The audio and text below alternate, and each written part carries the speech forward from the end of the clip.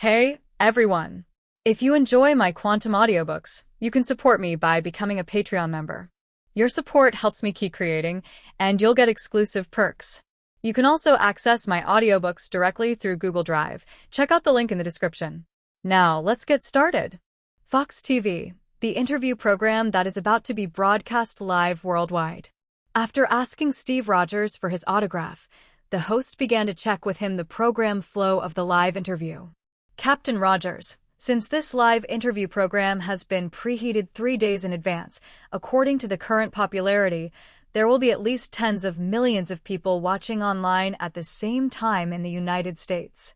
And the number of people in Europe and the United States combined will be even larger. So, Captain Rogers, can you tell me a little bit about what the surprise you have prepared is?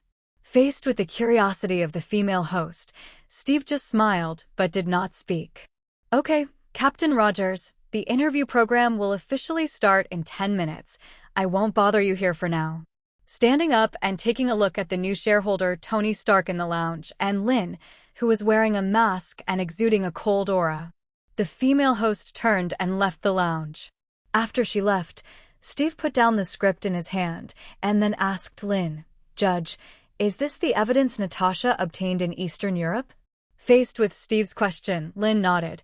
These evidences plus the evidence of Colin's Miles of the Red Parrot Gang are enough to send those guys with deep backgrounds to jail.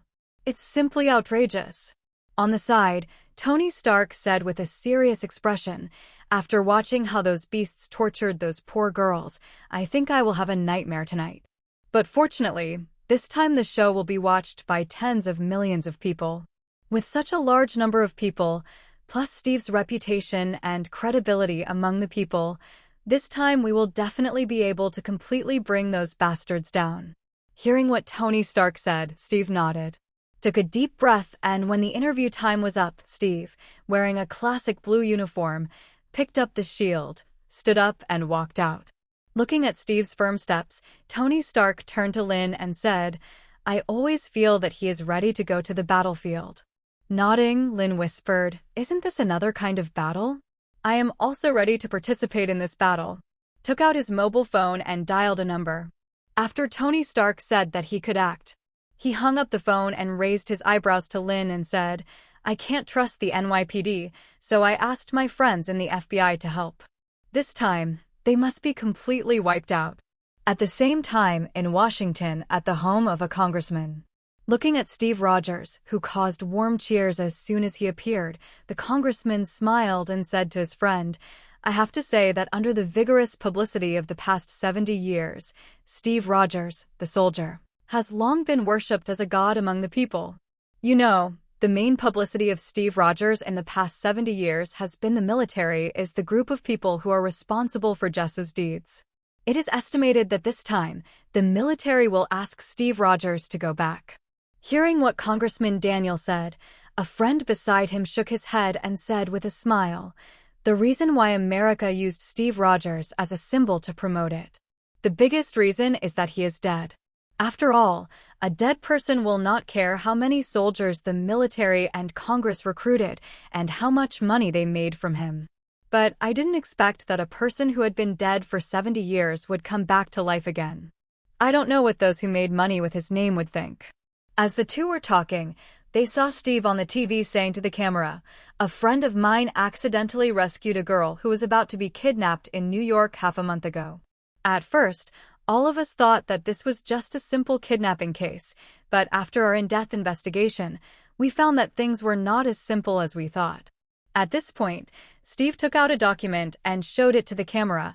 "After our investigation over this period of time, we found that this was an organized and premeditated kidnapping case. And this gang that committed the kidnapping crime has a very powerful force behind it.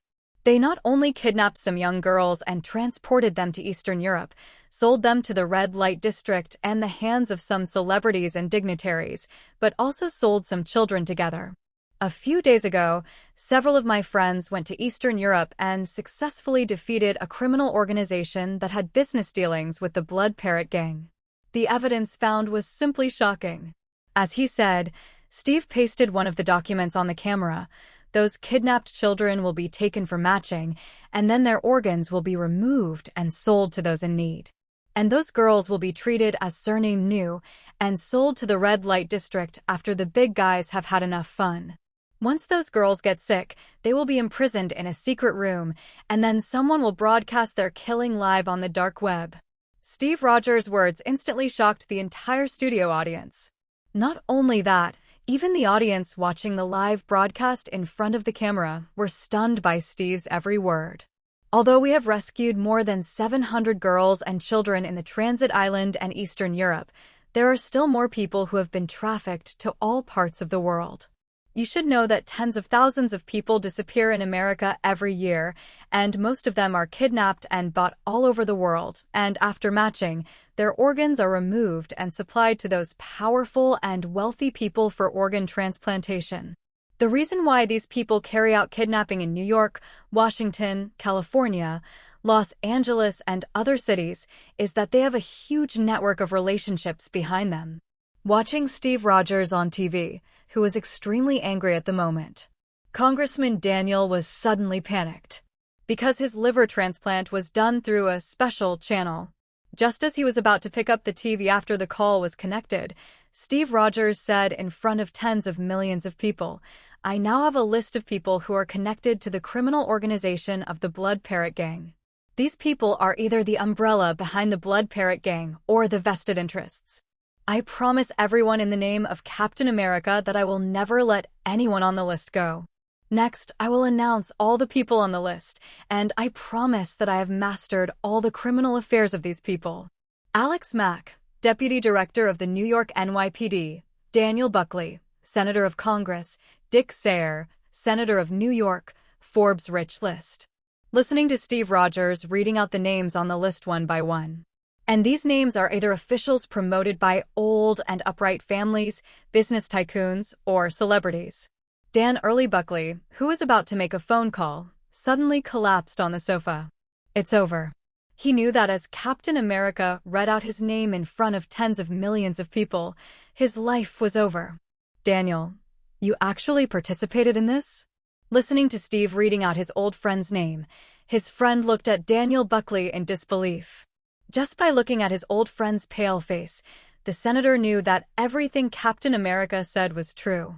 "FUXX, how the hell could you participate in such a thing and even have evidence in your hands?" Just as he was about to scold his old friend for being careless, the door was suddenly kicked open the next second, and then several fully armed guys with FBI printed on their uniforms rushed in. "Daniel Buckley, you are arrested for suspected involvement in organ trafficking." Hearing the words of the FBI, watching the TV, Steve Rogers was still reading one name after another. Daniel Buckley collapsed on the sofa and didn't move.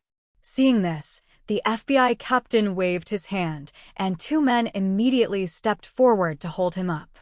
When a friend saw the FBI captain looking at him, he said quickly, "I don't know him well. I just came to get some documents from him." "Hey." The FBI captain sneered when he saw that the senator's name was not on the list in his hand. Then he led the team to take away Daniel Buckley, who looked dead, inside the NYPD police station in New York. "Chief, how could you do such a thing?" Looking at Deputy Chief Alex, whom he respected the most in the past, Chief Bob looked at him in disbelief. No wonder after the Blood Parrot Gang was eliminated, the first thing you cared about when you arrived at the scene was not the murderer, but whether there was any evidence left at the scene. It turns out that you are secretly supporting all this filth. Looking at Chief Bob's unbelievable look, Deputy Chief Alex felt cold all over. If I hadn't been greedy for the $100,000, perhaps I wouldn't have fallen to this point today. If I hadn't made that phone call after I found the evidence of the Blood Parrot Gang's crimes. Deputy Director Alex felt heartbroken when he thought of what he would encounter next. Gone. Decades of hard work, a warm family, all of this is gone. Take a deep breath. Alex opened the drawer and took out a treasured revolver. "Put down the gun." Seeing Deputy Director Alex take out the pistol, Bob immediately pulled out the pistol and pointed it at him. "I can't go to jail. There are many serious criminals there that I have arrested myself." Looking up at Bob, Alex's face was full of requests. "You should know what will happen to me once I am sent to jail." Bob, since I personally took you out on patrol when you first joined the NYPD, let me end my life." While saying this, Alex took out the bullet and put it into the pistol. Facing the request in Alex's eyes, Sheriff Bob struggled. "Thank you." After loading the bullet into the revolver, Alex closed his eyes, raised the gun, and put it in his mouth. Bang! Just when Alex was about to pull the trigger, a bullet pierced his arm. Turning his head, Bob saw a group of FBI rushing in. "Hey!" Listening to Alex's screams, the FBI captain sneered. "Want to give yourself a quick death? But have you ever thought about those women and children who have been kidnapped? Who will give them a quick death? Don't think about dying like this, Alex. I promise that you will live a very happy life in the remaining decades." Waved his hand and asked people to take away the screaming Alex. The team leader looked at Sheriff Bob, who was standing by with a complicated expression, and then patted him on the shoulder and said, "A beast like this should be worse off dead than alive. Only in this way can those girls and children who were harmed feel better." Watching the FBI take the people away, Sheriff Bob stood there in silence for a long time. Turning around, he looked at his colleagues in the police station with curious and shocked eyes. Then he took a deep breath and murmured, "It's really an unforgettable day. Los Angeles. FUXX, FUXX. After I fucking learned that you were still alive, I had someone secretly promote the news that you were resurrected, but this is how you fucking repay me?" Watching the live broadcast on TV, Steve Rogers read out his name. A rich second generation angrily picked up a chair and smashed the TV. "Didn't I just buy a few boys from the Blood Parrot gang to play with? This is not a heinous crime. Why would this damn idol read me out as if I were a criminal? Sir, you'd better leave Los Angeles as soon as possible. Whether you go to Eastern Europe or Asia and Africa, you can't stay here any longer. Otherwise, the LAPD will come to arrest you in a short time." Seeing his boss going crazy, the bodyguard immediately stepped forward to persuade him. "That's right, I can't stay in the country any longer. I have to leave here quickly. Charles, you go prepare the vehicle. Let the airline prepare the route. I'll go pack up." Before he finished speaking, bursts of gunfire came from the courtyard of the villa. Hearing the gunfire, the young man was immediately scared. "Boss, follow me through the back door now," pulled the scared young man to the back door. But before they could run a few steps, a group of fully armed LAPD rushed in and blocked them. Seeing the scene, the bodyguard immediately knelt on the ground with his hands on his head. The young man was left standing there in horror. "Captain, we found a few boys in the basement." Hearing his men say this, the LAPD captain signaled his men to handcuff the young rich man and then walked to the basement. After just one look at the scene in the basement, the captain angrily came to the young rich man and kicked him to the ground. The rich man who fell to the ground screamed in pain, then pointed at the captain and said angrily, "How dare you do this to me? I must file a complaint against you. I want you to take off this dress." "Complaint against me?" Grabbing the collar of the young rich man, the captain said angrily, "Don't you like boys? I promise you will stay in the cell of those old Mexicans for the rest of your life. A rich man with delicate skin and tender flesh like you will definitely be welcomed by those old Mexicans." Hearing the captain's vicious tone, the young rich man immediately struggled with a look of fear. "Take him away." He waved his hand and asked his men to take the young rich man who was screaming and struggling away. The captain looked at the bodyguard who was kneeling on the ground holding his head, and then asked someone to take him away. It goes without saying that the bodyguard must have participated in these disgusting things. At the same time, inside S.H.I.E.L.D. Watching Steve Rogers read out one list after another, Alexander Pierce said to Nick Fury with a smile, "Captain America has given such a great gift to the world as soon as he returns. Haha, I think after today, the whole of New York, and even the whole of America, will be shaken. Isn't this as it should be?" Hearing Pierce say this, Nick Fury said coldly, "Since you have committed such a big sin, you must be prepared to bear the consequences. Moreover, using the lives of people from the rich and powerful to the gangsters to announce the return of Captain America, I think this is what everyone wants to see." Faced with Nick Fury's statement, Alexander Pierce nodded. "What I am curious about now is who are the people who are investigating this matter with our Captain Rogers. It's hard to imagine that these people can accomplish such a big thing. Fury, maybe our shield should gather them. After all, this is also a powerful force, isn't it? Hearing Pierce say this, Nick Fury nodded slightly. But he didn't think so in his heart. He has always trusted Alexander Pierce and was even willing to take bullets for him. But after watching that video, it was hard for Nick Fury not to doubt Pierce. After all, Sitwell was one of Pierce's former team members. By the way, Pierce, how is your investigation of the Hydra incident that I asked you to investigate some time ago? Looking at Alexander Pierce, Nick Fury asked tentatively. There are some clues. Take out a cigar and light it. After exhaling a puff of smoke, Pierce said to Nick Fury, last time I went back, I asked people to start investigating from the passerby-level agents. It turns out that some passerby-level agents are indeed not quite right. For this reason, I specially arranged for Sitwell and the intelligence team to monitor them. It won't be long before we can investigate all the Hydra behind the passerby-level agents. Hearing what Pierce said, Nick Fury smiled with satisfaction. I knew this matter would not be difficult for you. Need I say that? Don't forget that you can be the director of the Aegis Bureau at the beginning, or I still help you. Equals said, Pierce got up. Okay, I'm leaving first. Today is my granddaughter's 7th birthday. You know, the little girl has always been looking forward to this day. Instant. Isn't Sarah like Barbie doll the most? This is the latest one on the market. Equals you. Sometimes it is better than me as a grandfather. I really do ain't know who the salad is. Equals pick up Barbie doll, and Pierce laughed. Equals if there is a little possibility, Nick Fry really doesn't want to doubt his old friend. A few minutes later, Nick Fury took out his cell phone and dialed a number. Talos, I need your help. If necessary, I hope you can help me replace someone. Steve Rogers, in the name of Captain America, announced the evidence in front of tens of millions of people. It can be said that the whole of America was shaken. If an ordinary person announced the evidence on TV, it might cause some turmoil.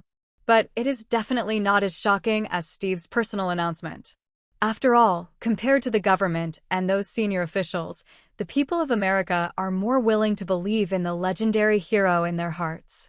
So, when the show just ended, the whole of America took action. From Congress, the Ministry of Justice, to the state police and county police in various cities, all those on the list announced by Steve Rogers were arrested as soon as possible. Not only that, even the military began to take action. Even some military leaders took the initiative to go to the Ministry of Justice and demanded a thorough investigation of the family forces behind that group of people. The reason why the military did this was, the biggest reason is that in their opinion, the military should take the lion's share of the profits of Captain America, Steve Rogers. After all, Captain America is a military man. Over the years, many of Captain America's profits have been swallowed up by the worms in Congress. So when Captain America publicly announced that he was still alive and made such a big thing as soon as he appeared, the military naturally had to help stand up.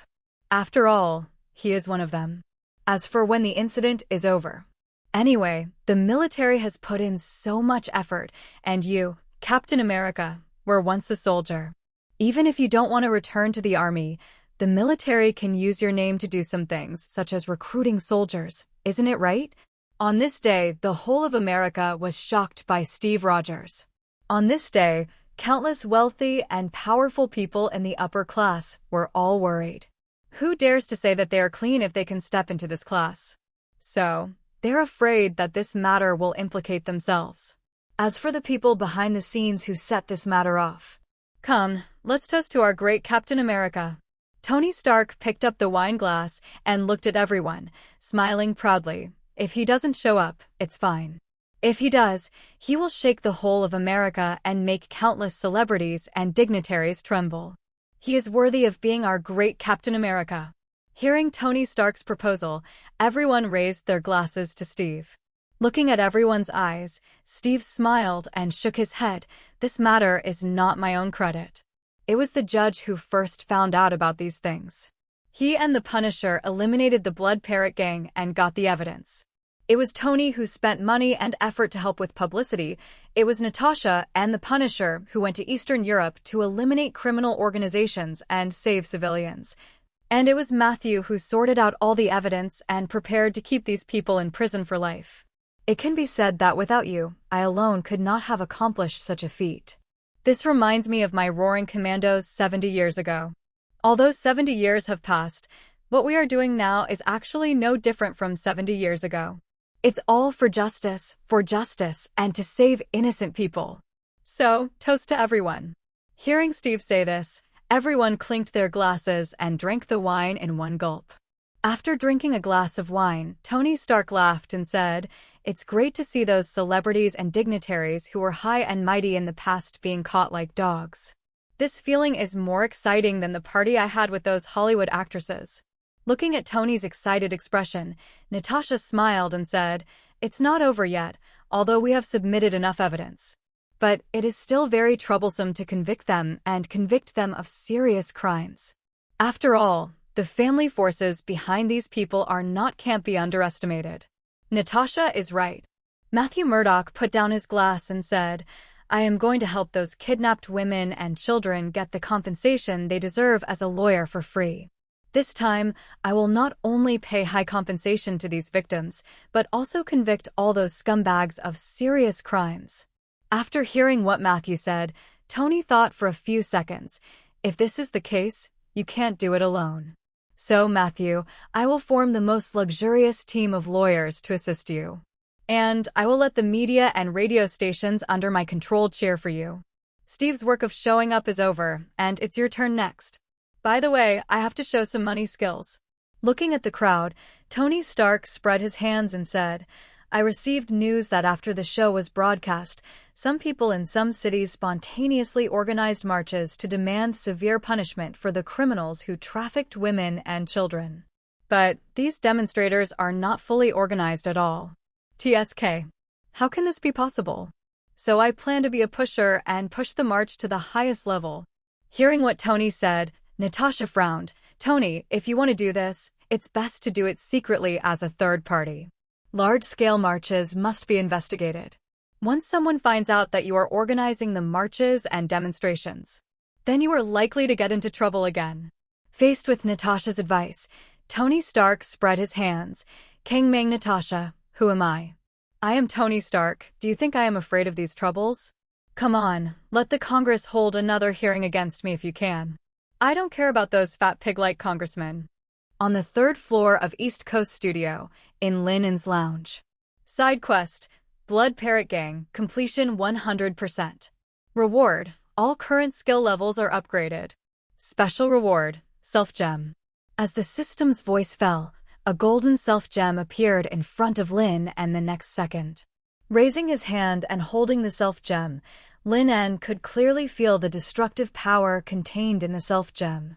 Not only that, Lin En also felt an inexplicable power from the self-gem. It was like an existence that was very compatible with his soul. Looking at the self-gem in his palm, Lin En guessed that the unusual power should be the power to awaken the goddess of vengeance, Nemesis. However, whether the goddess of vengeance can be resurrected depends on her own wish. Take out the necklace from the collar. Lin En takes off the sapphire at the end of the necklace, and then inlays the self-gem on it. Just as he was about to put the necklace back, Lin En suddenly thought of the golden light emitted by the self-gem. This is the same color as the magic he used. Nemesis, the goddess of vengeance. TSK, aren't Nick Fury, Natasha, and Tony always curious about his past and how he got his abilities? Now, with this self-gem, the personality and ability acquisition method that Lin En created for himself are more self-consistent. Thinking of this, Lin En opened the system editing page and started to create a video. At the same time, in a mansion in New York. Watching the news on TV, thousands of people holding flags and shouting slogans marched on the streets, constantly calling for severe punishment of the murderer. Green Temper respectfully asked his father, who was sitting on the sofa, "Father, we have sent people to investigate the arrest of my eldest brother." The reason why Steve Rogers was willing to be interviewed on Fox TV. A big reason is that Fox TV network was invested by Stark Industries, and according to our investigation, the organizer of this demonstration is closely related to Tony Stark. So I suspect that the companions Steve Rogers mentioned should be Tony Stark, and it was them who caused my eldest brother to be arrested. Hearing Green's words, Prince Temper nodded slightly. Father, do you want me to use my connections to get my brother a chance to receive medical parole? No need. Faced with Green's question, Prince Temper shook his head. From the moment your brother was arrested, his political career was over. It took more than a decade of accumulation of resources to get your brother a seat in the New York House of Representatives, but I didn't expect. This is all your brother's fault. Even if he is released on medical parole, the charges against him will not be dropped. Now the whole nation is paying attention to this matter. At this critical moment, any subtle action will be infinitely magnified. Medical parole? This will only implicate our Temper family. At this point, Prince looked at his second son, Green. Green, although your eldest brother is facing charges and has wasted the resources provided by the family, as an old political family, we cannot lose our position. I have already made arrangements with Congress. When this storm is over, you can let John run for election. In addition, the family's resources will tilt towards you. You go to Tennessee and start from Chattanooga. There is our base. When Green heard his father promise to tilt the family resources towards him, his eyes lit up and he was full of excitement. When his elder brother was around, he couldn't compete with him at all, let alone get the full family resources support like his elder brother. But now his elder brother has fallen and his two younger brothers are even more useless. So, in the future, he will definitely be the one to inherit the family. Although he was very excited, Green didn't show it. I know, father. In addition, warn Tony Stark that he wants to sentence your elder brother to decades or even life imprisonment. We can ignore this matter. But this fire must not burn our Temper family. Be careful with your means. Don't push Tony Stark, the arrogant playboy, into a corner. Be careful of the dog jumping off the wall. Understood. Hearing his father's arrangement, Green nodded gently. This is the way of the old Zhengji family. There are many sons, and losing one is nothing. But the power of the family will never allow anyone to waver. Coming out of his father's room, Green clenched his fist and waved it excitedly. I finally waited for this opportunity to inherit the family. Steve Rogers, Tony Stark, I really have to thank the great Captain America and Iron Man for their help. Otherwise, although his plan to frame his eldest brother is relatively perfect, it will eventually be discovered as time goes by. But now, the two of them have helped a lot. Thinking of this, Green immediately returned to his room, then took out his mobile phone and dialed a number.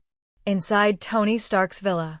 After hanging up the phone, Tony leaned on the sofa and said to Steve, "This is the 27th call in the past 3 days." Throwing the phone on the coffee table, Tony Stark was speechless.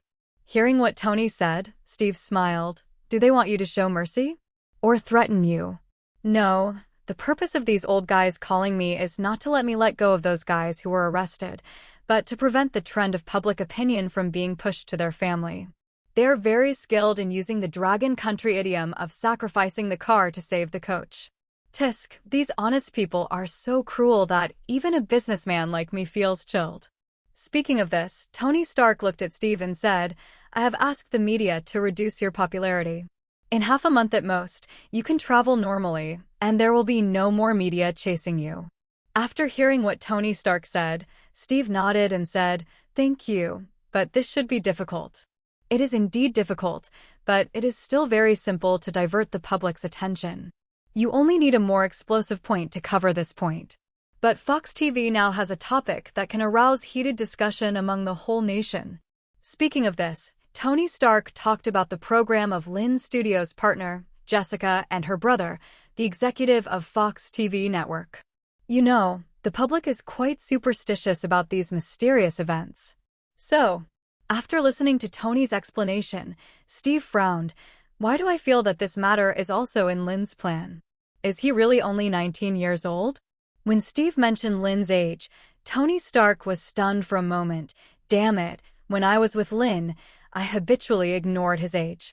That's right, after all. Is there anyone who is 19 years old who can be as mature as him? As they were talking, the bell of the spoiler system suddenly rang in their ears. The new video has been opened. Please enter the viewing room within 5 minutes. Hearing the prompt tone of the system, the two stood up at the same time and walked towards Tony's closed laboratory. In the cinema. After arriving at the cinema, Wanda habitually found a seat and sat down. During this period, through the video, Wanda has learned some things that will happen in the future. But perhaps only she noticed that it seems that there's Lin En in every video. For Lin En, Wanda is full of curiosity. After all, in the video, she and he want 2 babies in the future. Wanda did not doubt this, not because she is only 16 years old and it is easier to believe. But only she herself understands how much she longs for a complete family. As the lights in the cinema dimmed, the screen lit up the next second. The first thing that caught Wanda's eyes was the door of an orphanage. A black man walked out with a yellow-skinned Asian boy of 4 or 5 years old. Is this Lin En? Seeing the scene in the video, Wanda was a little curious. Natasha, Nick Fury, and Tony Stark recognized him at a glance. The little boy taken away by the black man was Lin himself. There was no other reason, because they had investigated Lin before, so they had seen photos of Lin when he was a child. Is this going to start from Lin's past? Seeing Lin in the video, Natasha sat up straight. This was the first time that a person's past was played in the theater after the spoiler system was installed. The scene changed, and the little Lin in the video was walking on the streets of Queens, trying to steal the wallets of passers-by several times. But every time he was about to succeed, or even got the wallet, Lin would hesitate for a few seconds, and then call the owner to return the wallet to him. When it got darker, Lin, who had nothing, walked home with his head down. Meow, meow. At the door, a little wild cat kept yelling at Lin. Seeing the little wild cat, the skinny Lin En squatted down and gently stroked its head with an apologetic tone. I'm sorry, little Sanwa, I didn't steal the wallet today. Charles probably won't give me food. I can't feed you. The little Sanwa, whose head was touched by Lin En, purred comfortably, but was soon interrupted by a stern scolding in the room. Hearing the voice calling her in the room, little Lin En bit her lip, with some fear in her eyes, but she still slowly opened the door and walked in. In the room. Seeing Lin En coming back without any gains, the digital gang black man who adopted Lin En angrily cursed and beat Lin En. FUXX, you stupid guy, I've adopted you for so long, and you can't even steal a wallet back. You're worse than a stupid pig. Under the violent curses and beatings, the thin Lin En just bit his lips tightly and lowered his head without saying a word. When the black guy got tired of scolding, he let him go back to the room. Covering the gurgling eye, returned to the small room with my growling stomach. Little Lin curled up on the bed with her legs hugged, tears rolling in her eyes, but she was stubborn and refused to let them fall. In the theater. Seeing Lin's thin but stubborn expression on the screen, Wanda's eyes were full of heartache. Is this the life Lin had experienced? Oh my God. In another theater. Looking at what Lin had experienced, Steve Rogers had a serious expression, while Tony Stark clenched his fists and cursed. No wonder Lin was so angry when he found out that the Blood Parrot gang kidnapped and sold those children. He even took the initiative to call them together to eliminate so many damn human traffickers and the huge network of people behind them. It turned out that when Lin was a child, although Natasha's expression was also very serious at the moment, she felt a little empathy for Lin in her heart. My childhood experience was not much better than Lin En's. No wonder Lin En would become a judge and show no mercy to the evildoers. Whether a person is a hero or not depends not on what he says, but on what he does. Lin En, who would rather starve, be cursed and beaten than steal when he was a child, no wonder he would become the person he trusts most in the future clips of the video. The camera turned to the next morning. In the picture, the black man from the Numbers gang went out, leaving only a half-eaten ham sausage on the table. After Lin En, who had been starving all night, came down from the small attic, he first leaned over the faucet and drank a full cup of water. When he saw the ham sausage on the table, Lin En was about to pick it up to eat, but he heard the shrill cry of Xiao Sanhua coming from outside the door. Quickly came to the door, looking at the skinny little Sanhua squatting at the door, meowing at him. Lin En, who was also thin, squatted down, hesitated for a few seconds, and fed the remaining half of the ham sausage to the little Sanhua. Under the warm golden sunlight, a thin little boy squatted on the ground and kept swallowing his saliva, and the little cat in front of him greedily ate the delicious ham. The whole picture was very sunny and harmonious, but everyone who saw the scene had a flash of heartache in their eyes. The picture changed. Although Lin En was still so thin at this moment, he looked like he was already 9 or 10 years old. He stood in front of the table, and the black man who adopted Lin frowned and said, "I told you to steal wallets, but you haven't gained anything in these years. I told you to take advantage of your young age, and the NYPD wouldn't pay attention to you, so you went and deliver flour to customers, but you refused to go even if you were beaten to death. Was I blind to adopt a loser like you?" As he said that, the black man threw a leaflet in Lin's face. "Don't you Asians study well? Go to school now." Obadiah Stan, the rich man, has a problem with his brain. He actually donated a large sum of money to charity foundation. All the best students can receive a bonus every month. You better seize this opportunity, you idiot. If you can't get the money, I will sell you to those human traffickers and send you to Eastern Europe. Hearing the black man's harsh rebuke, 9-year-old Lin nodded. Leaving the house and walking outside, the sunlight was a little dazzling, and the thin calico cat had grown into a strong figure. The only thing that remained unchanged was that when it saw Lin coming out, it would take the initiative to rub against Lin's legs and meow. Only when it saw this calico cat, the haze in the eyes of little Lin would melt away like ice and snow, revealing the warmth of spring. In the theater. Seeing this scene, Tony Stark, who was cursing at first, froze for a moment. All I know is that Lin En was able to continue studying with the help of Obadiah Stan's charity foundation, which was used to avoid taxes. I didn't expect that the environment in which Lin En grew up would be so bad. If it weren't for Obadiah Stan's charity foundation, Tony Stark couldn't imagine what would happen to Lin En next. Tony Stark took a deep breath and sat in the theater with mixed emotions. Wanda, who was watching the video, clasped her hands together at this moment, as if she was praying for Lin En. The picture rotated rapidly, and Lin En's grades were the best in almost every semester, and she could also lead Lin En. The money was given to the black man. Although the black man still beat and scolded Lin En, it was obvious that Lin En was beaten and scolded less. It seemed that everything in life was developing in a good direction. Under the setting sun, Lin En, who was 16 years old and got living expenses after washing dishes in a restaurant, sat alone on the empty steps, greedily admiring the beautiful scenery. Everyone in the theater could see from Lin En's expression how reluctant he was to return to that home. But as the sunset gradually fell into the horizon, Lin En still picked up his school bag and walked towards home with heavy steps. It seemed that home was very important to Lin En. "It's more like a cage." Just as he walked to the door of his house, Lin En suddenly heard a woman's shrill cry for help from the alley. To read the exciting novels, go to Falu Novel Network. The moment he heard the cry for help, Lin En threw down his school bag without hesitation and ran to save people. In the dark alley at this moment, a strong man was tearing a woman's clothes with a lewd smile on his face.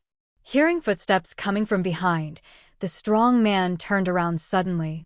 When he saw that the person coming was Lin En, the strong man was relieved. "Haha, I thought someone would come to save the beauty, but it turned out to be the famous waste of our digital gang. What the hell are you doing here? Are you here to make a hot pot for me? Why don't you get out of here quickly? Be careful of me, break your legs." Hearing the sturdy man's angry rebuke, Lin En, who was a little thin compared to him, did not step back after hearing the miserable cry of the woman. "Drake, let her go. I just saw the NYPD patrolman walking this way." Hearing Lin En's information, the sturdy man sneered, "FUXX, you F***king want to trick me? Last time I dragged a woman into the alley, you used this excuse to trick me and save the girl, and this time you F***king want to do the same thing again?" As he said, The sturdy man took out a gun from behind and pointed it at Lin En. "Get out of here quickly, otherwise don't blame me for not giving your black father face and shooting you."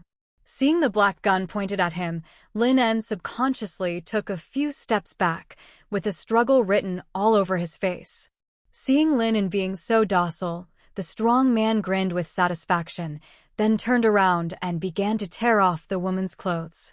Lin En, who had retreated to the entrance of the alley, heard the woman's screams and clenched his fists and kept struggling mentally. When he saw the beer bottle in the trash can, he gritted his teeth, as if he had made up his mind. Generally, he picked up the beer bottle.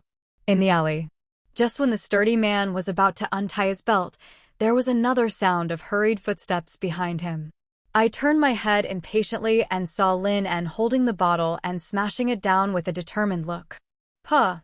The beer bottle shattered, and a stream of blood continued to flow down the sturdy man's head. "Fuxx, you are looking for death."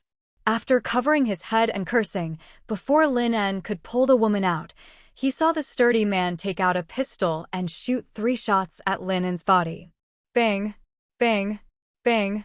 Bursts of gunfire continued to ring out in the theater, and the people sitting on the chairs had different expressions. Wanda covered her mouth and watched the scene, her eyes full of worry. And Tony Stark stood up from his chair, as if he wanted to rush into the screen immediately and cut the strong man who shot Lin into pieces. "Oh my God." Steve Rogers took a deep breath. His expression was extremely solemn. At this moment, he seemed to see the weak self at the beginning he was in the alley, knowing that he was no match for others, but still holding the lid of the trash can without retreating a single step. But the opponent at that time did not have a gun in his hand. This made Steve subconsciously feel a sense of identity and admiration for Lin. "If it were me, I might have made the same choice as Lin." Nick Fury frowned. He clearly saw that the 3 shots hit Lin's heart. If Lin had died at that time, then he would have died. Who is the Lin En we know? Or what adventure did Lin En have after being shot? As for Thor, well, he didn't even enter the theater at this moment. Well, Thor just returned to Asgard at this moment and was fighting with his dearest brother Loki. Just when everyone in the theater focused their eyes on the screen, a strange scene suddenly appeared in the video. The beautiful woman who was originally screaming in fear now had a smile on her lips. And the strong man who just fired the gun stood there motionless as if he was frozen. Even the fire on the muzzle was frozen in an instant. Coming to Lin En's corpse, the woman with a raised corner of her mouth waved gently. Lin En, who was lying on the ground, slowly floated up, and the bullet in his chest flew out of his body. Not only that, the wound on the chest also began to heal rapidly, and soon there was not even a trace of scar left. Slowly opening his eyes from the state of death, Lin En looked around with some confusion in his eyes. Am I not dead?" "Yes, you are indeed dead, but I saved you again." Raising her hand and gently stroking Lin En's handsome cheek, the corner of the woman's mouth drew a graceful arc. "Such an interesting little guy. I can't bear to let you die like this."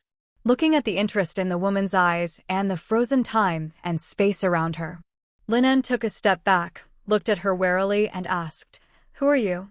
What is all this?" "You can call me Nemesis, but those so-called gods, the dimensional lords, prefer to kneel before me and call me the goddess of vengeance." After the voice fell, Nemesis casually snapped his fingers. The next second, the skin of the sturdy man who had just fired fiercely was instantly peeled off, leaving only a pile of bones, broken meat, and internal organs rolling on the ground. Seeing such a horrifying scene, Lin En's pupils shrank. "Oh my God. Originally, I wanted to destroy this planet casually." Looking at Lin En with shock in his eyes, the goddess of vengeance Nemesis smiled interestingly. "You know, I don't know how many Earths and even parallel universes like this have been destroyed. However, your appearance has aroused my interest." Lifting Lin En's chin with a white finger, Nemesis said in a charming tone, "Do you know? You are the most interesting anchor person among all the parallel universes I destroyed. Even in countless parallel universes, it seems that there is no pure existence for you. Your soul is so unique. This is the first time I have a little interest in it, so I didn't destroy the Earthgate with a wave of my hand." Nemesis, the goddess of vengeance? Nick Fury in the theater frowned when he heard the woman introduce herself. He had never heard of Nemesis, the goddess of vengeance. This name had never appeared in Norse mythology or other mythology. So, all of Lin's abilities come from her? He looked back at the big screen with doubts. The video was still playing. You mean you destroyed countless parallel universes of the Earth? Faced with Lin's question, Nemesis said, not countless parallel universes of the Earth, but countless parallel universes. Why did you do this? Do you need a reason for doing something casually? Lifting Lin's chin, Nemesis smiled and said, Little guy, you have to know that a true god does not need a reason for anything he does. If you have to have a reason, then any planet that gives birth to life is full of evil. Is this reason enough? Originally, I was going to destroy this universe, but I suddenly realized that as the person who anchors the universe, you don't exist in other universes. Having said this, Nemesis let go of his hand and then said to Lin En, This is simply too strange. You know, the final outcome of most universes is destruction. So, little guy, I am curious whether the future of this universe will be the same as other parallel universes. Now, you have two choices. While speaking, Nemesis raised his hands, and two light balls of one white and one gold appeared in his white jade-like palms. Choose the white light ball, and I will take you back to my dimension, where you will have an immortal soul and anything you desire. Of course, the price is that this 847 universe will be destroyed by me. If you choose the golden light ball, then I will make you the messenger of the goddess of vengeance, give you some power, and then give you time to grow. In return, you only need to sacrifice one evil soul after another to me. At this point, Nemesis smiled. Of course, if you choose the golden light ball, then in addition to the identity of the messenger of the goddess of vengeance, you will also face me as a challenger. Every once in a while, you have to challenge me. If your growth rate cannot satisfy me, then you will receive extremely painful punishment. Believe me, the pain from the soul will definitely make you unforgettable. After the voice fell, Nemesis raised his hand, and two light balls, one white and one gold, appeared in front of Lin En. Now, make your choice, little guy. Looking at the two glowing energy bodies in front of him, Lin En was silent for a few seconds. Why me? Before you, I also selected many messengers of the goddess of vengeance, but they all couldn't stand the punishment again and then collapsed and chose to end their lives. Of course, with their death, their original universe also perished. Your soul is unique, so I am willing to give you a chance. I hope you'd better not let me down. Because having an endless life is really boring, I can only find fun for myself. Listening to Nemesis' words, Lin En raised his head and chose the golden light ball in front of him with a firm look. The next second, this golden light ball poured into Lin En's body and even turned Lin En himself into a glowing little golden man. After the golden power disappeared in Lin En's body, Nemesis raised his hand, and a necklace inlaid with golden gems appeared in front of Lin En. Take it with you. Whenever this gem glows, it's time for you to challenge me. Hee, I hope you won't let me down, little guy. Chuckling twice, Nemesis looked in the direction of the digital gang. Since you chose the latter, I will help you solve all your worries. Lin En was just about to speak when he saw Nemesis walking towards the digital gang. The next second, he saw Nemesis suddenly turn his head, then raised his hand and made a face-washing gesture like a kitten. Meow. With the sound of meow, Lin En's pupils on the screen shrank instantly. In the theater, everyone felt goosebumps all over their bodies at this moment. Nothing else, this cat's cry was exactly the same as the cry of the little three-color cat that Lin En had been saving food to feed since he was a few years old. Oh my god. Subconsciously rubbing his numb scalp, Tony Stark exclaimed, Damn it, that little three-color cat is actually the goddess of vengeance Nemesis? So she chose Lin En from the beginning? Yes, no wonder she always calls Lin En little guy, because Lin En always likes to call that little three-color cat little guy. Watching the screen, Nemesis killed all the digital gang with a wave of his hand. Natasha in the theater leaned back in her chair and frowned. No wonder, when I was investigating Lin En's information, I found that the digital gang was wiped out when he was 16. But no matter how I investigated, I couldn't find the murderer who wiped out the digital gang overnight. So, the person who wiped out the digital gang was actually the goddess of vengeance? The scene changed, and the screen turned into a series of photos. In the photo, Lin En was wearing a judge suit and killed one sinful person after another. It's just that the murderer couldn't be found, or the cause of death of the deceased was too bizarre. In addition, the deceased himself was a very evil person, and there were no eyewitnesses at the scene of the crime. So the NYPD has always kept them as unsolved cases. No wonder I haven't heard about the judge in the past 2 years. Rumors, so that's it. Watching the death cases being sealed, Nick Fury nodded. That's right, otherwise S.H.I.E.L.D. would definitely hear the legend about the judge. It's like S.H.I.E.L.D. actually knew who the street hero Daredevil was. The scene changed, and at this moment, Lin was standing on the roof wearing the judge suit, and on the brightly lit street below, 2 armored people were fighting in front of Stark Industries. Seeing the scene, Tony Stark suddenly realized, it turns out that when I eliminated Obadiah Stane, Lin had been watching from a building not far away. It seems that he also knew that Obadiah Stane was a criminal, so he didn't stop me. The screen continued to play. In the university campus. At this moment, Lin En was very sunny and cheerful in the school, and was also very popular among his classmates. There was no sign that he had experienced the tragic experience of being beaten or scolded when he was a child. But when Lin En walked to the corner of the stairs, the necklace on his chest emitted a golden light. Seeing the scene, Lin En immediately walked to an empty classroom and then took out the necklace with a serious expression. Seeing the gem emitting a dazzling golden light, Lin En took a deep breath and then held the gem tightly. The next second, Lin En was teleported away. When the screen lit up again, it was Lin En standing in the center of the dazzling universe, constantly using various dazzling magic to challenge the goddess of vengeance. But every time the seemingly powerful total was dispersed by Nemesis with a wave of his hand. Very good, little guy. Looking at Lin En, who was knocked to the ground by a casual blow, spitting blood but still gritting his teeth and getting up and refusing to admit defeat. Nemesis smiled and said, "Your growth rate is really amazing, but even so, I am still not satisfied." After the voice fell, Nemesis waved his hand lightly, and Lin En's soul instantly floated into the bright galaxy. The next second, countless glowing needles pierced into Lin En's body, and then the golden flame ignited Lin En's soul. My God. In the theater.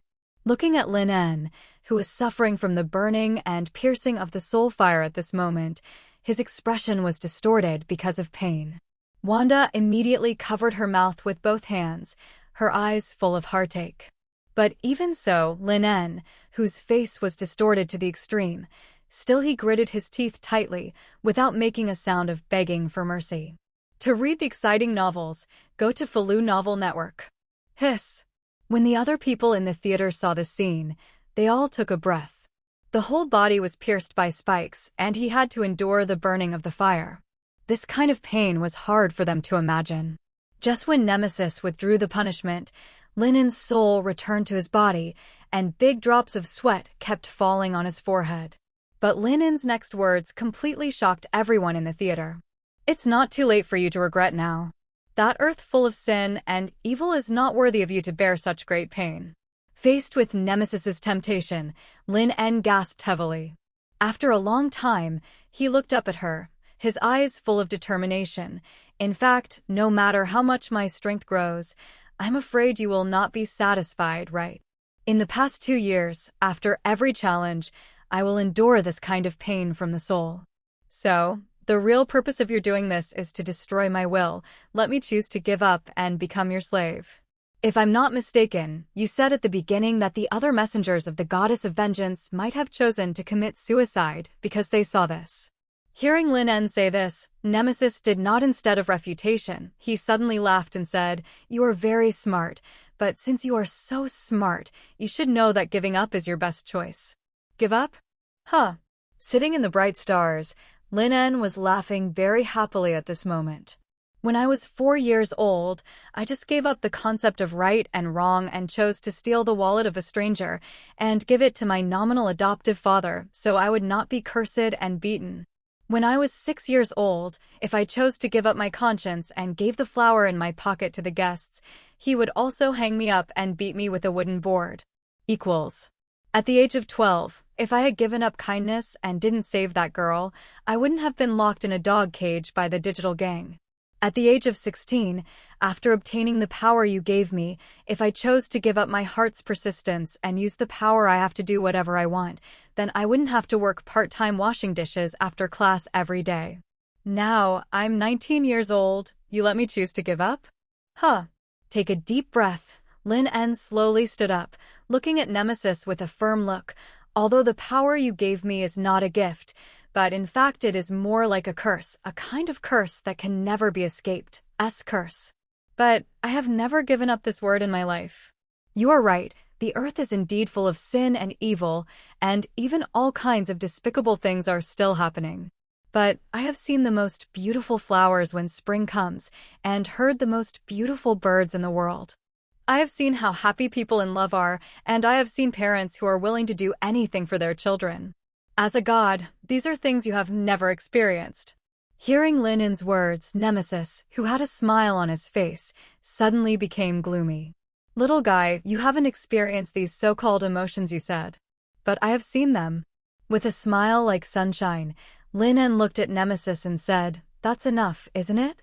It's always necessary someone is guarding the most beautiful side of this world, even though I have never had it, even though for this, I have to bear this endless curse again and again.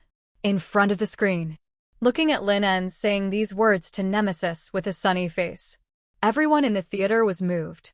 Even Nick Fury, who is as hard as stone and always full of doubts about everything. At this moment, he looked at Lin En on the screen, and his hands trembled unconsciously. Yes, this world is not only about sin, but also about so many beautiful sides. But since when did I subconsciously ignore the most beautiful side of the world? Is it Gangjia join shield and fight the enemy with wisdom and courage? Or did you see the darkest side of the world during your promotion? It seems that I have long forgotten that there will be a scene of the sun rising after the night. All kinds of dark and disgusting things have long drowned my original firm ideals. Thinking of this, Nick Fury sighed slightly. Perhaps this is the price of becoming the director of S.H.I.E.L.D. In another viewing room. This is a real hero. Looking at the screen, 4.9 is like the sun at this moment, with a very warm smile on Lin. Steve Rogers was silent for a moment.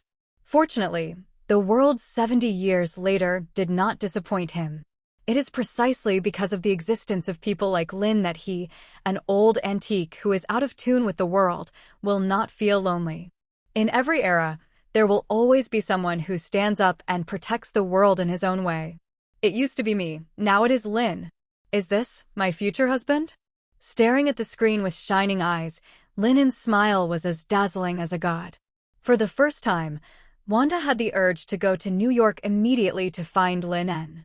If it was her future husband, then it would be her honor. After all, he was really dazzling and attractive. In the picture. After a moment of silence, Nemesis looked up at Lin En. Interesting little guy. I hope you can accept the punishment after the next challenge and stick to it. Only in this way can I find a little fun in the endless and boring life. Little guy, don't let me down, otherwise, I will destroy your universe with the most cruel means.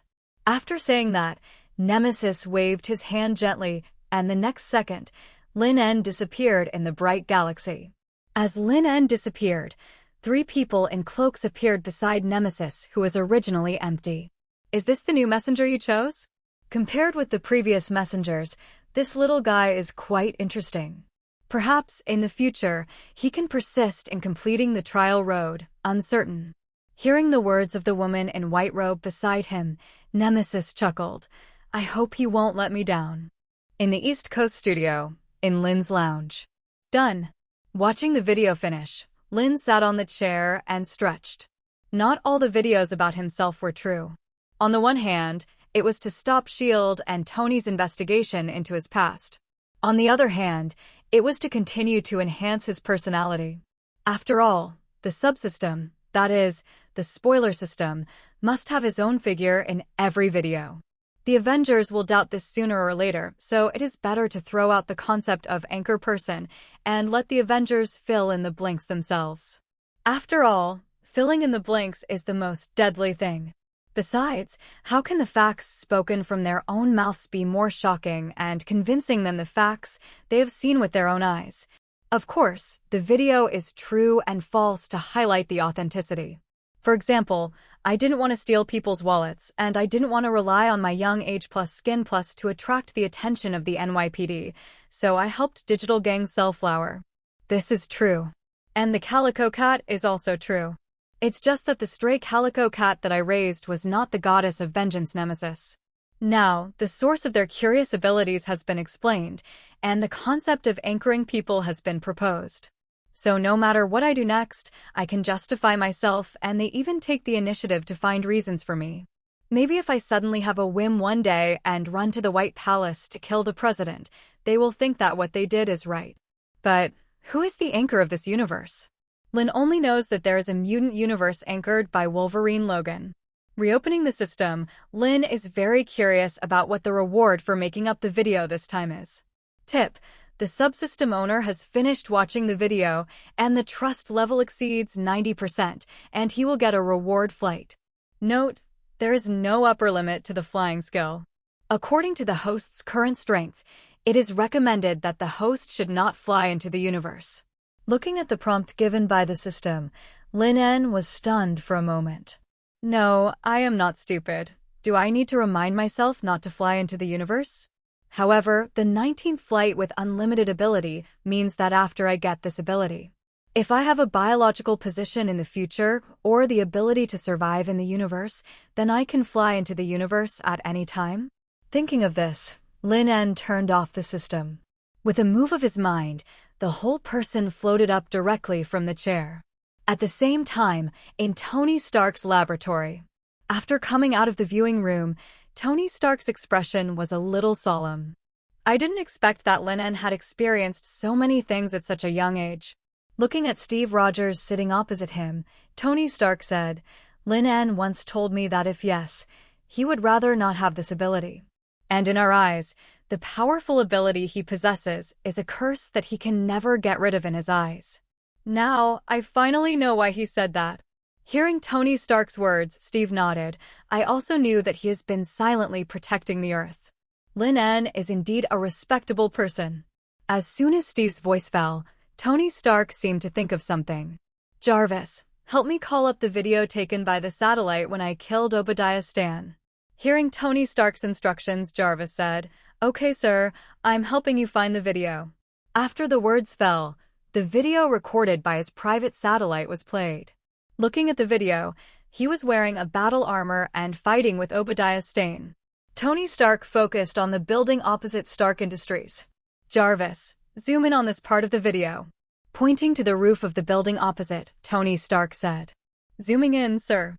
As the video zoomed in, Tony and Steve were clearly visible. On the roof of the building, Lin, wearing a judge suit, was standing there watching the battle below. Well, this is one of the famous scenes in the Marvel Cinematic Universe. Lin, who had already obtained the system at that time, naturally would not miss it. It must be said that the battle that took place on the scene at that time was much more exciting than what he saw in the cinema in his previous life. After all, watching through the screen and watching on the scene, of course, the latter is more effective. Seeing Lin standing there watching the show in the video, Tony Stark turned his head and said to Steve, at that time, neither Obadiah Stane nor I noticed him. But it seems that Lin is still grateful to Obadiah Stane, but I didn't expect that he just stood there and didn't save Obadiah Stane in the end. After hearing what Tony said, Steve looked at Lin in the video and then whispered, although Lin is young, from what we have seen in the theater, we can know that he has had the right sense of right and wrong and values since he was a child. He should have known everything Obadiah Stane did, so he didn't stop you. At this point, Steve pursed his lips. To be honest, compared to Lin, at this moment I suddenly feel that what I have experienced is actually nothing. As the two were talking, the laptop in front of them sounded a video connection. After the video connection was connected, Natasha and Nick Fury's avatars appeared on the screen. Tony, what is the video behind you? Seeing the video played by the holographic projection behind Tony, Natasha asked curiously. Oh, that's the video of my fight with Obadiah Stane. Faced with Natasha's inquiry, Tony and I explained, didn't we see in the theater that Lin had witnessed how I defeated and killed Obadiah Stane? So I pulled up the video and found that he was really standing on the roof and watching. Hearing Tony's answer, Natasha smiled and said, to be honest, Tony, you should thank Lin for his justice and warmth. After all, we now know his past. If he hadn't been just and kind, just because Obadiah Stane accidentally gave him a chance to choose again, I'm afraid he would have chosen to stand on the opposite side of you at that time. Faced with Natasha's ridicule, Tony shrugged. But when he thought of Lin's mysterious abilities, he nodded. Okay, let's get down to business now. In another scene, Nick Fury, who had been silent all the time, said, now we know where Lin's ability came from and what Lin's past has been like. Although I am very glad that Lin chose the Earth unswervingly when faced with the choice. But who is that guy who calls himself Nemesis? I have never heard of her in that myth. Tony, have you heard of such a god? Never heard of it. To read the exciting novels, go to Falu Novel Network. Faced with Nick Fury's question, Tony shook his head. I was shocked when I heard about Thor from you. After all, Thor is just a character in Norse mythology. But compared to gods, I prefer to call Thor an alien. Maybe the goddess of vengeance, Nemesis, is also just a powerful alien. It's possible. Natasha nodded and said, but the goddess of vengeance, Nemesis in the video, Steve, is obviously too powerful. According to her, she can destroy an entire universe at will with just a wave of her hand. And she has destroyed countless universes and can even travel through countless multiverses. It's not too much to call such an existence a god. After all, Thor said he has lived for more than 1,500 years, but no one knows how long this goddess of vengeance can live. After Natasha finished speaking, Steve said with a serious expression, in fact, compared to these, I am more worried about that person. Will Nemesis, the goddess of vengeance, destroy our universe? Although I don't understand the multiverse, she destroys universe after universe to add fun to her long and boring life. Now, she has come to our universe and chosen Lin. It seems that she has found a new fun, but who knows if she will get tired of this fun one day and destroy our universe with a wave of her hand? Steve's words completely silenced several people. Because that makes sense. It seems that she is enjoying Lin En's unyielding and tenacious resistance. But if one day she really gets tired of playing, then whether this universe can survive depends on her thoughts. Never underestimate people who are too bored, because once people get bored, they can do anything. The same goes for gods. After everyone was silent for a long time, Nick Fury said, it's meaningless to think so much now. After all, none of us can be sure of the god's thoughts. I am a little curious about the meaning of the anchor person mentioned by the god. Before leaving the theater, I discovered something. In order to verify it, I watched all the past videos displayed by the spoiler system again. As a result, I found that from the first video to now, every video has Lin En's figure. So, has the spoiler system used this method to remind us that Lin En is the anchor person? Well, it's really possible. After all, in the last video, I saw my dad, Steve, saying "Long live Hydra," and there was Lin En's figure in it, and it was Natasha who discovered it. Hearing Nick Fury say this, Tony seemed to have discovered a new world. Although I don't know who the anchor is, it must be someone very important to this universe. After all, the goddess of vengeance said that Lin En is very special. Looking at everyone, Natasha continued, also, in the video, Lin En said that Nemesis had recruited many gods like Lin En. But when those gods completely understood her intentions, they all chose to end their lives in despair. At this point, Natasha's eyes flashed with a trace of pity. Every time Lin En challenged the goddess of vengeance, we have seen the torture he had to go through after failing. Although it's a bit, but I'm not sure how long Lin En can hold on. After all, this torture is too painful. Natasha's words once again silenced everyone. To be fair, if Lin En was replaced by someone else present, they were not sure how long they could hold on. Only Steve looked at everyone with a serious face and said, "I believe Lin En can hold on." Looking at everyone looking at him, Steve said solemnly, "I believe him." Seeing Steve's persistence, everyone had to nod. Yes, now there is no other way except to believe in Lin En. After the 270 video was hung up, everyone did not have the excitement after watching the video in the past, nor did they have various records and speculations after the discussion. After all, this episode of the video was too heavy, as if there was a big stone tied to the top of the head, which would fall down at any time. Natasha. Closing the laptop, Nick Fury looked at Natasha and asked, "What has Lin En been busy with these days?" Because it's winter vacation, Lin En has been fighting against the Blood Parrot Gang and planning with US to solve the complex forces behind the Blood Parrot Gang. The place he goes to most every day is the East Coast studio opened by him and his two senior sisters. You know, Lin En is not only very powerful, but also a powerful exorcist. Until now, the director of the Supernatural Case Department has been asking me for Lin En's contact information, wanting Lin En to join his department. Hearing Natasha say this, Nick Fury nodded. Natasha, from now on, as long as it's not too extreme, S.H.I.E.L.D. will not contact Lin En. And can choose to turn a blind eye. If he needs anything, you can use some resources of S.H.I.E.L.D. to help him, or provide him with some convenience. We can't help him with the matter of Nemesis, the goddess of vengeance, but S.H.I.E.L.D. can do the rest. Speaking of this, Nick Fury leaned back in his chair and pinched his eyebrows. Always let him see the beautiful side of this world, if he stays in the dark for a long time. I'm really worried that one day these heavy burdens will crush him. No problem. Hearing Nick Fury say this, Natasha nodded. Although I don't know why I trust Lin En so much in the original timeline without the spoiler system. Even knowing that Lin En has the ability to prevent a certain snap and prevent billions of people on Earth from dying, but he did not prevent the term from happening, I am still willing to choose to trust him. But at this moment, I know a lot of things through the spoiler system. I am naturally more willing to trust Lin En. Thinking of this, Natasha got up and left Nick Fury's office. Well, I don't know if Thor has completely appeased his brother Loki after returning to Asgard. After all, according to Coulson, before Thor picked up Thor's hammer and returned to Asgard, he vowed that he would definitely influence Loki and let him know that the whole Asgard loves him. The Blood Parrot Gang incident is getting worse and worse, and the number of people demonstrating is increasing every day. The huge parade teams appear on the streets, courts, and police stations every day, which seriously affects the normal operation of the city. For this reason, some people took the initiative to find Tony Stark and made certain promises.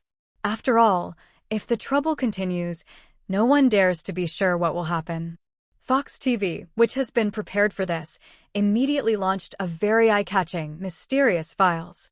The slogan is to investigate various mysterious supernatural cases in this world. After all, Europe and the United States have a low resistance to supernatural mysterious events, which can be seen from various strange and bizarre religions. The first episode of this program is The Mystery of Vampires, which not only tells the legendary vampires, but also explores the places where vampires have appeared. Even vampire mummies appeared in front of the camera.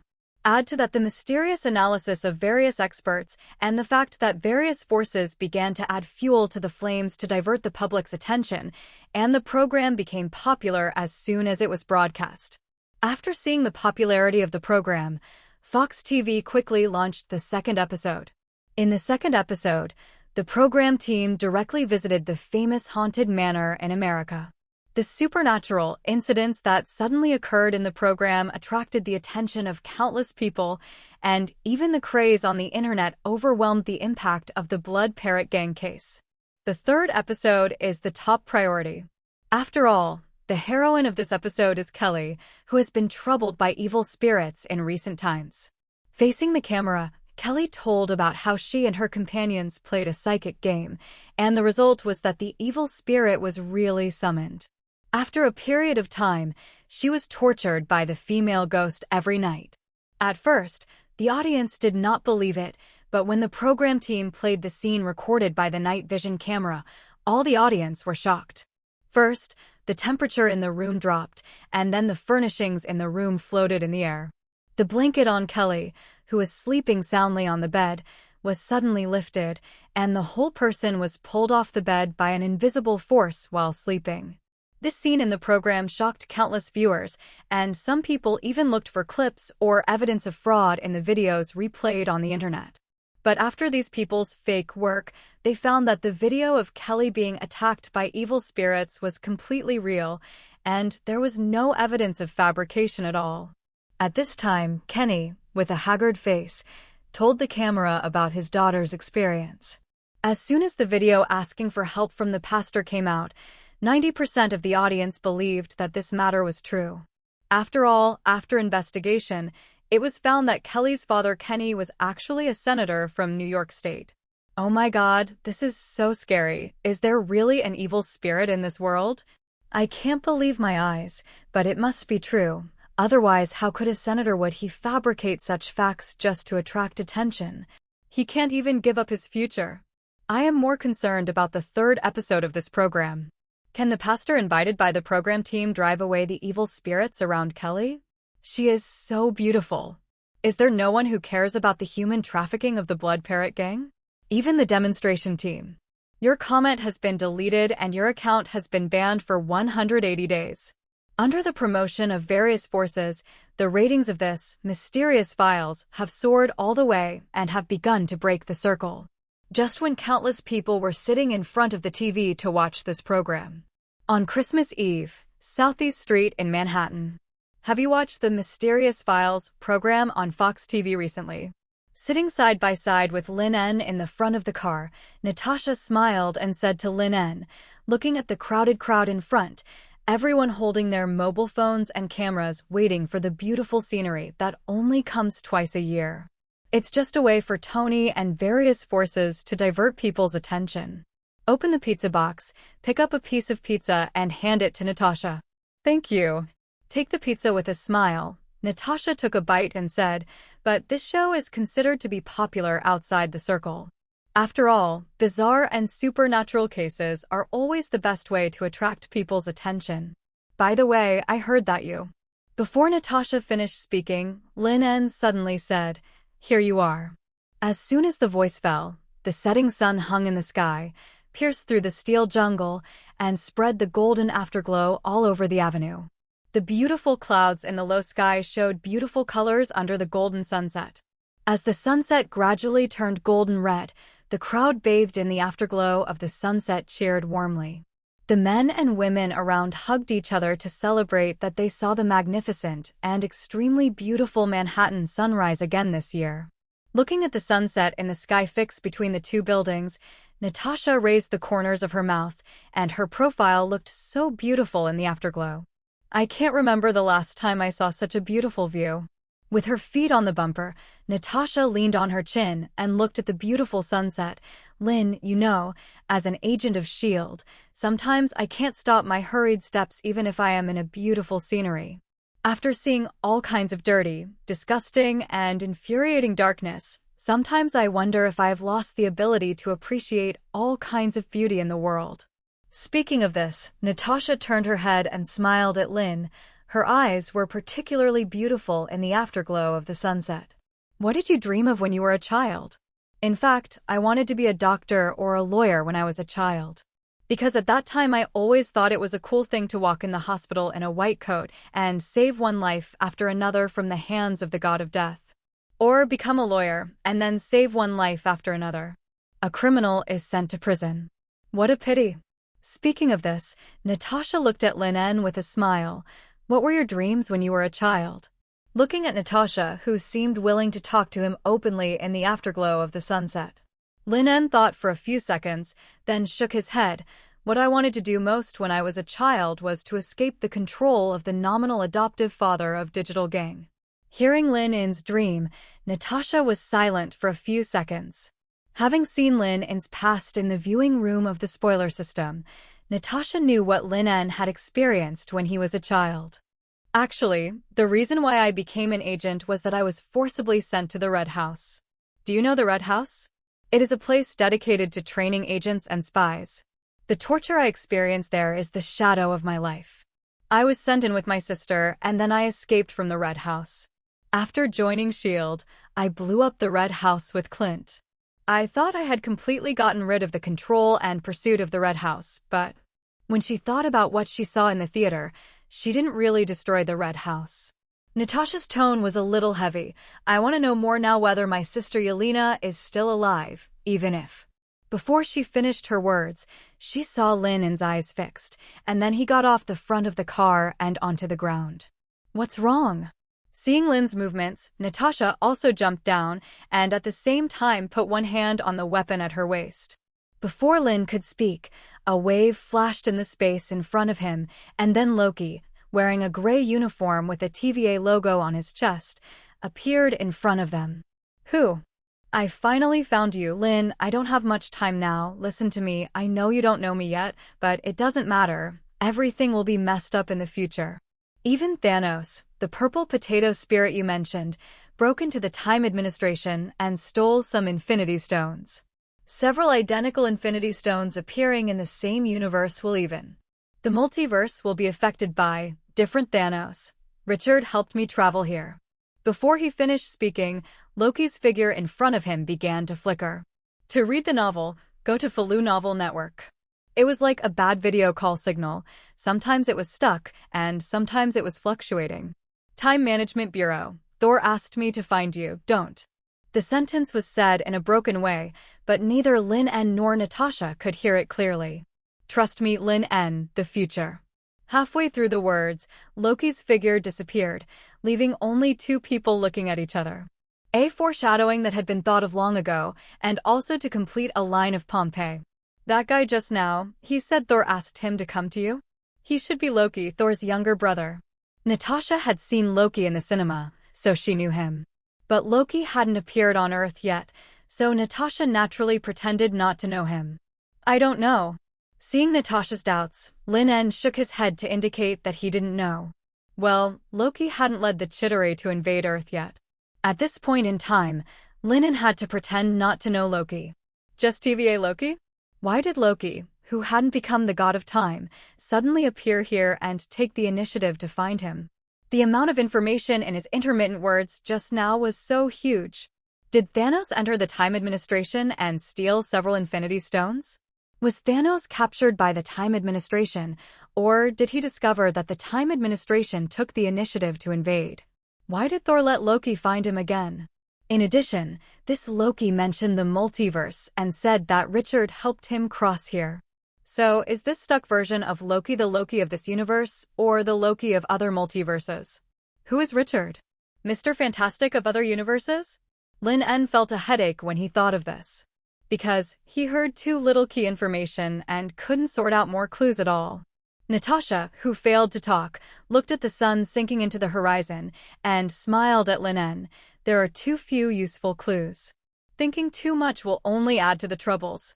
By the way, do you want to have dinner together? I know a very good barbecue restaurant. Faced with Natasha's invitation, Lin En nodded. Okay, I'll treat you. With that, the two of them went to the very good barbecue restaurant mentioned by Natasha with doubts in their hearts. Who? With a long sigh of relief, Loki suddenly sat up from the bed. Damn it, why do I always have this kind of dream recently? Ever since he let go of the Spear of Eternity and let his body fall into the turbulence of the universe and was rescued by the owner of this battleship. Every night during this period, Loki would dream of all kinds of strange things. For example, he sat on the throne, surrounded by various green energy bars. For example, there were countless of me sitting together sharing the past, and there was even a fucking crocodile version of me. This matter is simply too absurd. I am the unique trajectory and joke god of this universe. How could there be so many of me?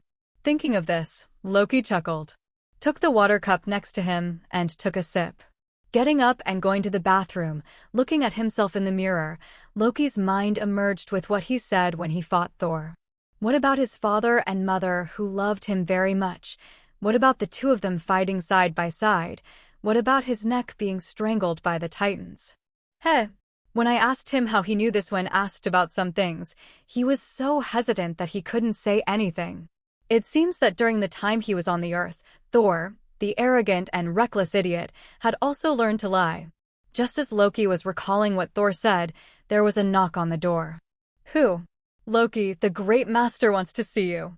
Hearing the voice from outside the door, Loki said, I know. Take a deep breath. Loki's 2 index fingers gently squeezed the corners of his lips, making a smiling expression. Perhaps he can use the power of the Titan to get everything he has lost. Thinking of this, Loki turned and left the room. Just as Loki left, the surrounding space, Good Wang Jiao, flashed a slight fluctuation in the next second, and then a portal appeared, and a woman came out with a sword. After appearing in Loki's bedroom, the woman searched for a while, but in the end found nothing. Loki said he left something here. Could it be that different events happened in different universes, so the Loki in this universe hasn't got it yet? Frowning, Sylvie searched again without giving up, then frowned, opened the time machine and disappeared on the spot. In a restaurant on Earth. Listening to the diners discussing mystery files broadcast on Fox TV. Tony Stark raised his eyebrows at Steve while eating dinner and said, this show has set off a wave of discussion among the whole nation. It will probably not be long before these people's eyes will pass over you, and then you can go wherever you want. After hearing what Tony said, Steve nodded and said, thank you, but what are you going to do with that girl named Kelly? I watched the unreleased video of the show, and the 2 priests failed in the exorcism. Find Lin. Faced with Steve's doubts, Tony Stark shrugged his shoulders and said, the original intention of this show was it was Lin En Sr. who proposed this, just to make Lin En Studio famous. But now we are using it as a tool to divert attention. But it's okay this way. After all, from the current situation, it's a win-win situation for us and Lin En. So, after my show is broadcast tomorrow, as the public's panic and curiosity deepen, I will take the initiative to appear in front of the media to promote Lin En. Speaking of this, Tony said proudly, after all, I am now a shareholder of this TV station. Devil, I command you in the name of God, stay away from this girl. In Kelly's bedroom in the Upper East Side. In front of the live broadcast of the Mysterious Files program team's camera, with hundreds of thousands of people watching online at the same time. A priest held holy water in his left hand and a cross in his right hand, and was constantly exorcising Kelly. As the person involved, Kelly was trembling among a group of candles at this moment. And the Kennys looked at their daughter with worried faces. At the door. Alyssa, do you think Father Thomas can succeed? Looking at Father Thomas, who was muttering and gesturing in the room with a cross. The producer asked the host Alyssa. I don't know. After all, I'm just interested in supernatural events, but I'm not a theological student, and I don't know these exorcisms. Before Alyssa finished speaking, a gust of cold wind suddenly rose in the originally quiet room. Sitting in the middle of a circle of candles, Kelly looked around in horror. Quick, record this scene. On the side, seeing the supernatural event, the host Alyssa immediately asked the cameraman to move the camera forward. In the camera, Kelly's face was full of horror, and the candles around her were extinguished instantly. The audience watching the live broadcast was startled when a gust of cold wind suddenly blew in the room. It's fake. There should be a blower or something. It's so scary. Oh my God. I have to pray to God. Excuse me, who knows what kind of spiritual ritual Kelly played? Can it really summon the dead? I miss my grandfather a little bit. Is there no one paying attention to the Blood Parrot gang now? Your account has been banned and you don't have the right to speak. Just as all the viewers in front of the computer were discussing, Kelly, who was originally terrified, actually laughed in the camera. But that smile was so eerie that even the photographer carrying the camera took a step back subconsciously. Seeing the evil spirit possessed Kelly, Father Thomas immediately stepped forward and put the cross on Kelly's forehead. Evil spirit, I command you in the name of God to leave this girl's body immediately. After the voice fell, the holy water in Father Thomas's right hand splashed directly on Kelly's face. As the holy water was poured, the evil spirit did not leave Kelly's body. Instead, it looked at the priest with a mocking tone. God's believer? Huh, poor and humble guy. After saying this in a hoarse voice, Kelly's body floated into the air in the next second. Then she hung upside down on the ceiling like a spider. Oh, fuxx. Seeing the scene, the host Alyssa was so scared that she burst into a swear word, and the camera was directly pulled in to give a close-up of Kelly's hideous expression. Evil spirit, you dare to blaspheme. Before Father Thomas finished speaking, Kelly, who was hanging upside down on the ceiling, suddenly opened her mouth and sprayed a green liquid directly on Father Thomas's face. Haha. Looking at the miserable state of Father Thomas, the evil spirit possessed by Kelly suddenly laughed grimly. Well, you pour holy water on my face, and I spit mucus on your face. This evil spirit is still very vengeful. Without waiting for Father Thomas to take out the Bible, an invisible force directly threw Father Thomas out of the window. Then the evil spirit looked at the camera crew standing at the door. The live broadcast of the picture stopped abruptly here, as if the signal was cut off. The sudden interruption of the live broadcast made all the viewers who were watching the program anxious. Oh my God, will that evil spirit kill the people in the program team? If this evil spirit incident is true, I will declare it to be the most feared #1 in my heart, surpassing the clown. Who will save that poor girl? God, please bless us. Is it too late to move out of New York or even America overnight? God, even the pastor and the priest failed to exorcise the devil. Are we really going to be finished? The interruption of the program caused heated discussions among countless viewers. More than 70% of them believed that the evil spirit incident in this episode was real. Inside Lin's apartment. Focus. Patting Barbara's head, who was kneeling on the ground, Lin looked at the snow on the screen and said, Lin, will the program team be okay? Jessica turned her head to look at Lin and asked. No, if Father Thomas hadn't poured holy water on the ghost's face, the ghost wouldn't have spit green mucus on his face. During the daytime today, Lin drove to Kelly's house to sense it. The evil aura on the ghost is not strong. That is to say, Kelly and the crew will not be in danger of life. No, my mouth is sore. Rubbing her sore cheeks, Barbara got up and sat on the sofa and said to Jessica, It's your turn, little bitch. Head waist. Raising a middle finger to Barbara, Jessica skillfully tied her ponytail and came to Lin. By the way, the price of those handicrafts is about 10 cents to $2. I plan to mark the price at $20 to $70 after the studio opens. I have investigated, and this price range is acceptable to the public.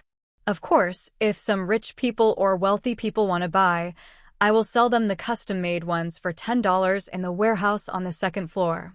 At this point, Barbara looked at Lin En and smiled. I think, even if it is a few thousand, even tens of thousands of dollars, those rich people will rush to buy it. TSK, my price is also conscientious. After listening to Barbara's price, Lin patted Jessica's head with one hand and gave Barbara a thumbs up with the other hand. In addition, after we make money, I plan to start a charity fund. Looking at Lin, Barbara continued, You know, the tax here in New York is too high. So many rich people have a charity foundation under their names. In fact, this is just a reasonable tax avoidance method of transferring money from one hand to the other. After all, a charitable investment of $10,000 can be exchanged for $50,000 in tax exemption, which is very suitable for us. And I will manage the accounts of the charity foundation myself, you know. After listening to Barbara's explanation, Lin took a deep breath. Ahem. Accompanied by a series of coughs, Jessica slapped Lin's thigh unhappily, then stood up and drank the water from the cup. Just as Lin was about to speak, the screen of the TV with the snow screen appeared again. This time, the crew of the Mysterious Files program appeared outside Kelly's apartment. Everyone's face was filled with fear. Dear viewers, we just left this apartment. The program signal was interfered with, and the evil spirit that possessed Kelly. Where to look? Before Elsa finished speaking with the microphone, the cameraman suddenly raised his hand in fear and pointed at the second-floor window. Looking in the direction of the cameraman's finger, I saw Kelly, who was possessed by the undead, standing in front of the second-floor window and looking at everyone. To read the violent novel, go to Felu Novel Network. The creepy smile made Alyssa scream subconsciously. That night, many people suffered from insomnia because of this smile. Some timid viewers even covered themselves tightly with the quilt, as if this would give people a sense of security. It's strange to say, it seems that people and the undead have reached some kind of unwritten agreement. As long as you hide in the quilt, the undead will not hurt you. Well, Lin En also had some insomnia tonight. It's not that I was scared by Kelly's creepy smile. Rather, Lin En was lying in bed thinking about what to make up in the next video. After all, there are too many videos that can be made up. It can be compiled from the perspective of the Avengers, or from the perspective of major events that will happen in the future. So, what should BGCD make in the next video? In the early morning, a ray of sunlight pierced through the blinds, and mottled light and shadow shone on Lin En's face. Getting up from the bed, Lin En stretched. Listening to the crackling sound coming from his body, Lin En pushed open the window with satisfaction. Well, 19 years old is the age of growth. Open the window early in the morning. Don't catch a cold. It's cold outside today. It actually reached -0.4 degrees Celsius, breaking the record of 1.4 degrees Celsius set in 1888. Barbara reminded Lin kindly when she entered Lin's bedroom and saw Lin standing in front of the window. Well, -18 degrees, I should have converted it correctly. Saying that, Barbara stepped forward and closed the window. By the way, you are famous now and the whole network is looking for you. Huh? Hearing Barbara say this, Lin looked at her curiously. What's going on? Isn't it the show Mysterious Files that was broadcast live last night? As soon as it was broadcast last night, it set off a wave of discussion. Although some people think that this show is fake and everything is a show effect. But more people are scared. Just when everyone was discussing the video of Kelly being possessed by the undead, Tony Stark in armor accepted an interview early this morning. Saying this, Barbara handed the phone to Lin and asked Lin to watch it for herself. Took the phone and took a look. In the video, Tony Stark in armor fell from the sky and landed on a hot dog stand. Coincidentally, there was a reporter not far away. When she saw Tony Stark, she immediately ran over with the cameraman to interview Tony Stark. Ask him what he thought of the show Mystery Files broadcast last night. In the video, Tony Stark was wearing sunglasses and eating a hot dog. Facing the reporter's question, he answered without disguising, "Of course I believe that there are all kinds of supernatural things in this world. I also watched the show last night, but it didn't scare me, because I've seen more terrifying supernatural events." Hearing Tony Stark say this, the reporter's eyes lit up. "Mr. Stark, can you tell me?" "It's not convenient. After all, it involves some people's privacy, but I can tell you that I believe that there are ghosts in this world. After all, we believe in God. Since we believe that God is here, what's wrong with some ghosts?" Faced with Tony Stark's irresponsible remarks, the female reporter seemed to have dug up big news. "Mr. Stark, since you believe in the existence of ghosts, what do you think of Kelly, the girl who was possessed by the ghost last night?" After all, the priest wanted to help Kelly exorcise the dead, but he failed in the end. Faced with reporters' questions, Tony Stark looked at the camera and said, "No offense, Father Thomas, but I have to say that many supernatural mystery cases are not something that some priests or pastors can handle. By the way, tell Ms. Kelly's parents if you really want to save your daughter. Then don't waste time, go find a young man named Lin. I know him and have seen some of his abilities. He is not a charlatan. If there is anyone in this world who knows how to expel the dead, it must be Lin." After saying that, Tony Stark winked at the camera. Then he put on his armor helmet and flew directly into the air with the leftover hot dog. Looking up at Tony Stark flying away, the female reporter was just about to say something to the camera with the microphone. The next second, she saw Tony Stark flying back. "Mr. Stark, do you have anything else to tell us?" "Nothing, I just forgot to pay." As he said that, Tony took out a bill and handed it to the hot dog vendor. "No need to change." After saying that, Tony Stark controlled the armor and flew away again. Looking at Tony Stark, who was coming and going in a hurry, the female reporter was silent for a few seconds. After confirming that Tony Stark would not fly back this time, she began to report to the camera. "Tony Stark obviously helped us." Seeing that Lin En turned off his phone, Barbara smiled and said, "The original intention of creating the program, Mysterious Files, was to promote our East Coast studio and then promote you. Now, with the help of Tony Stark, a celebrity, our studio will be popular. At present, the whole network is looking for who is Lin En, so when the popularity reaches its peak, it is time for you to show up." Speaking of this, Barbara blinked at Lin En. "I have to have a good talk with the supplier. After all, with Tony Stark's promotion, the popularity of our studio will inevitably explode. I'm afraid the number of goods I have stored in advance is not enough to sell." When it comes to making money, Barbara's eyes light up. Without giving Lin En a chance to speak, she turned around and left in a hurry. Watching Senior Barbara leave, Lin En put down his phone and went to the bathroom. After washing up, Lin En ate the breakfast prepared by the two seniors in advance while reading today's news. Why do I feel like a gigolo? Shaked his head and threw this tempting idea out of his mind. As soon as he put down his phone, he heard a burst of noisy sounds coming from outside. When he came to the door and looked outside, he saw countless media blocking the door. At this moment, Lin En understood how great Tony Stark's influence was.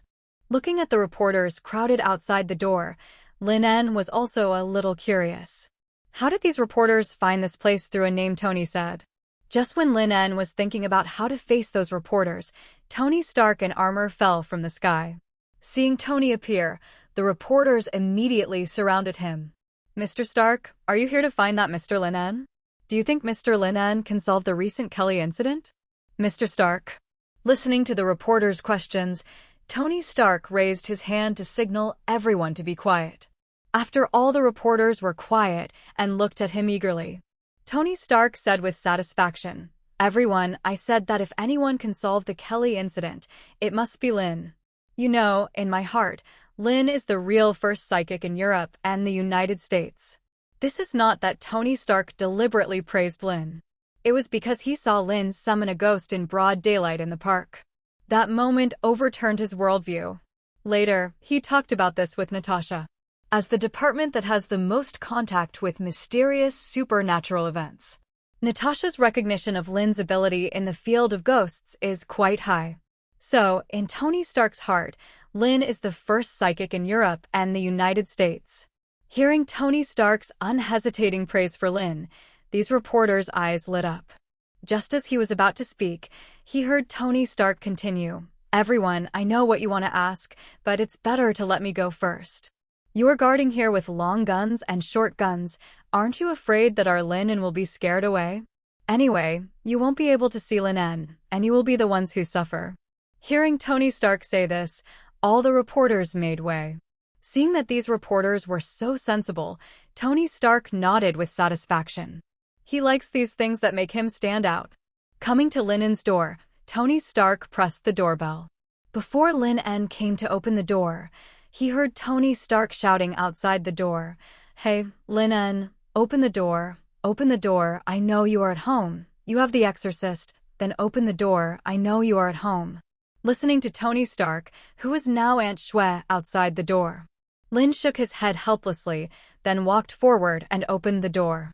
The moment he opened the door, Lin pulled Tony Stark into the room and closed the door. "That's it. Your words have forced me to move apartments again." Looking at Tony, Lin said helplessly, "Well, isn't it just moving? Anyway, this apartment is shabby, and I happen to have several apartments in Manhattan. Just move to the one you like. I can even exempt you from 1 year's rent." "Thank you, but I don't need it. I don't like to owe others anything." "Pick up the coffee pot and pour a cup of coffee for Tony," Lin suddenly said. "Did you do it on purpose?" "Yes." Facing Lin, Tony Stark did not lie. "You have heard about the Blood Parrot Gang recently. Well, when killing the Blood Parrot Gang and the forces behind it, Lin appeared as the judge. Since Lin did not reveal his identity, Tony Stark would naturally not take the initiative to reveal it. He already knew that Lin was the judge. Of course, the matter was so noisy that I couldn't help but know it. In order to thoroughly understand the Blood Parrot Gang and the forces behind it, Steve took the initiative to stand in front of the stage and announced it as Captain America. And the price is that he is now being annoyed to death by those media and crazy fans. Tony raised his eyebrows after taking a sip of coffee. Instant. Well, the coffee beans are all used up, so I'll make do with it first. Can't get used to it. Of course not. When I was locked up in a cave in the Middle East, I dreamed of eating a cheeseburger. Tony took another sip of coffee and continued. Now Steve doesn't even dare to go out. He looks more and more worried. He even accepted Nick Fury's invitation and joined S.H.I.E.L.D. to hide. Oh, I'm really worried that he will get depression one day. So you pushed me out? Isn't this a plan of you and your senior Jessica? Putting down the coffee cup, Tony smiled and said, "Don't forget that I have already invested in Fox TV network, so I know that this program, Mysterious Files, was produced by your senior sister Jessica, who asked her brother to produce it. The purpose is to promote the reputation of your East Coast studio, and the core of the studio is mainly you." Speaking of this, Tony spread his hands. "Look, you haven't been on the show yet, and I will make your name known to the whole United States with my fire, which can be regarded as helping you. Of course, in addition to this, I will also invite you to join this program group as a guest, as a shareholder, which is also a little apology. You don't need to go to the scene, you just need to sit in the studio and use professional knowledge to analyze those eye-catching mysterious events, or whether the haunted holy places are true. For each episode, your appearance fee is $150,000 after tax, and there are still 10 episodes to come." Smacking his lips, Tony looked at Lin and said seriously, "You can complete your plan and get paid, just sitting in the studio and talking. Does this count as a benefit for my students as a professor?" Hearing Tony Stark say this, Lin suddenly remembered. Damn. Since this group, after knowing that he was a student of the State University of New York, he went to his college and became a professor. It was exactly the major he studied. Looking at Tony Stark winking at him, Lin pulled a chair and sat down. Just as he was about to say something, a noisy sound came from outside the door again. It should be Kenny and his wife. Looking outside, Tony smiled at Lin and said, "After all, their daughter Kelly is being harassed by evil spirits, so when they know you can help solve it, they will definitely come to help. By the way, Lin, I found that in addition to loving their daughter, they actually enjoy being famous on TV. Kenny is a senator from New York State. He will not miss any opportunity to help the public in the future. After all, when his face is familiar, the public will suddenly realize that he is the unlucky senator whose daughter is possessed by the dead. You should understand the convenience of getting votes with a familiar face." Sure enough. As soon as Tony Stark's voice fell, Kenny talked in front of those reporters. With a fatherly expression, let alone taking the initiative to invite Lin. For his daughter and family, he is even willing to give everything. Plus, his wife was crying with red eyes. The image of a father who loves his daughter was instantly presented to the media. To read the exciting novel, go to Falu Novel Network. After listening to the Kenny couple accepting the media interview, they began to knock on the door respectfully. Before Lin En could get up, Tony Stark stopped him. "You are now the #1 psychic in the United States. Man, show your strength." After that, Tony took the initiative to walk to the door and welcomed Kenny and his wife in. "This is Lin, the best psychic in the United States." Pointing at Lin, who was sitting on the chair, Tony Stark said seriously, "But he doesn't like to be disturbed. You know, I tried my best to invite him many times, but he was unwilling to give me face. Kenny, if you really want to save your daughter, then show your sincerity. The identity of a senator is useless in front of him." Hearing Tony's words, Kenny and his wife immediately put away their previous expressions. "Mr. Lin, you should have seen what happened to my daughter Kelly on TV. As a father, I really feel sorry for my daughter's experience. I wish it would happen to me. I know that people as capable as you don't want to be disturbed, but my daughter." Handing a check to Lin with red eyes, Kenny said, "Mr. Lin, please save my daughter. This money is just a little gift from me. If you think it's not enough, I will go back and sell the house immediately. This is not a request from a senator, but a plea from a father who feels sorry for his daughter. Please, Mr. Lin." Then, the Kennys bowed deeply to Lin. Looking at the sincere attitude of the Kennys, Tony Stark said, "Lin, I know Senator Kenny, and he is a good person. Besides, her daughter is only 19 years old, and she has encountered such a terrible thing at such a young age. So help if you can, after all. It's a pity that such a young life of yours was destroyed by the undead. Listening to Tony's serious support, he also blinked at himself proudly. Lin En looked at the check for $200,000 on the table and nodded. Okay, I have a good relationship with senior sister Jessica, and we even opened a studio together. 0 request flowers 0. Yesterday she came to me and said that a friend she knew since childhood was harassed by evil spirits and wanted to ask me for help. I just found out yesterday that you and senior sister Jessica know each other. Let me prepare some things and go to see it tonight. If I can't solve it due to my limited ability, I hope you can understand. Hearing that Lin En was willing to help, Kenny and his wife immediately thanked him with gratitude. After Tony Stark sent Kenny and his wife away, then he asked Lin En, "What do you need to prepare? Ouija board, cross, or other props? If you need, I will prepare them for you now." Looking at Tony's excited expression, Lin En shrugged.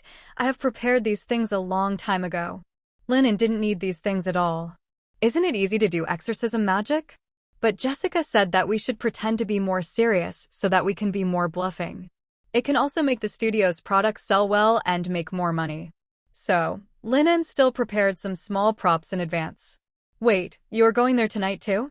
After hearing Tony call Pepper and say that he would go home later tonight, Lin En asked, "Of course, I am a shareholder of Fox TV.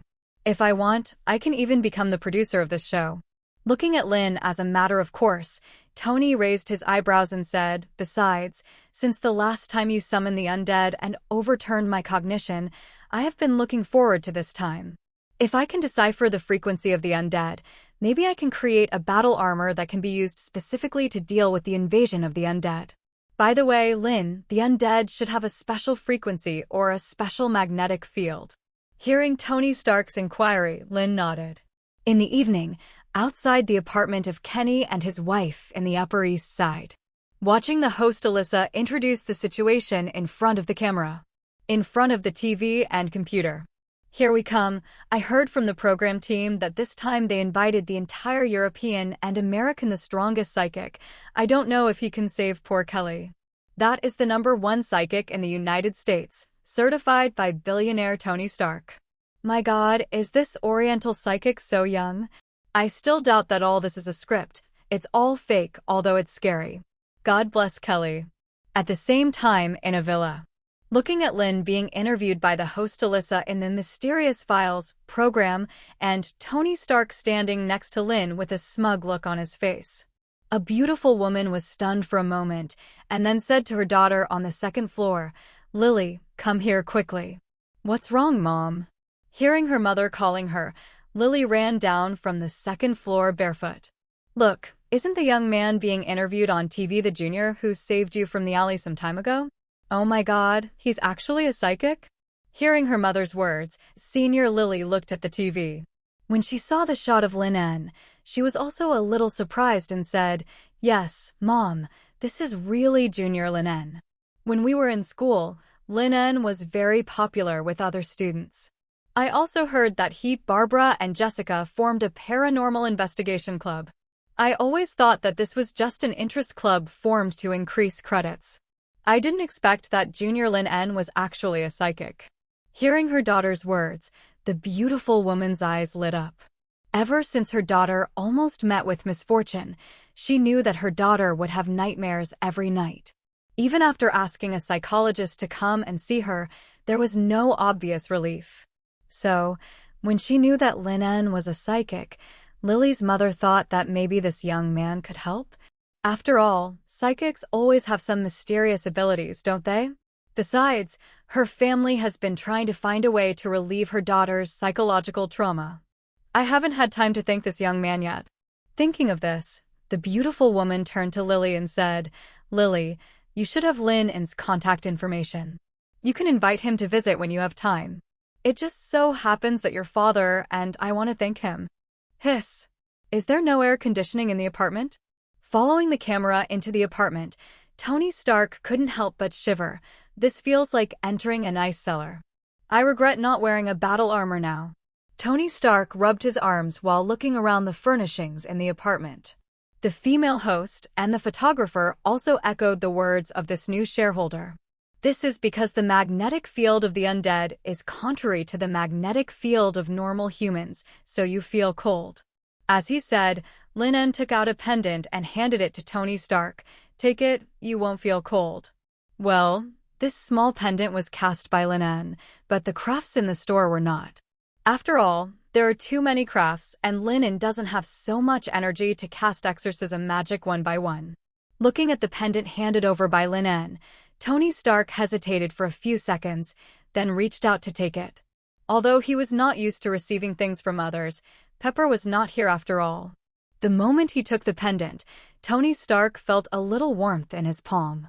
After wearing the pendant on his neck, Tony's eyes lit up. Wow, it's really not cold anymore? What material is it made of? It has nothing to do with the material.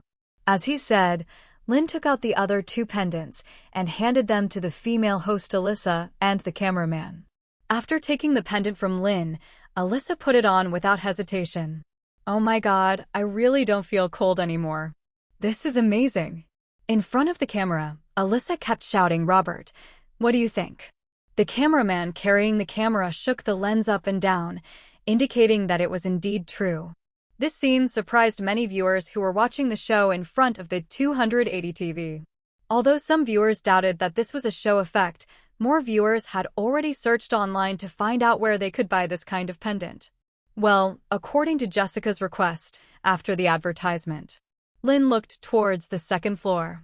Mr. Lin, my daughter Kelly is in the bedroom on the second floor. My wife and I were worried and wanted to go upstairs to accompany her, but we were blocked outside the door by an invisible force. In front of the camera, Kenny's face was full of worry, and he looked like a good father who focused on his family. But Lin could sense that this guy was putting on a show. That's right, after all, he is a member of the official forum and putting on a show has become his instinct. Bringing the program team to the second floor, Kenny immediately said, Mr. Lin, after the bedroom door was closed, no matter how hard my wife and I tried to open it, we couldn't do it. As he spoke, Kenny stepped forward and twisted the handle hard, hitting the wooden door with his body. But the door didn't move at all. Not only that, Kenny even took a fire axe and chopped the wooden door with force. But the moment the axe blade touched the wooden door, it was like it was chopped on an invisible barrier. The powerful recoil even bounced the fire axe away. Wow! Seeing the scene, Tony Stark was immediately shocked. The female host Alyssa, the photographer, was even more frightened and took a step back. In front of the TV. Oh my god, is it true? The fire axe will bounce the wooden door open when it is chopped? This is definitely a mysterious power. I now believe that there are ghosts in this world. I don't know what happened to Kelly in the bedroom. God bless this girl. Looking at the surprised people, Lin motioned everyone to step back. After the host and Kenny and his wife moved away, Lin took out another craft pendant and placed it on the door. Swish! The moment the pendant was placed on the wooden door, it became natural instantly, and then the green flames enveloped the entire wooden door. But the burning wooden door did not emit any smoke. Oh my god, the wooden door actually burned with green flames after the wooden pendant was placed on it? Is it true? I feel that my cognition has been completely overturned. Are there really ghosts and supernatural events in this world? Look, the green flame disappeared, and then the wooden door opened automatically? Oh my god, that Kelly is stuck to the ceiling again. As the audience in front of the computer continued to screen online, in the camera, the door that was originally closed by the mysterious power creaked open automatically. And Kelly, who was originally sitting on the bed and possessed by the ghost, now had her limbs stuck to the ceiling.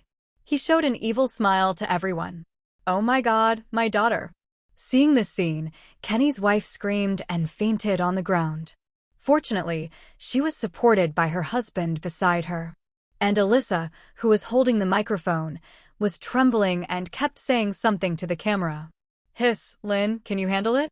Why does it feel that this undead is more terrifying than the one we saw in the park last time?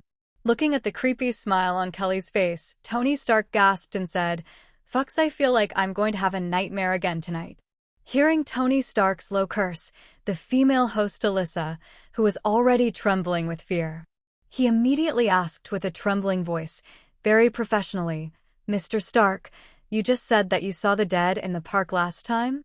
Did you see it with Mr. Lin?" "That's right." Looking at the female reporter, who was so scared that she couldn't speak properly, Tony Stark nodded solemnly. "At first, I didn't believe that there were such things as the dead in this world, but Lin En opened my eyes.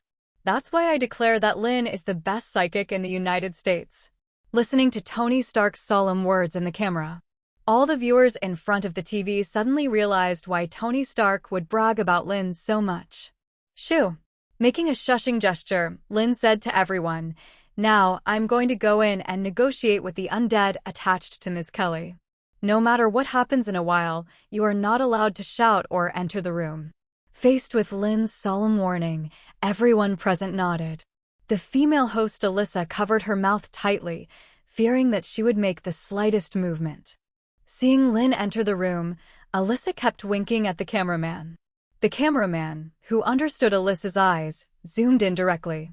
And the audience watching by the TV had a strong sense of substitution at this moment, and even seemed to dare not breathe louder. In an apartment in New York. Looking at Lin on TV. While eating a sandwich, Natasha asked Steve, "You're treating me to this after moving?" Hearing the disdain in Natasha's tone, Steve sat opposite her and smiled. 70 years ago, I thought sandwiches were a very delicious thing. Wherever Bucky and I go, we always put a few sandwiches in our bags." At this point, Steve smiled. "It's a pity that I'm the only one left after 70 years. Seeing the disappointment in Steve's eyes, Natasha changed the subject. Pointing at Lin on TV, she said, "Do you think the undead incident is true or false?" "Not sure." Looking at Lin on TV, who had entered Kelly's bedroom at this moment, Steve pondered for a few seconds and said, "When I was fighting Hydra, I once saw a guy with werewolf blood. It's just that he was captured by Red Skull's men and taken to the laboratory." To read the exciting novels, go to Falu Novel Network. So I believe that supernatural creatures exist, but for the undead also exist. After finishing the sandwich in one bite, Natasha said, "Tony just said in front of the camera that it was Lin who made him see an undead in the park. In fact, there was me that day." Looking at Steve's surprised eyes, Natasha shrugged and said, "Don't look at Lin with a conventional scientific perspective. After all, Lin's ability is not scientific." After that, Natasha stood up and said, "You can see for yourself. I'm going back. If you have anything, just call me." "Okay." Seeing Natasha was about to leave, Steve stood up and walked her out the door. After Natasha left, Steve closed the door and returned to the living room. He picked up the sandwich on the table and took a bite, and his eyes fell on the camera again. On Lin. Steve was full of affection for Lin. This was the first person he recognized from the bottom of his heart since he thawed from the ice. In the camera. At this moment, Lin was placing several ornaments in the four corners of the bedroom. After doing all this, Lin pulled a table over and placed it in the middle of the bedroom, and then lit a candle on the table. Seeing that the candle was lit with a strange green flame, Lin raised his head and said to Kelly, who was attached to the ceiling, "Come down, maybe we can talk." According to Lin's previous exorcism methods, there would be no so much nonsense such as negotiations, and it would be better to solve it neatly. But now, after all, the studio needs to make money, and I have to change to a large flat or villa. Let's talk. Hearing Lin's words, the undead spirit possessed in Kelly's body on the ceiling suddenly laughed sharply. "There is nothing for you and I to talk about. The human world is still better. I don't want to go back to the hell dimension again." After the voice fell, the undead spirit possessed in Kelly's body suddenly opened his mouth. The next second, countless black insects and flies flew straight towards Lin. Seeing the scene, several people outside the door were instantly frightened. The female host Alyssa also subconsciously wanted to scream. Fortunately, Lin reacted and told them not to make a noise, and then just covered her mouth and dared not make any sound. Not only the few people present, but also the audience in front of the TV were frightened by this sudden scene. This is definitely not a special effect, The mouth suddenly opened as big as the head, and even dense black insects and flies flew out. Oh my god, this is so scary. In the bedroom. Humph. Seeing this undead attack, Lin En snorted coldly. The next second, the 4 ornaments in the corner of the bedroom instantly emitted golden light and intertwined together to form a golden hexagram. Before those insects and flies rushed to Lin En, they were directly burned into ashes by the light of the hexagram and floated in the air. Seeing the scene, everyone was shocked by the special effect-like scene. Even the sandwich in Steve Rogers' hand fell on the table. This is even more exciting than the scene in Star Wars that I watched to understand this era. A trifle. With a light snort, Lin En looked at Kelly on the ceiling again, his eyes gradually becoming colder. The female undead possessed by Kelly noticed something was wrong at the first moment. This young guy in front of him was definitely much stronger than the priest last time. He felt a little timid and then controlled Kelly's body to crawl towards the window to escape. But when he saw the window, he felt his soul begin to burn. Burned. The burning feeling of the soul made the evil spirit in Kelly's body roll on the ground, and bursts of wailing came out of his mouth. Outside the door. Seeing her daughter rolling on the ground and wailing, Kelly's mother's heart was almost broken in an instant. Just as she was about to rush in, she was stopped by Kenny. Although he felt very sorry for his daughter at this moment, he wanted to rush in and help her up immediately. But he was relatively calm and remembered Lin En's instructions that no matter what happened, he could not enter the room. In the bedroom. Looking at the undead who kept wailing, Lin En thought about it and felt that what he wanted to show was almost enough. After all, it was just a first-level undead, a weak existence that he could easily destroy. If it weren't for showing a mysterious power, Lin En would have solved it long ago.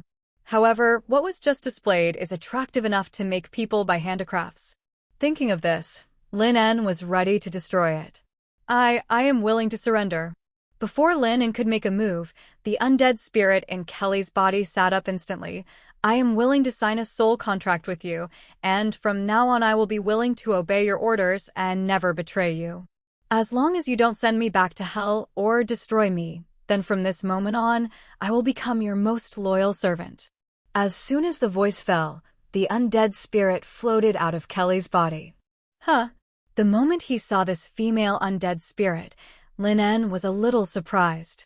Because this is not a simple undead spirit, but a half-succubus. The reason why she is half-succubus is that she is the combination of the 3-headed dog of hell and the succubus. According to the records in the Book of the Dead, it is difficult for succubi in the hell dimension to give birth to offspring. Not to mention the birth of this mutant succubus after combining with the 3-headed dog of hell. No wonder she said she prefers the human world. Because such a half-succubus will be excluded everywhere in the hell dimension. In the past, I also thought that such things only existed in the introduction of the Book of the Dead. I didn't expect to actually see it today. Thinking of this, Lin En raised his hand, and a strange pattern appeared in Lin En's palm when only this half-succubus could see it. Seeing this pattern, the half-succubus immediately stepped forward and merged his fingers into it. The next second, the contract was completed, and Lin En could control it at will, or even kill this half-succubus. According to the Book of the Dead, after the half-succubus grows up, it can even control the creatures of hell. This is an absolute surprise for Lin En. After the broadcast of this episode of Lin's program, the response was very strong. Although the audience could not understand what Lin said to the ghost in the bedroom at that time. But the strange green flame, the mouth opened wider than the head but did not tear. It even spit out dense flying insects, and the pendant thrown by Lin emitted golden light. All kinds of strange phenomena have sparked extremely heated discussions on the internet. Even many people began to look for what the pendant used by Lin was. Just as the trend was getting more and more intense, Jessica and Barbara immediately mobilized informants to start propaganda. Soon, a large number of people on the internet posted the address of the East Coast studio in Queens, and photos of the same exorcism crafts sold in the studio by Lin. For a while, countless people flocked to the East Coast studio to buy in bulk. In just 3 days, Barbara's stockpiled mysterious goods began to run out. For this reason, Barbara had to contact the processing plant urgently and prepare another batch. It can be said that according to Barbara's calculations, in just 3 days, the more than 200,000 yuan invested by Lin En increased by more than 10 times. That's just the beginning. Of course, some people believe that there are dead spirits in this world after watching the show 21 and began to praise Lin En as the #1 psychic in the United States. Naturally, some people do not believe it, thinking that this is just a trick played by the program team, some special effects. There are even many atheists standing in front of the camera, brazenly saying that the witchcraft used by Lin En is just some magic tricks. For these comments, Lin En didn't care at all. At this moment, looking at the female half-succubus in front of him, Lin En was a little surprised. You mean a guy who lives on the moon, holds a special weapon, and calls himself a wall guardian, killed your parents? Looking at this female succubus named Dillies, Lin En was really surprised. Yes. Faced with Lin's inquiry, Dillies nodded. In fact, everything was the same as usual at the beginning, although my mother and my father, the Lord of the Three-Headed Dog of Hell, got together. But this is not uncommon in the Hell dimension. After all, succubus, a kind of existence that is only loyal to its own desires, no matter what it does, it is reasonable. But my mother has been bewitching my father to expand the territory since she gave birth to me. Later, I don't know why, a crack appeared in the Hell dimension, and this crack can even lead to the dimension of the human world, that is, the Earth. Speaking of this, Dillies diligently picked up the teapot and poured a cup of tea for Lin. My father, the king of the Three-Headed Dog of Hell, was bewitched by my mother, and he was ready to lead his subordinates to the Earth through the crack channel. As a result, before they arrived on Earth, they were stopped by the wallkeeper couple. Then, my parents were killed by the strange weapons of the couple, and those subordinates were chased to their lair by the couple. Shrugged, Dillies spread her hands and said, I was still young at that time. The couple didn't kill me after seeing me. They just touched my head and said, "Poor little guy." By the way, Master, the weapon of the wallkeeper is very similar to your special submachine gun, and there is also an absolute artifact.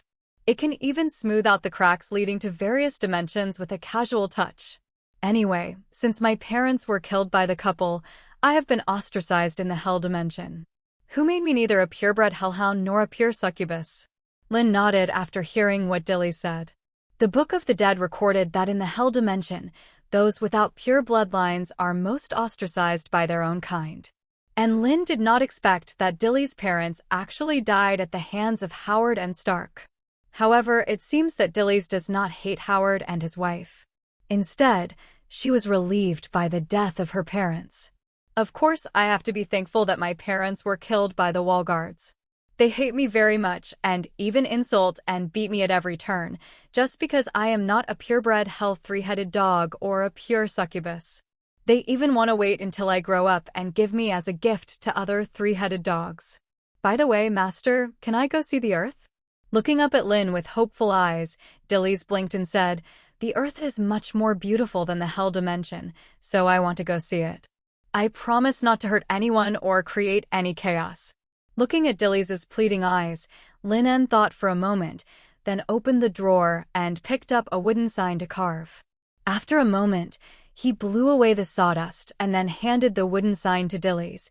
When you are in danger, inject magic into this wooden sign. It will open a portal and bring you back. To read the exciting novels, go to Falu Novel Network. Taking the wooden sign handed over by Lin En, Dillies carefully held it in her palm and then looked at Lin En with her big watery eyes. Are you worried about me? After sniffing, a mist gradually rose in Dillies' clear and lively eyes. This is the first time since I was born that someone cares about me. I've never felt this feeling before.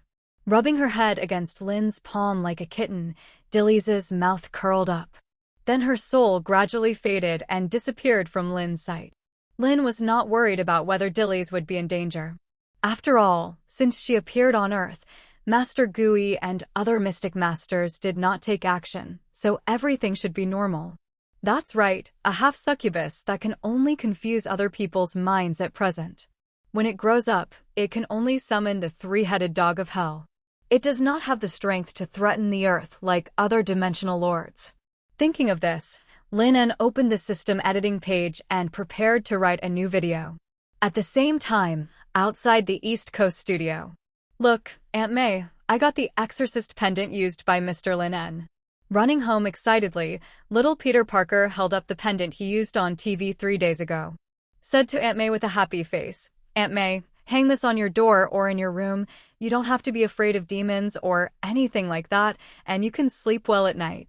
Looking at the happy expression on little Peter Parker's face, May just felt warm in her heart. Peter Parker, who is just 10 years old, may not know why he has insomnia. But who doesn't like such a well-behaved and sensible child and feel sorry for their own child?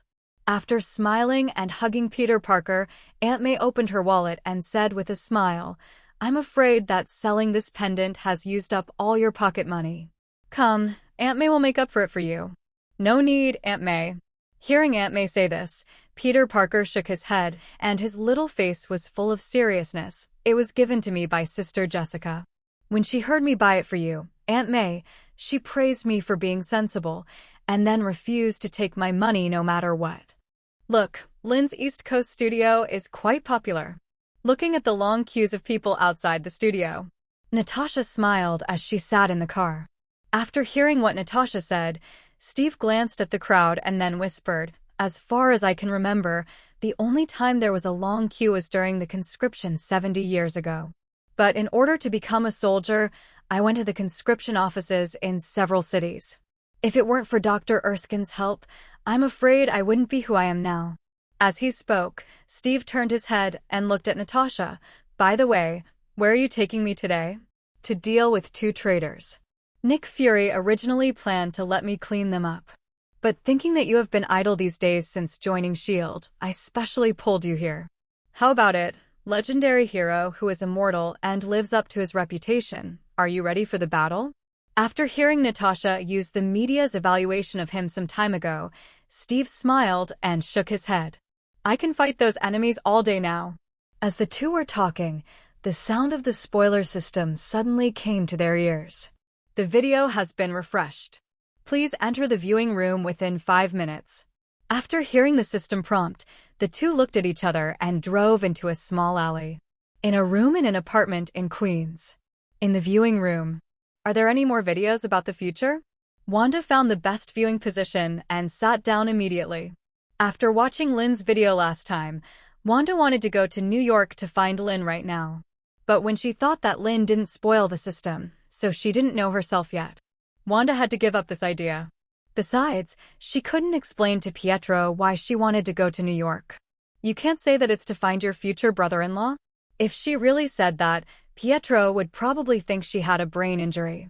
Well, in Wanda's heart, Pietro is her brother, even though he was born a little earlier than her.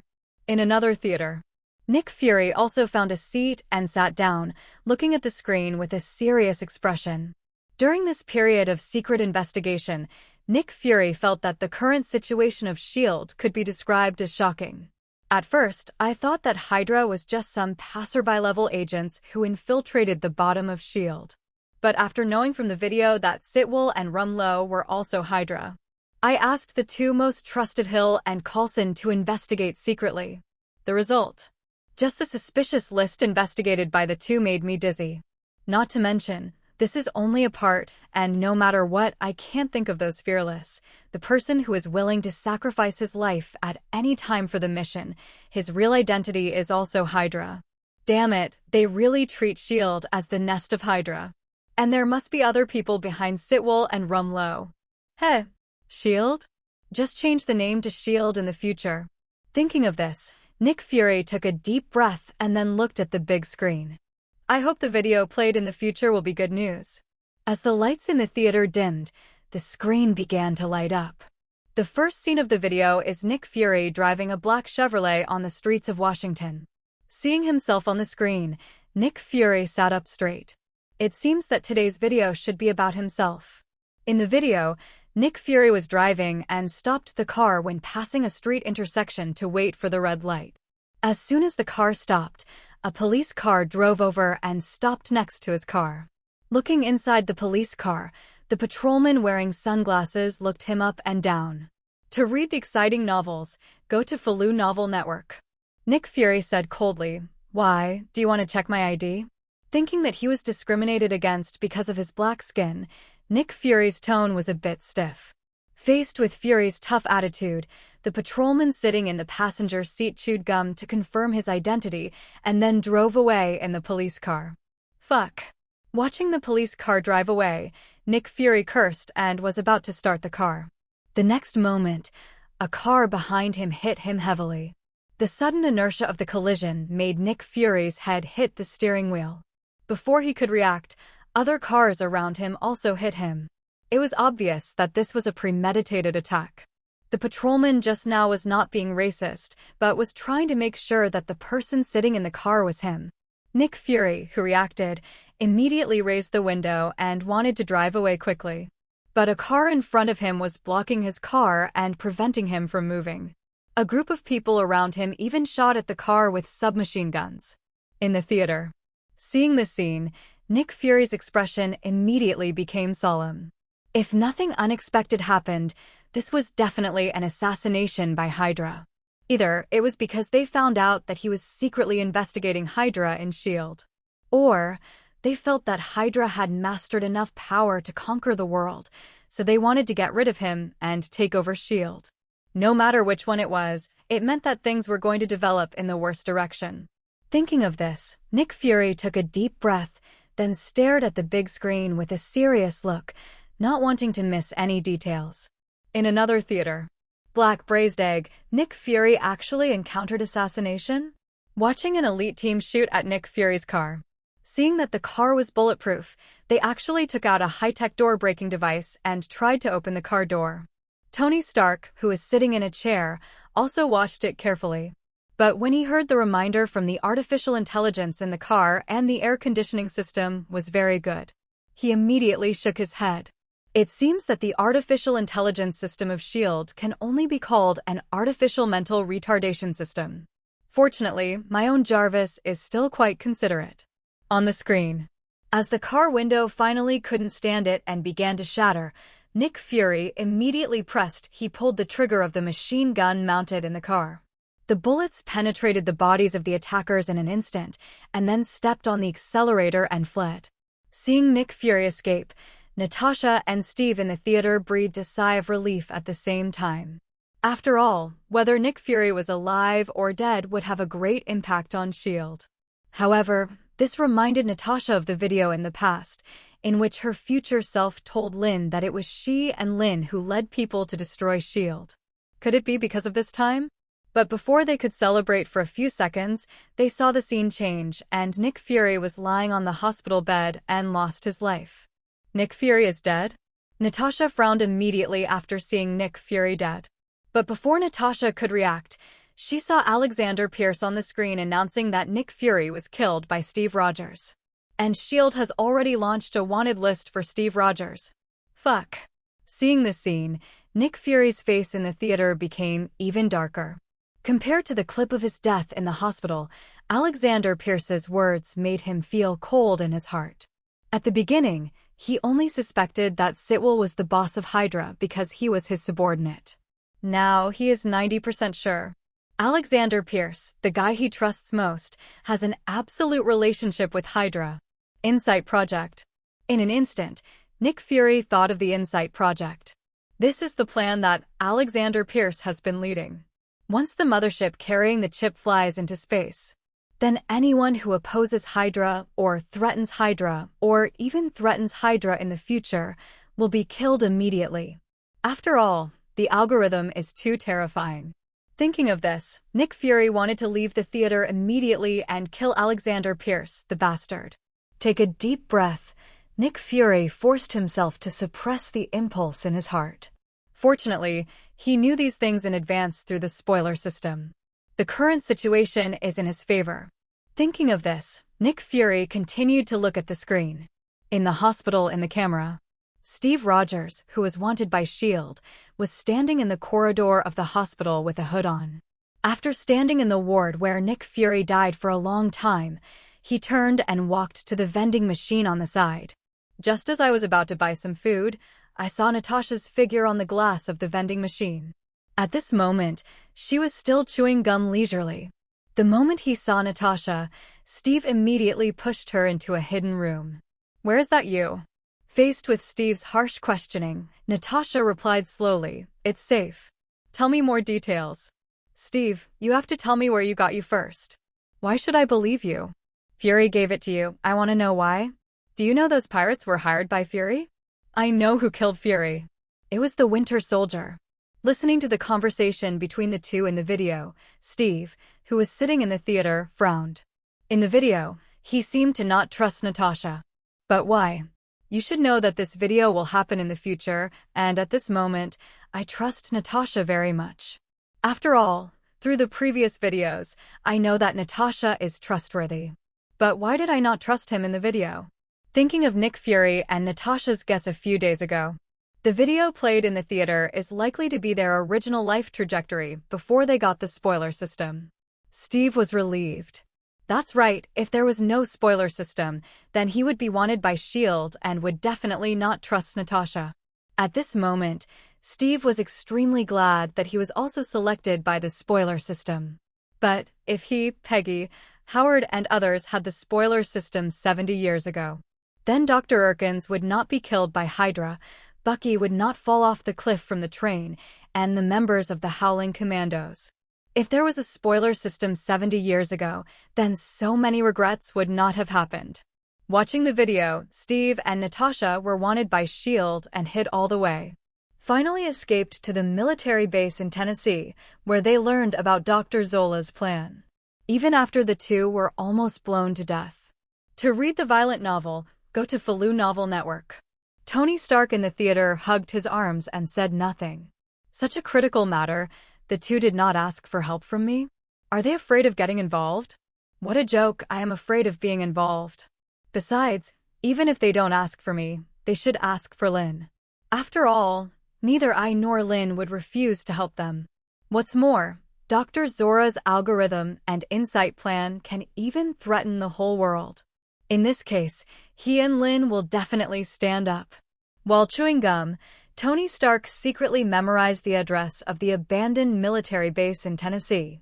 After preparing to leave the theater, he will go to blow up the base. Well, after all, after Dr. Zora and his men surrendered, they were recruited into S.H.I.E.L.D. by his father. As a son, it is also his duty to clean up the house for his father. I don't believe that Jarvis can't clean up that damn electronic ghost. Wait. Thinking of this, Tony Stark's mind was opened. In the future, he will use a time machine to travel back to the past to see his father, right? Then why didn't the future self remind him? Is it a time-space paradox? I cannot affect what should happen in the original time and space. Is this the rule of time travel? But how to make a time machine? At present, I have no idea at all. Tony Stark is thinking about the time machine in his mind. But Steve is staring at the time excitedly, the screen, without blinking. Because, on the screen, he and Natasha were attacked at this moment. The person who led the attack on him turned out to be his best friend Bucky Barnes, who fell off the train and had long since died. Bucky. Looking at Bucky on the screen, Steve didn't realize that his little finger was trembling. Oh my God. Bucky is still alive? I thought that I would be the only one left in the world after 70 years. I didn't expect Bucky to be still alive. Thank God. Looking at the screen, he, Natasha, and the man called Falcon, who he didn't know yet, were locked in a car by the agents of S.H.I.E.L.D. Steve Rogers was still trying to find Bucky on the screen. He didn't care that the Bucky mentioned by Natasha in the video was the Winter Soldier. He didn't care why Bucky became the Winter Soldier of Hydra. He only knew that Bucky was still alive. That was enough. Even if he had nothing, Bucky would still be by his side. After taking a deep breath, Steve Rogers looked at the screen in front of him and said thank you very sincerely with his mouth moving slightly. This thank you was for the spoiler system. After leaving the theater this time, Steve decided to find Bucky immediately. Nothing is more important than finding Bucky himself. In the video, Steve Rogers, sitting in the car with his hands tied, lowered his head, his expression full of melancholy and complexity. He was happy that Bucky was still alive, but sad that Bucky was working for Hydra and had forgotten himself. Steve was awakened only when he heard Natasha humming beside him. "Are you okay?" "It's okay, I was just shot in the shoulder." He shook his head, but Natasha was already pale because of excessive blood loss. "Hey, we need a doctor." Falcon, who was standing by, looked at Natasha's pale cheeks and said immediately. As soon as the words fell, the Hydra soldier in charge of guarding them gave Falcon a butt of a gun. "Don't be impulsive." Seeing Falcon and Steve trying to fight back, Natasha shook her head. "Calculate the time. I'm preparing the follow-up. The means are coming." "What?" After hearing what Natasha said, Steve and Falcon didn't understand what was going on. The next second, the vehicle in front of them exploded and rolled to the side. Hearing the explosion from the car in front, the Hydra soldiers in the car immediately became alert. But before they could make any move, two beams of heat vision penetrated the roof, and then Lin En fell from the sky and smashed the roof and entered the car. Seeing Lin En wearing a mask, the Hydra soldiers were just about to raise their guns to fight back. But then they were knocked to the ground by Lin En in a few seconds. Turning around, he saw 3 people being restrained by special handcuffs. Lin En's eyes under the mask released heat vision, which directly broke their handcuffs. After moving his wrist, which was a little painful from being restrained, Falcon turned to look at Natasha. "When you called for help this morning, were you referring to the famous judge? Damn it, you should have called him over a long time ago." "What about the Hulk? Is he also your backup?" Faced with Falcon's complaint, Natasha shrugged. "This time we are fighting against the entire S.H.I.E.L.D. We don't even know if we can win, so I don't want to involve all the superheroes who won the Battle of New York." As she spoke, Natasha's shrug just now affected her wound, and she couldn't help but grin. Kicking the overturned door open, Lin said to the 3 people, "Let's go. Tony is with Nick Fury, although the medical conditions are a bit simple. But the blood bag that matches your blood type is ready." "Is Tony also involved?" After hearing what Lin said, Steve jumped off the car first. "When Natasha asked me for help this morning, Tony was right beside me. After he learned that you were wanted by S.H.I.E.L.D., he wanted to come and help. Although I persuaded him not to, he knew about Nick Fury's fake death after he called Hill." As he said that, Lin opened the portal. "Wait, are you saying Nick Fury is not dead?" Natasha, who jumped out of the carriage, frowned and asked after hearing what Lin said, "Then why did he?" "Never mind, I think I know why he did that." Seeing Steve and Natasha go straight through the portal, Falcon was silent for a few seconds. "The Judge plus Captain America plus Tasha plus Iron Man, half of the Avengers are here. I always feel that you are going to make a big event." "It is indeed a big event. This time we are facing Hydra hidden in S.H.I.E.L.D., which may be very dangerous." Steve, who passed through the portal, turned his head and looked at Falcon. "So, do you want to join?" The video playback stopped here. Tony Stark in the theater slapped the seat and said, "I said, according to my personality, if I knew that Steve and Natasha were wanted by S.H.I.E.L.D. I will definitely go to help as soon as possible. How can such a big thing be without me, Tony Stark?" "But, the superhero who won the Battle of New York? What is the Battle of New York? I will become a superhero in the future." Leaving the theater with doubts, Tony Stark immediately opened his notebook and prepared to contact other people with spoiler systems. In Wanda's bedroom, Hydra base in Sokovia. So, the Hydra in S.H.I.E.L.D. is exposed? After coming out of the theater, Wanda's face was a little complicated. The last time I heard Steve say "Long live Hydra" to the bald Sitwell in the theater. To read the novel, go to Falu Novel Network. Wanda knew that Hydra was hidden in S.H.I.E.L.D. It's just that Wanda didn't tell anyone about this, including Pietro. After all, there is a spoiler system, and Wanda can't explain it to them. But now, the identities of the Hydra in S.H.I.E.L.D. have been exposed, so will it be possible for Lin to fight against Hydra in the future? If so, then what is my position? According to the video, Lin will be my future husband. But I am also a Hydra now. Doesn't this mean that I and Lin En are in a hostile relationship? Then how will Lin En and I get together in the future? Will I really betray Hydra in the future and choose to stand with the Avengers? But my purpose of joining Hydra is to protect Sokovia and then take revenge on Tony Stark. How can I stand with them in the future? Looking at her delicate face in the mirror, Wanda felt that her mind was a little confused. It would be great if I could see more videos about the future. At the same time, in Tony Stark's Villa Laboratory in New York. You are so slow to go online this time. Looking at Natasha and Steve, who were late in the computer, Tony complained casually. Faced with Tony Stark's complaint, Natasha and Steve didn't even have time to speak. They heard Nick Fury say seriously, "Now is not the time to talk about this. You can see from the video that at some point in the future, I will be assassinated by Hydra and then." 2014. Before Nick Fury finished speaking, Tony Stark interrupted directly. "I am very sure that this happened in 2014. Because you were attacked, and the artificial idiot said that only the air conditioning system was intact. I deliberately looked at the time displayed on the radio in the upper left corner of the car." Tony is right. In a small alley in New York, Natasha sat in the driver's seat and said, "I also paid attention to this, but unfortunately the video did not show the complete car radio display. So I only saw the details of the year 2014, but I don't know the exact month." 2014? This year is about to pass, which means that things will happen 3 years later. At that time, Alexander Pierce's Insight plan will be ready and the Zola algorithm will be fully deployed.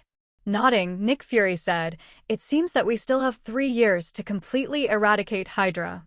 3 years. Hearing Nick Fury say that they still have at least 3 years to completely eliminate Hydra, Tony screamed, "You still want to wait another 3 years? Come on, that's Hydra. Although I haven't had direct contact with them, I have heard from my father how cruel and ambitious they are. Now we know that they are hiding in S.H.I.E.L.D., but you still have to wait for 3 years? When there was no spoiler system, you didn't know anything, so you had a big fight with Hydra 3 years later. With the spoiler system, we know about Hydra in advance, and you still have to wait for 3 years? Isn't the spoiler system a waste?" Hearing Tony's indignant tone, Nick Fury said, "Tony and Hydra is not as simple as you think. You only saw a few people from Hydra, 327, but in fact I suspect that Hydra has spread throughout all departments of S.H.I.E.L.D. Once we forcefully take action against Hydra at this time, it will probably cause great unrest. Even at that time, the entire S.H.I.E.L.D. will collapse." Speaking of this, Nick Fury sighed rarely. "In fact, I have asked Hill to secretly investigate some people during this period. It turns out that the people who really hope that S.H.I.E.L.D. will become stronger and stronger are actually those people from Hydra. Equals. They are willing to sacrifice their lives without hesitation in order to make S.H.I.E.L.D. more powerful." Shaking his head in self-mockery, Nick Fury leaned back in his chair and looked at the few people. It can be said that at certain moments, these people's loyalty to S.H.I.E.L.D. even exceeds that of me, the director. After hearing what Nick Fury said, Steve, who had been thinking about Bucky silently, suddenly said, "No compromise. Maybe it is not a good choice to act rashly now, but we must not make any compromises with Hydra. 70 years ago, I fought against Hydra led by Red Skull, and I know the nature of Hydra. So, even if S.H.I.E.L.D. is destroyed, we must not compromise at all." I agree with Steve. Faced with Steve's firm and powerful tone, Tony immediately raised his hands and agreed. S.H.I.E.L.D. was founded by my father and Aunt Peggy. Even though I cannot inherit S.H.I.E.L.D. as my father's son, I will never allow S.H.I.E.L.D. to continue to develop. Fury, if you have no other way, then I will take action, even if it's just me and Steve. Who said I don't have a good way? Looking at Tony Stark, whose tone was frivolous, but whose eyes were full of seriousness, and Steve, who looked very determined, Nick Fury said, "I have made some arrangements targeting Alexander Pierce. I can't tell you what to do, but you will witness a brand new Alexander Pierce. I promise that before the Insight plan is fully deployed, I will let S.H.I.E.L.D. catch them all without any damage." Faced with Nick Fury's solemn words, Steve nodded. At least for now, he still trusts Nick Fury's ability. Wow, it seems to be 3-1? Okay, then the minority obeys the majority. Seeing that Steve did not object, Tony shrugged and said, "I miss Thor, the reckless man, so much now. If he were here, he would definitely make the same choice as me. Since Hydra is not going to be moved for the time being, I will go to the military base in Tennessee and destroy it. I don't believe that Zola's electronic ghost can be stronger than Jarvis. No way. To read the exciting novels, go to Faloo Novel Network. Listening to Tony's next plan, Nick Fury directly rejected it. If you touch Abraham Zola now, Hydra will get the news immediately. This will alert the enemy. Tony, you must not do this. This is not okay, and that is not okay. Damn it. Where is that reckless Thor? Let him stop fighting with his brother and quickly get him back from Asgard. After seeing Tony's defeat, he was ready to throw a tantrum. Nick Fury shook his head and looked at Natasha, who was silent. Natasha, what are you thinking about? Hearing Nick Fury's question, Natasha said, I'm thinking, this is once again in line with the video we watched. In that video, it was 5 years after billions of people on Earth died. At that time, I told Lin that I thought I had made the right choice by escaping from the Red Room and joining S.H.I.E.L.D. It turned out to be just entering another mud pit. It was also said that Lin and I destroyed S.H.I.E.L.D. together. Now it seems that everything is right. Speaking of this, Natasha pondered for a few seconds, but I was thinking that the videos we saw were all happening in the future of the original timeline. That is, what would happen if we didn't have a spoiler system? Then what will the future be like if we have a spoiler system and know these things? I know that there is a great chance that the future will be better. But it does not rule out the possibility that we know the result of the future, but don't know the process and details, and then act according to the result, but eventually turn it into a bad thing. Looking at the people in the video, Natasha said seriously. For example, Falcon said in the video that half of the Avengers came and asked me if Hulk came. Steve may not know who Hulk is, but Fury and I know, and Tony may also learn something. After all, the battle between Hulk and Abomination a few years ago had a great impact. Seeing that he mentioned Hulk, Tony was ready to speak. Natasha did not give him any chance to speak. Hulk is out of control, but he will become a member of the Avengers in the future. If we don't know the original timeline, how we persuaded Dr. Banner to join the Avengers, how to get along with Hulk, or even how to control him so that he won't go crazy, and then rashly find him according to the Avengers list, then the consequences may be even worse. This is what I said. Knowing only the results but not the process and details will eventually turn good things into bad things.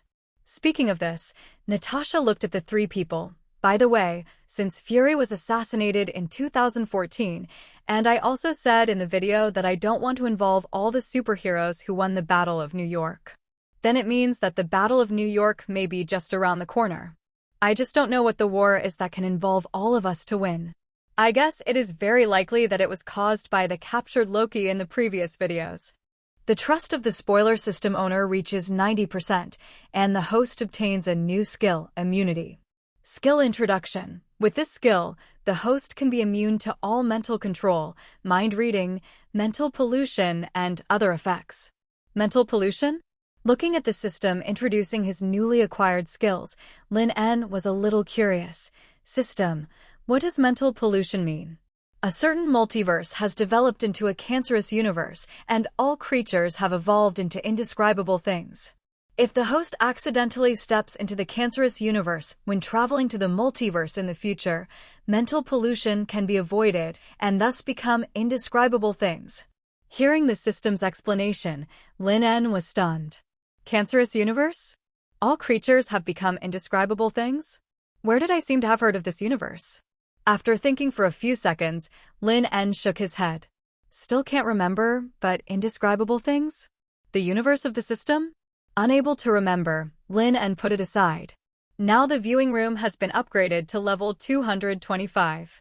The next time they watch a movie, these people can gather in a viewing room. After shutting down the system, Lin En poured himself a glass of juice and turned on the TV to watch. On the TV, an expert faced an interview and swore that mysterious files was completely fake. The so-called undead, vampires, and the like are all legends. He also said that the strange things in the live broadcast were all deliberately created by the program team. Even the so-called #1 psychic in the United States, Lin En, was just promoted by the program team to increase the ratings. He even swore that if the program team dared to invite him, he would be able to expose the program team's tricks in front of everyone. For such doubts, and didn't take them to heart. After all, such doubts were not as important as the glass of juice in his hand. After a leisurely day, Lin En lay on the bed and fell asleep slowly at night. Lin En could sleep well at night, but for some people, tonight is destined to be a sleepless night. For example, Natasha and the others at this moment. In Nick Fury's office. When I came to Nick Fury's office, I saw Nick Fury sitting on a chair looking at me, while Natasha and Steve stood on both sides of him. And as soon as I entered the office, he'll close the door of the office. Seeing this scene, Alexander Pierce was shocked. But he remained calm and said with a smile, "Fury, what do you want to talk to me about so late at night? You even called Black Widow and Captain Rogers together. It seems that what happened this time is very serious." It is indeed very serious.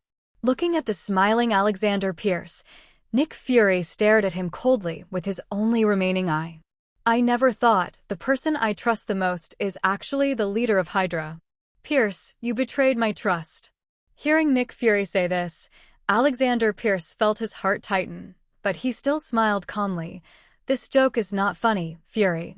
Just say it if you have something serious." Seeing that Pierce did not admit it, Nick Fury did not force it. Instead, he pointed to Black Widow and Captain America beside him and said, after learning that S.H.I.E.L.D. was full of Hydra, Captain Rogers was ready to declare war on the Hydra in S.H.I.E.L.D. without a word of compromise. Even if he was alone, even if he was wanted and arrested, he would not bow to Hydra. "You know, Pierce, I will not watch this happen to Captain Rogers. So, I can only do it to you now. To read the exciting novels, go to Faloo Novel Network." When Alexander Pierce heard Nick Fury say this, he frowned. Just as he was about to speak, Hill behind him suddenly put his hand on his shoulder. He turned his head subconsciously, but saw that the original Hill had turned into a green-skinned alien. Seeing this scene, Pierce's pupils suddenly shrank. "Fury, what do you want to do?" "What?" "Of course, replace you." As soon as the voice fell, the Skrull who controlled Pierce immediately turned into his appearance.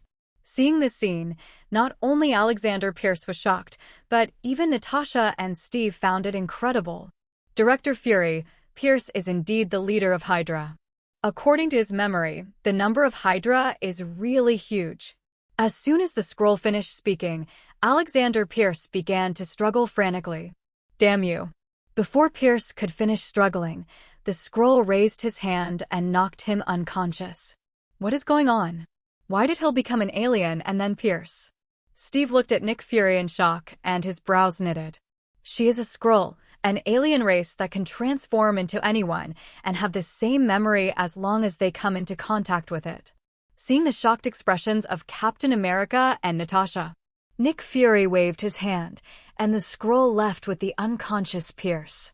"This is one of my biggest trump cards, and I planned it after I learned of Pierce's identity. I didn't want to expose it so early, but you didn't compromise, so I had to let you know for the sake of the overall situation. Besides, there is a spoiler system. I think you will see 157 in the future anyway, so it is better to let you know now.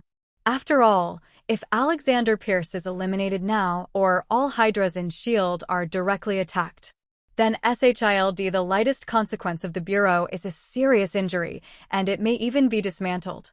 Looking at the two, Nick Fury explained, "Now, the Skrulls have replaced Pierce, and we can slowly clean up the Hydra one by one. Where is Hill?"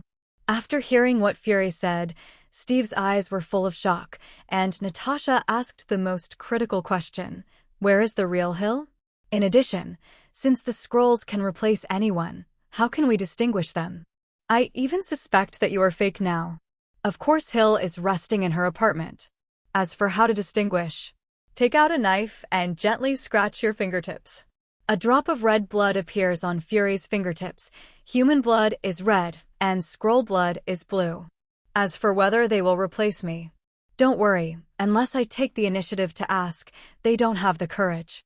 After all, I was the one who chose the location of the Skrull tribe.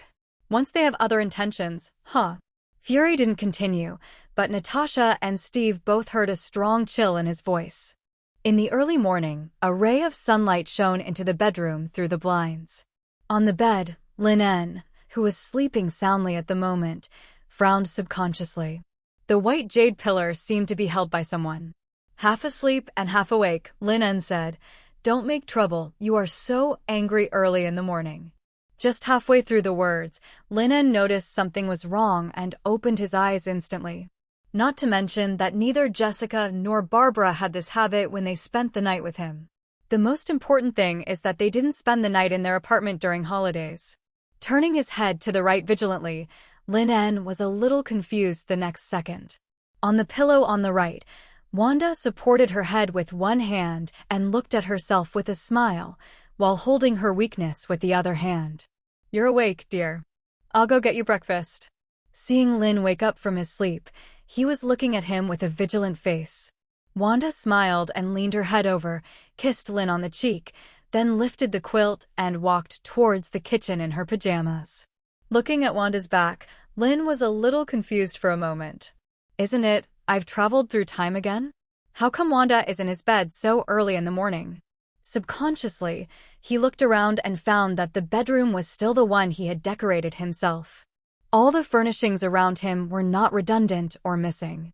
Then, what the hell is going on? Although he had compiled in the spoiler system that Wanda would be his wife in the future. But that was just a compilation, and it was just Lin En's selfish desire to prepare Wanda mentally, and then seize the opportunity to make Wanda his own. But now, what the hell is going on? System, have I traveled to a parallel universe? After taking a deep breath and forcing himself to calm down, Lin En asked the system directly. Weak multiverse energy was detected, but the host was not detected to have left the original universe. Lin En was relieved after hearing what the system said. Wait, weak multiverse energy was detected? Subconsciously turning his head to look at the kitchen, Lin En frowned and said, "So, this Wanda is from the multiverse? Dear, get up and wash up quickly, breakfast will be ready soon." Listening to Wanda's silver bell-like voice in the kitchen, Lin En went to the bathroom calmly. Lin En remembered that in Wanda's quest for a child, Wanda destroyed the Illuminati by herself. However, she traveled to the multiverse through the dream-walking technique of the Dark Book, and she has not yet reached the ability to cross the multiverse. Otherwise, she would not have to catch the little girl named America. But the Wanda in this universe should only be 16 years old this year, and even after her birthday, she is only 17 years old. But obviously Wanda, who just appeared on his bed and played with his weakness, is definitely over 25 years old. That is to say, this Wanda did not possess this universe Wanda through the art of dream-walking.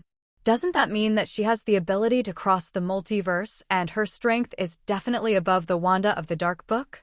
But why would Wanda, who has such an ability, find him? Is it because he claimed that Wanda is his girlfriend in the video he compiled? At this moment, Lin En only felt that his thoughts were in chaos. After washing with cold water and driving away the last trace of sleepiness, Lin En decided to stay the same for the time being and then left the bathroom and walked towards the living room. "Done washing? Come over to eat." Take off the apron, Wanda's mouth corners raised, looking like a very good wife and mother. Looking at Lin En sitting on the chair, Wanda thoughtfully put the fried eggs in Lin En's bowl. "Thank you." After thanking him, Lin En was about to pick up the tableware, but when he thought of what happened in the morning. Did you wash your hands before making breakfast?" Although it was her own, but. "Of course I washed my hands." She rolled her eyes at Lin En, but Wanda's face turned red visibly. She was actually a little confused. After all, she had done such a thing this morning. Oh my God, this is too bold. Hearing Wanda say that she had washed her hands, Lin En ate breakfast with peace of mind. Seeing that Lin En looked calm, except for the surprise and vigilance when she just woke up in the morning, she didn't have any words to ask herself at this moment. This made Wanda a little confused for a while. He lowered his head and ate the fried eggs. After a while, Wanda finally looked up at Lin En. Don't you have anything to ask me?" Hearing Wanda's words, Lin En looked up at her. "Are you going to tell me what's going on?" Looking at Lin En, who was still calm and composed, and there was no panic in her eyes. Wanda hesitated for a few seconds, then whispered, "Do you know the multiverse?" Seeing Lin nod, Wanda pondered for a moment and continued, "I am not Wanda from this universe, but from the multiverse. I did some wrong things in that universe and even killed countless people because of a word. Just when I was about to end my life at the cost of my own life, Loki found me. He and Sylvie used a strange ability to resurrect those who were killed by me. In return, I want to help them. Loki told me that you are the future husband of Wanda in this universe, and you will have 2 very cute children." At this point, Wanda put down the cutlery in her hand, and the scarlet light in her eyes began to flash. "Why should I suffer the tragedy of losing my parents, Pietro, and 2 children I created with magic in my universe? But Wanda in this universe can have a husband, Pietro, and even 2 lovely children? This is not fair."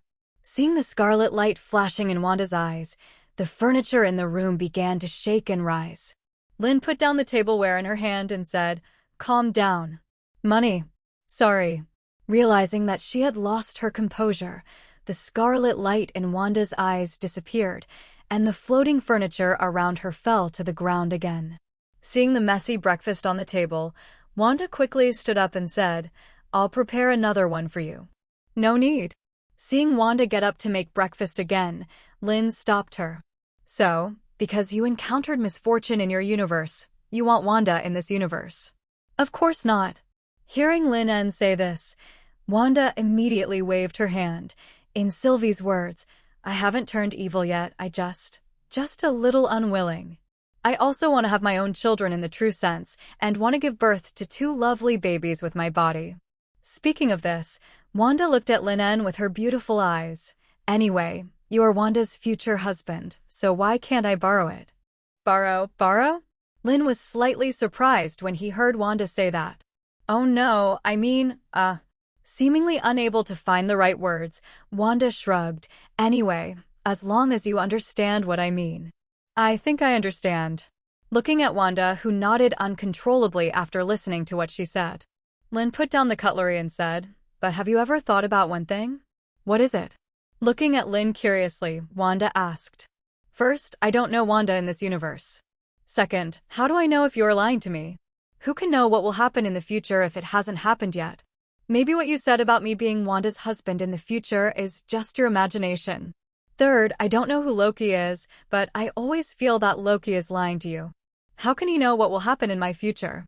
Well, at this moment, it's still more than 10 days before 2011, and the Battle of New York hasn't happened yet.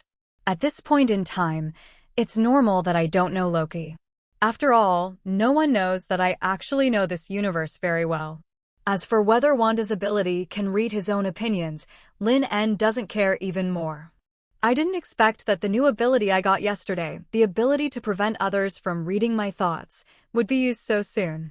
Hearing what Lin En said, Wanda smiled with her beautiful eyes. "I know you don't believe these things, after all, they sound too incredible.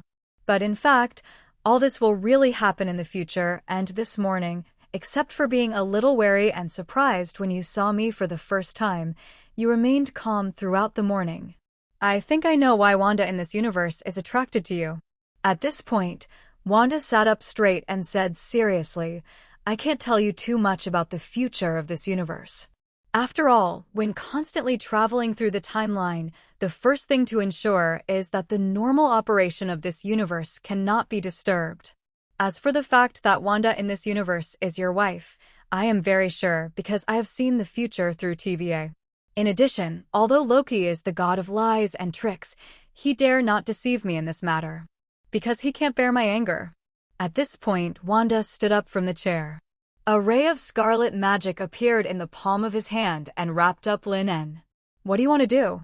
Looking at his body being lifted up by Wanda's magic, Lin En was just about to take action. But he heard Wanda laughing and said, "Since you are the husband of Wanda in this universe and the father of her 2 lovely children, why can't you be the father of my future children? It is also because of this identity that I came to you.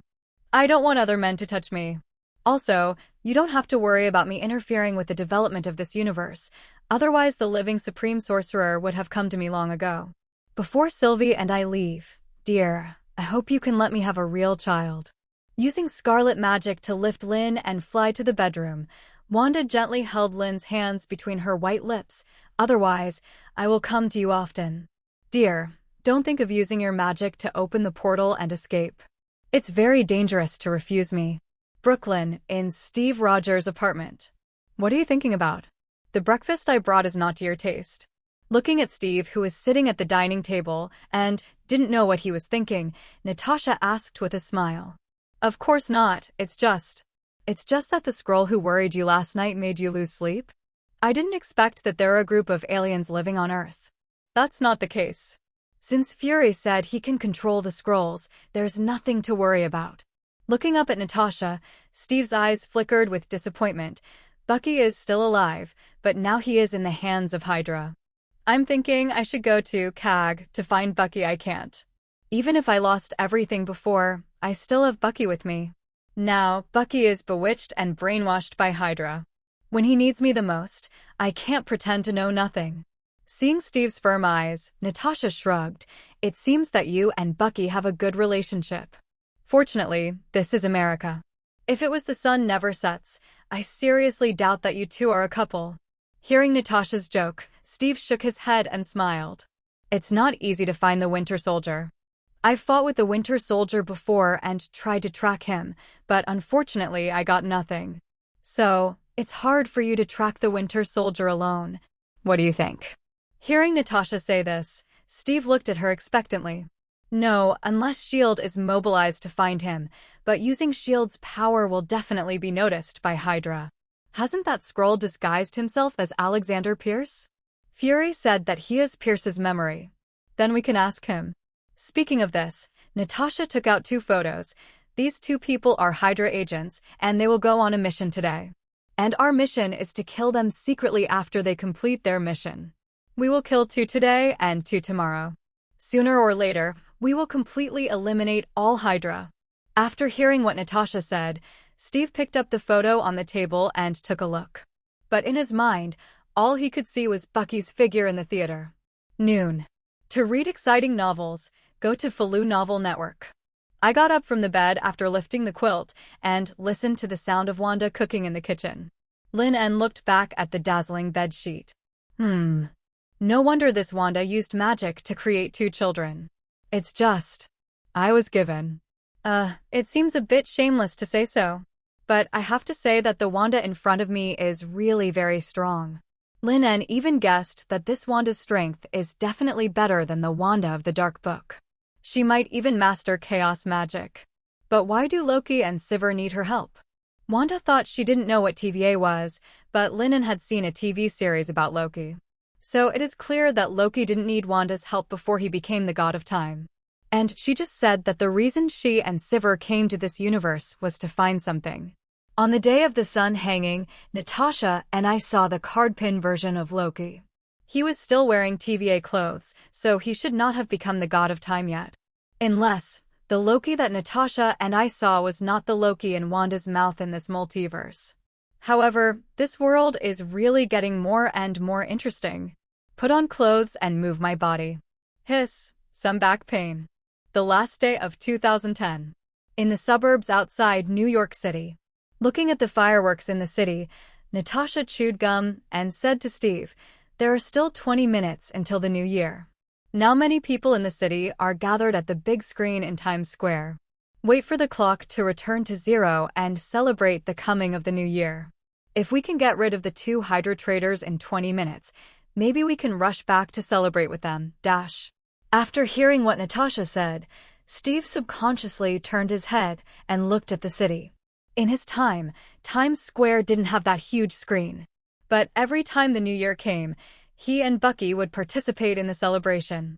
It's just that many clubs would not close after celebrating the new year. So many young people would dance in the clubs late at night. Of course, Bucky was more popular with girls than me at that time, because I was so thin at that time. Thinking about the Winter Soldier again? Looking at Steve's eyes, Natasha laughed. Just as she was about to speak, she saw a car driving towards this side. The target is coming. After hearing what Natasha said, Steve took a deep breath, expelled the memories in his mind, and then hid himself with the help of the terrain. In front. FUXX, today is the day to welcome the new year, but we brothers have to do this kind of thing. When we get covered in mud, I guess those girls won't show their enthusiasm to us. Two men in black got out of the car and came to the trunk, and one of them opened the trunk. While dragging the body bag out of the trunk, he handed the shovel to his companion and complained. "Stop complaining, our boss is Crossbones. If he knew you were complaining, he would, huh?" Finding a piece of soft land, the man in black began to dig a hole. The man in black who had just been complaining dragged the body bag out and put it on the ground, then picked up another shovel and said, "I think we Hydra should just overthrow S.H.I.E.L.D. Anyway, Nick Fury, that idiot." Just halfway through the words, he saw a red dot on the head of his partner who was digging a hole.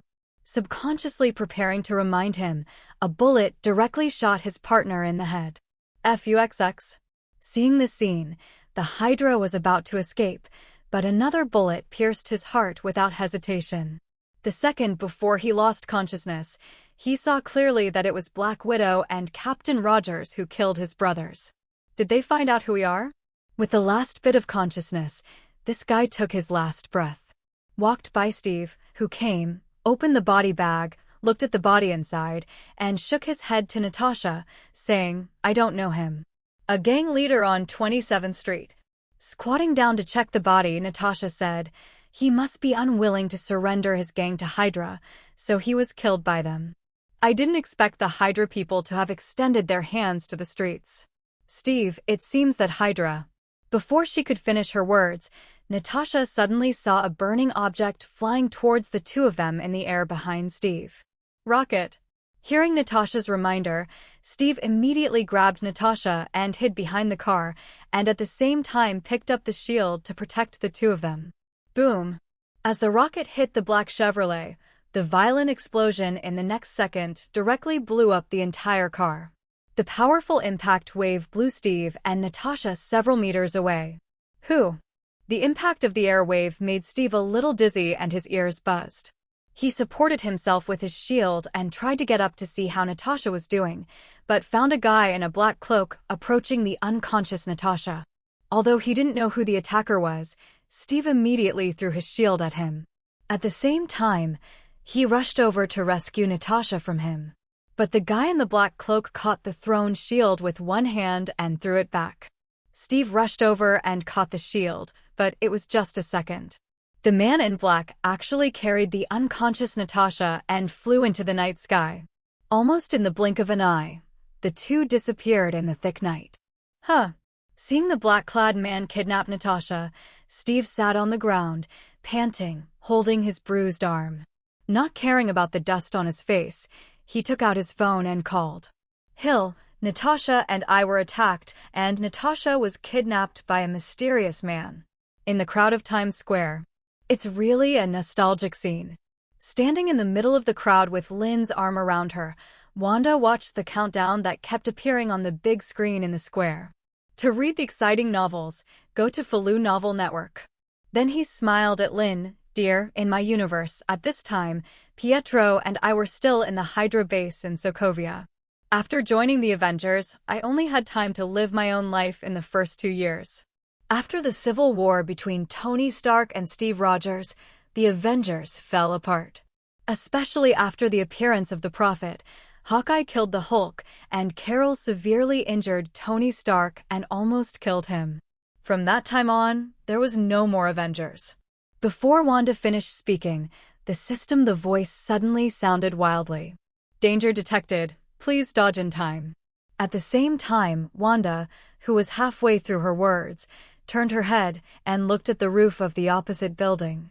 At the same time, a fierce look flashed in her eyes. "Dear, it seems that someone wants to take advantage of the chaos to kill you." After the voice fell, Wanda disappeared in front of Lin En in an instant. As Wanda disappeared, the system's warning also went out. Lin En walked out of the crowd to an inconspicuous place and then flew directly to the roof of the building. Rooftop. At this moment, the 2 sniper rifles on the ground were placed on the edge of the building, and the 2 unlucky snipers were controlled by Wanda's scarlet magic. Seeing Lin En coming over, Wanda, with scarlet eyes, controlled them to come to Lin En. "Dear, These two snipers want to kill you. Coming in front of the two snipers, Lin En grabbed one of them by the hair, and a golden light flashed in his eyes. Look into my eyes. In an instant, countless fears engulfed the sniper like a tide. Wanda looked at Lin En's eyes emitting golden light with interest. After a moment, Lin En frowned. The two snipers were just mercenaries who were paid to do things, and they didn't know the specific identity of the employer. Then they are useless? As soon as Wanda's voice fell, the scarlet magic instantly engulfed the two mercenaries. Then, amid a series of screams, the two mercenaries turned directly into a pile of ashes. After doing all this, Wanda turned her head and looked at Lin En. No one can kill the father of my future child, am I right, dear knife? Lin En didn't care about Wanda, who was so decisive and ruthless. After all, if they dared to assassinate him, Wanda would turn them into ashes. If it were him, Lin En might be even more ruthless. Seeing that Lin En didn't feel resentful because of her too ruthless attack, Wanda was relieved. Then she smiled and stepped forward and said, "Dear, have you offended anyone in this universe?" Faced with Wanda's question, Lin En thought for a few seconds and then shook his head. Whether before or after owning the system, Lin En didn't seem to have offended anyone.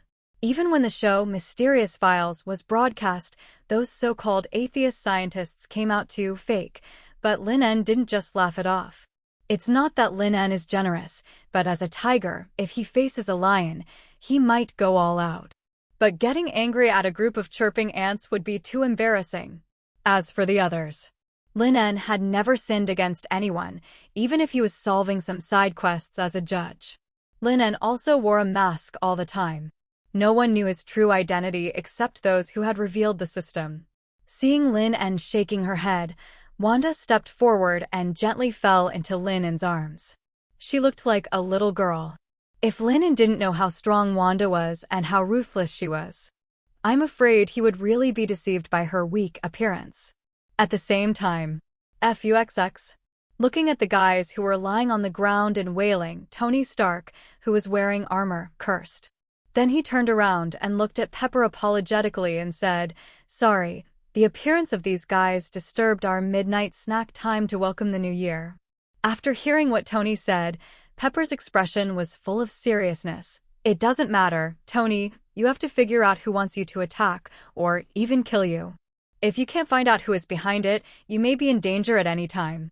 Looking at Pepper's serious face, Tony smiled and reassured her. Let Pepper go back to the bedroom to rest first. After Pepper left, Tony Stark looked at the guys who were lying on the ground and wailing. Early morning. Leaving the warm bed, Lin stood in front of the window and stretched. Listening to the crackling sound of bones, Lin breathed a sigh of satisfaction. This is fucking unscientific. Luckily, my physical fitness is twice as good as that of an ordinary person. Otherwise, I really can't deal with Wanda, who came across the multiverse to ask me for help to give birth. TSK. Wanda was just a mage, right? With this physical fitness, Lin En even doubted her after mastering chaos magic. Chaos magic strengthened her body's functions. Listening to Wanda humming happily while cooking breakfast in the kitchen, Lin En walked to the bathroom. I have to say that the feeling of having everything provided for me in the past half-month is really good. I even feel that I can't leave this virtuous Wanda in front of me. Of course, Lin En also learned some things about her universe from her. For example, there are even mutants in the universe she is in. You know, in the mutant universe, Wanda is Magneto's daughter. But it is obvious that this Wanda in front of me is not Magneto's daughter. Well, this is a bit strange. I don't know which of the countless parallel universes the universe in front of Wanda is.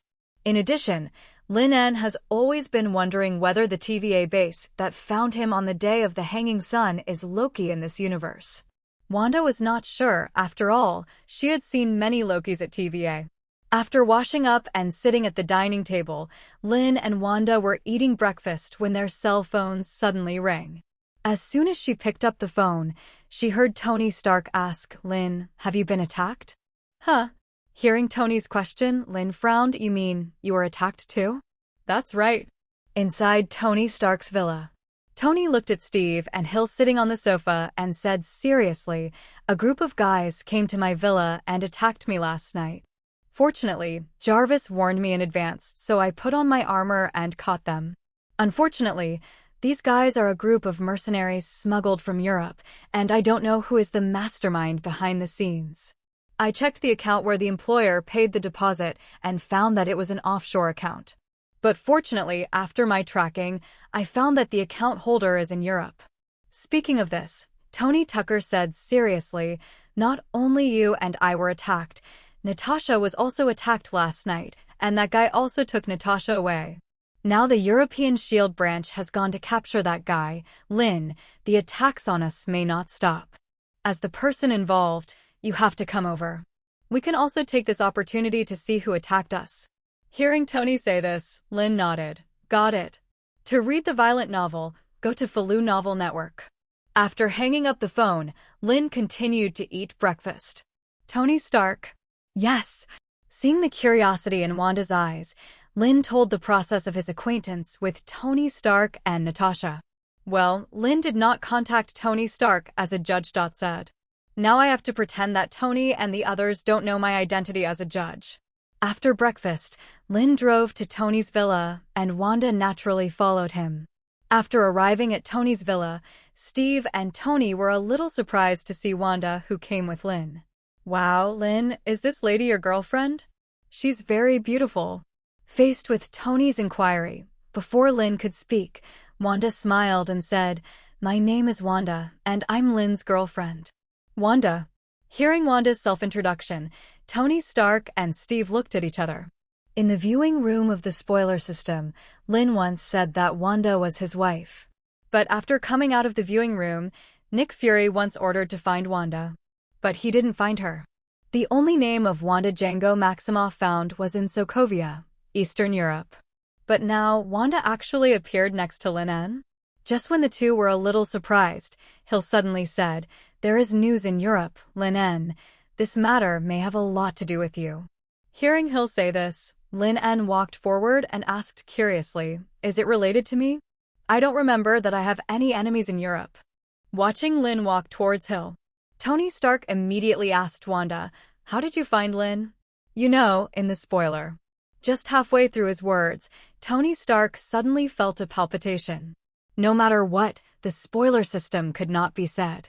It seemed that if he forced himself to say the spoiler system, he would be deprived of the qualification to have the spoiler system.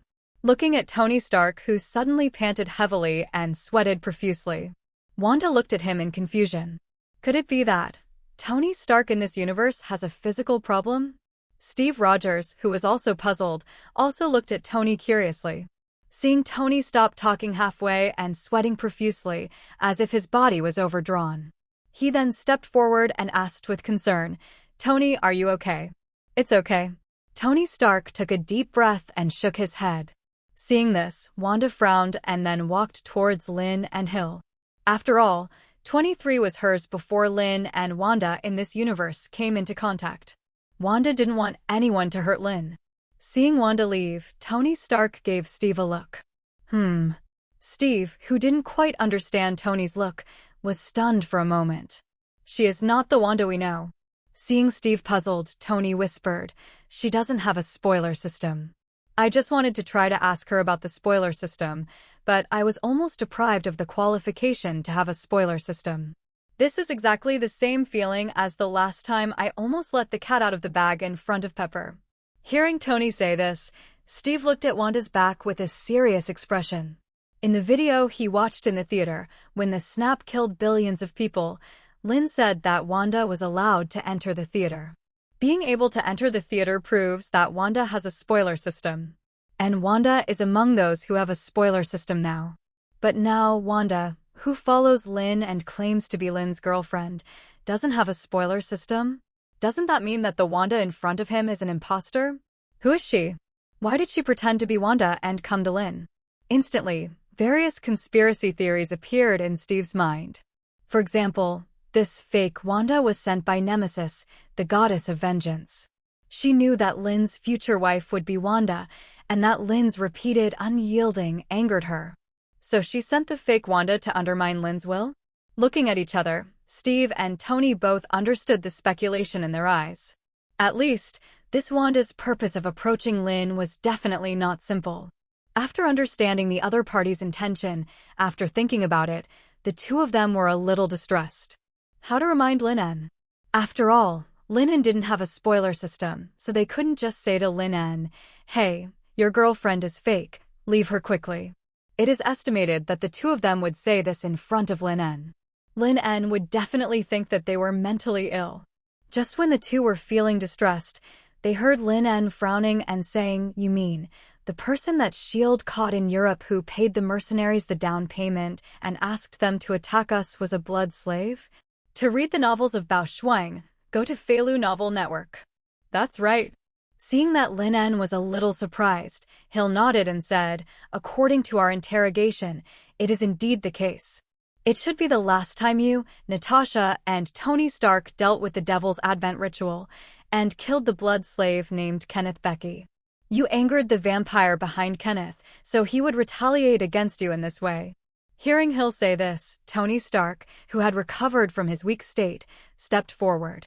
So all this was instigated by the vampire behind Kenneth Becky? Doesn't the vampire know that the reason why Kenneth's blood slave hosted the Devil's Descent ceremony was to get rid of his control? I shouldn't know. Faced with Tony Stark's doubts, Lin said, the ceremony was secretly planned by Kenneth Becky. When the first few sacrifices were offered, Kenneth Becky did not appear directly on the scene to host it. After the sixth sacrifice was offered to the devil, he had gained some of the devil's power, shielding the control and perception ability of the vampire behind him. So, in the eyes of that vampire, we killed his blood slave. After listening to Lin's explanation, Steve frowned and said, "I remember when I was chatting with Fury, he said that although there are vampires in this world, they have long been driven to Europe by S.H.I.E.L.D. There is S.H.I.E.L.D. The Bureau is in charge, and the vampires dare not act recklessly. So, for a mere blood slave, the vampire actually sent people to assassinate Lin and Tony, and even attacked Natasha and kidnapped her." At this point, Steve frowned and said, "The vampire should not dare to do this." In response to Steve's guess, Hill explained, if it were an ordinary vampire, maybe they really wouldn't dare to do this. But Kenneth Becky, the blood slave, has been in New York for these years, secretly helping the vampire to develop a great power. After Lin and the others solved Kenneth Becky last time, S.H.I.E.L.D. followed the clues and captured a large number of Hagui people who wanted to gain life first. Among these people, there are many celebrities and dignitaries, and even 753 has a member of Congress. Looking at Steve and Tony Stark, who were a little surprised, Hill shrugged and said, "It's so great that the vampires have suffered such a huge loss all of a sudden. Even the layout of several decades has been destroyed by the three of you. In this case, it makes sense that the vampire jumped over the wall in a rage to retaliate against you." Hearing Hill's explanation, Tony Stark's expression was a little solemn. "I didn't expect the truth of the matter to be like this.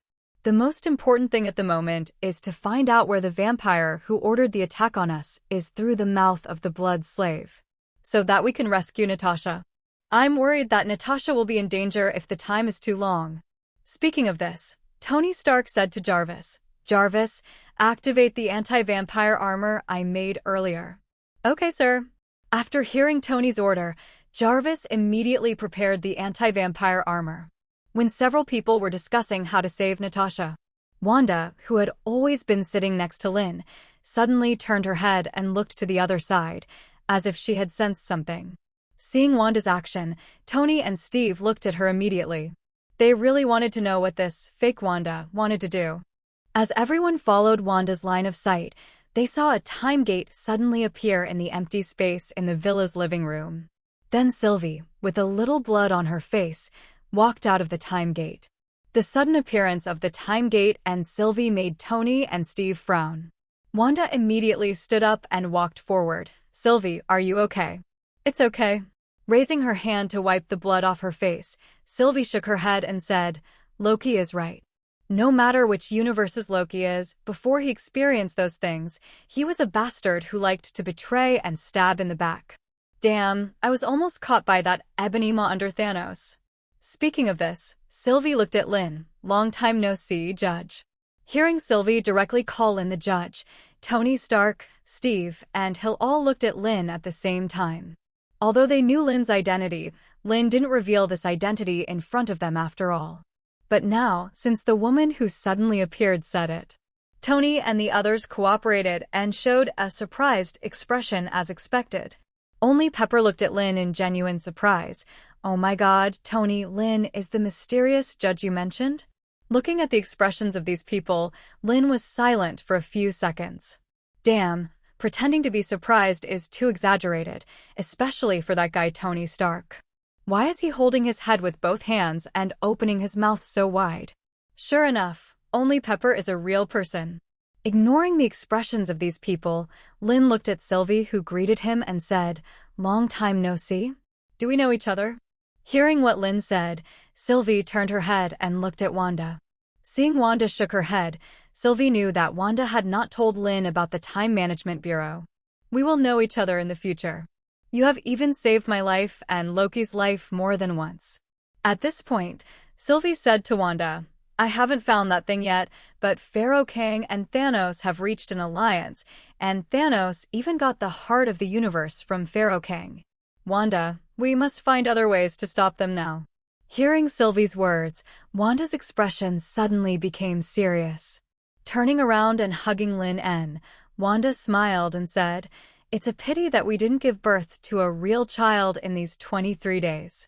I have to go now. But it doesn't matter, I will still come back to find you, dear. Maybe next time I really can't suppress the jealousy in my heart and snatch you from me in this universe." At this point, Wanda glanced at Tony Stark and then whispered in Lin En's ear, "Be careful of the green Tony Stark." After saying that, Wanda took 2 steps back and glanced at Lin. Then, without any hesitation, she and Sylvie disappeared into the time gate very neatly. Seeing the two leave, Lin had more doubts in his heart. The green Tony Stark refers to Victor Doom? And Thanos and Pharaoh Kang formed an alliance and became the heart of Eternity Thanos? Is this Thanos the Thanos of his own universe, or the Thanos of other universes? And the card version of Loki on the day of the Hanging Sun said that Thanos invaded TVA. TSK. At first, I thought the world I traveled through was just a simple movie universe. Now it seems that things are not as simple as I imagined. However, this is indeed too interesting. Oh my god, Lin, are you the judge? Seeing Sylvie and Wanda leave through the time gate, Tony Stark immediately stepped forward and asked in a boastful manner, "Oh my god, I didn't expect you to be the judge. But who was that Wanda and that woman just now? Why did they find you?" And to read the exciting novels, go to Falu Novel Network. Listening to Tony's long-winded questions, Lin looked at Pepper in silence. "Can't you come and take care of this curious baby?" Just looking at Pepper's eyes, he was full of gossip. Lin looked at Steve helplessly. "It's important to save Natasha first. In the universe, inside a huge battleship. I'm sorry, Master, I failed to catch the invader. Please punish me." Kneeling on one knee and stroking his shoulder, Ebony Maw said respectfully to Thanos, who was sitting on the throne. Hearing Ebony Maw asking him to punish him, Thanos waved his hand. "It's not your fault. Even I didn't realize that the woman invaded our warship." Thanos turned his head and looked at Loki. "You did a good job, Loki. Through this incident, you let me see your loyalty. This is what we should do." Hearing what Thanos said, Loki spread his hands. "You said that if I help you get back the cosmic cube on Earth, you will reward me with Earth. So before this deal is reached, I won't let anything happen to you." Seeing that there was no respect in Loki's words, General Corvus Glaive immediately pointed his weapon at Loki. But he was stopped by Thanos. "You're right, Loki. I like people who keep their promises." Wow, praise the powerful Titans. Spreading his hands, Loki smiled and turned away. After Loki left, General Corvus stepped forward and said respectfully, "Master, this Guardian kid has no respect for you at all. He will betray you sooner or later." Hearing what General Corvus said, Thanos didn't care at all. Just playing within his hand, the time controller that Sylvie dropped when she escaped. After a while, Thanos said, As long as he can get back the space gem on Earth, I will give him the Earth as a reward. As for whether he can rule the Earth and become the king of the Earth, Zhao Ma, that depends on his own ability. The Earth is not as fragile as you think. In fact, in addition to the Supreme Sorcerer, there are a few people on Earth that even I don't want to provoke. After that, Thanos waved his hand to signal everyone to leave. After Ebony Maw and the others left, Thanos turned to look at Gamora. My daughter, now it seems that this universe is not as simple as we thought. Hearing what Thanos said, Gamora nodded. Time Management Bureau. Gamora has never heard of it. Back in the room, Loki went to the wine cabinet and took out a bottle of wine to pour himself a glass. If you want a drink, don't hide. I can do your magic. As Loki finished speaking, a flash of green magic appeared in the empty room behind him. Then TVAG appeared behind him. Europe, Shield Branch. Sir, that blood slave hasn't said a word until now. Looking at Hill in front of him, Glass, the head of the local shield, stepped forward to explain, so until now, we haven't asked what we want to answer. Hearing Glass say this, Hill nodded. Then he led Lin and others to the interrogation room. In the corridor. I don't know if it's my illusion, but I always feel that after you put on the mask, the surroundings are a bit chilly. Walking beside Lin, Tony Stark complained as he walked, if this is not a psychological effect, then man, as long as you are here, I guess we can save a lot of money on air conditioning in the summer. Listening to Tony's unreliable tone, Lin glanced at him and said nothing. Steve shook his head speechlessly. This guy really looks like his dad. What's wrong? Seeing the way the two looked at him, Tony spread his hands and said, Am I wrong? Although I am a billionaire, it's not bad to save some air conditioning costs. Ignoring Tony, the few people came all the way to the interrogation room. At this moment, the blood slave who paid the down payment to the mercenaries and asked the mercenaries to attack Lin En and the other two sat quietly in the interrogation room. After seeing Lin En and the others coming, the blood slave leaned back in the chair and said, Don't waste your energy. I won't say anything. And, Tony 540 Stark, you will live in danger of being attacked at any time for the rest of your life. Because Lin En was wearing a judge's mask, the blood slave did not know Lin En's true identity.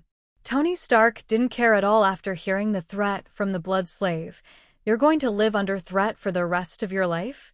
You think too highly of the vampire behind you. Do you really think we can't find him? What do you think?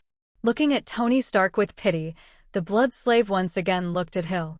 Since S.H.I.E.L.D. drove all the vampires to Europe, the relationship networks that most vampire families had accumulated and built over decades, or even hundreds of years, have been broken up. The Master spent decades again, and finally used Kenneth Becky to rebuild the relationship network and interest chain that he had built.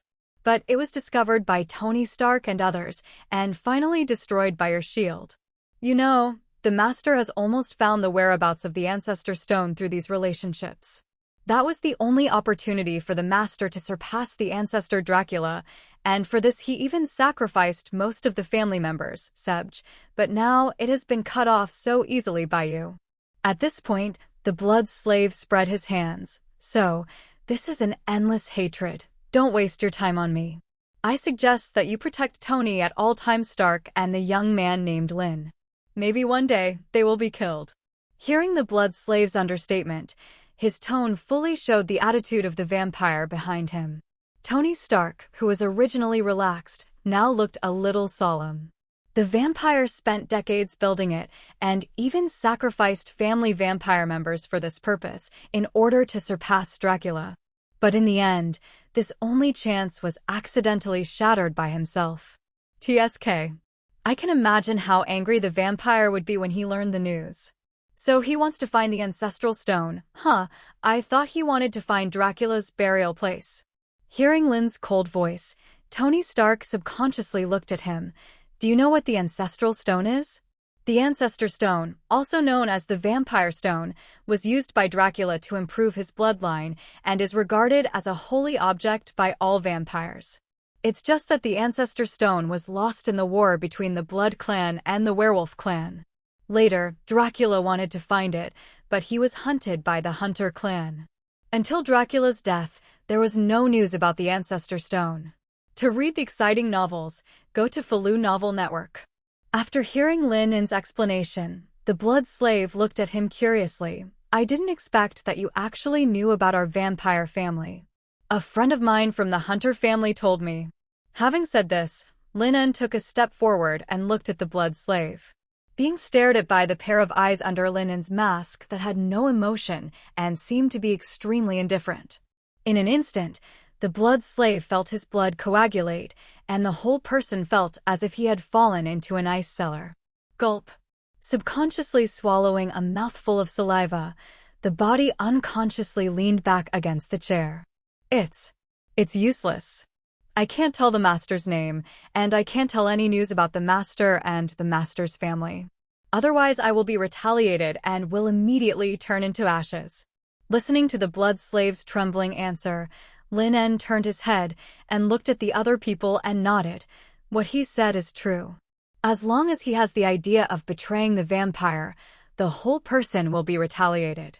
This is the blood contract of the vampire family. Hearing what Lin said, Tony and Steve's expressions immediately became solemn. Damn it, what should we do now?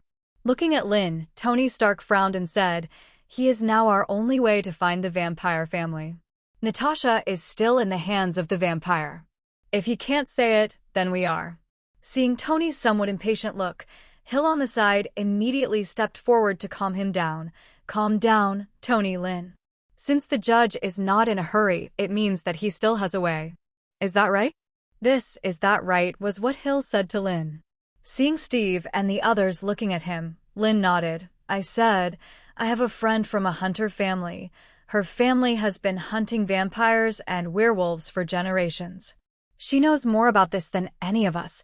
Maybe she can find the vampire family behind this blood slave. After saying that, Lin took out his cell phone and dialed the number. After a while. After Lin hung up the phone, Steve asked, Lin, what did your friend say? When will she come? Do you need us to pick her up? Faced with Steve's questioning, Lin glanced at the watch on his wrist. 5 days? Or 5 hours? Before Tony finished asking, he heard Lin continue. 4, 3, 2, 1. Just after the countdown, a portal opened next to several people. Then, a man with a burgundy ponytail and a black man with sunglasses and 2 swords on his back walked out of the portal. You've stepped back, Elsa. I thought you could teleport here in 3 seconds. Looking at the person coming, Lin went up and hugged him. Then he looked at the man with 2 swords on his back. Elsa, how did you come here with Eric Brooks? Elsa Bloodstone, a member of the famous monster hunter Bloodstone family. She is also the first person that Lin En has known who truly possesses supernatural powers. The Bloodstone family has been hunting vampires and werewolves, so she knows more about this than S.H.I.E.L.D. Traitor! The moment he saw the Blade Warrior, the blood slave stared at him viciously. But when he saw Lin En looking at him, the blood slave instantly closed his mouth very sincerely. Why did you call me here this time? Did you think it through and are willing to marry into our Bloodstone family? I've said it before, we are the same kind of people. It would be great to fight werewolves and vampires every day. Looking at the undisguised covetousness in Elsa's eyes, Lin En looked past her and looked at the Blade Warrior. Long time no see, Eric. Long time no see, Judge. Nodding to Lin, the Blade Warrior continued to remain silent.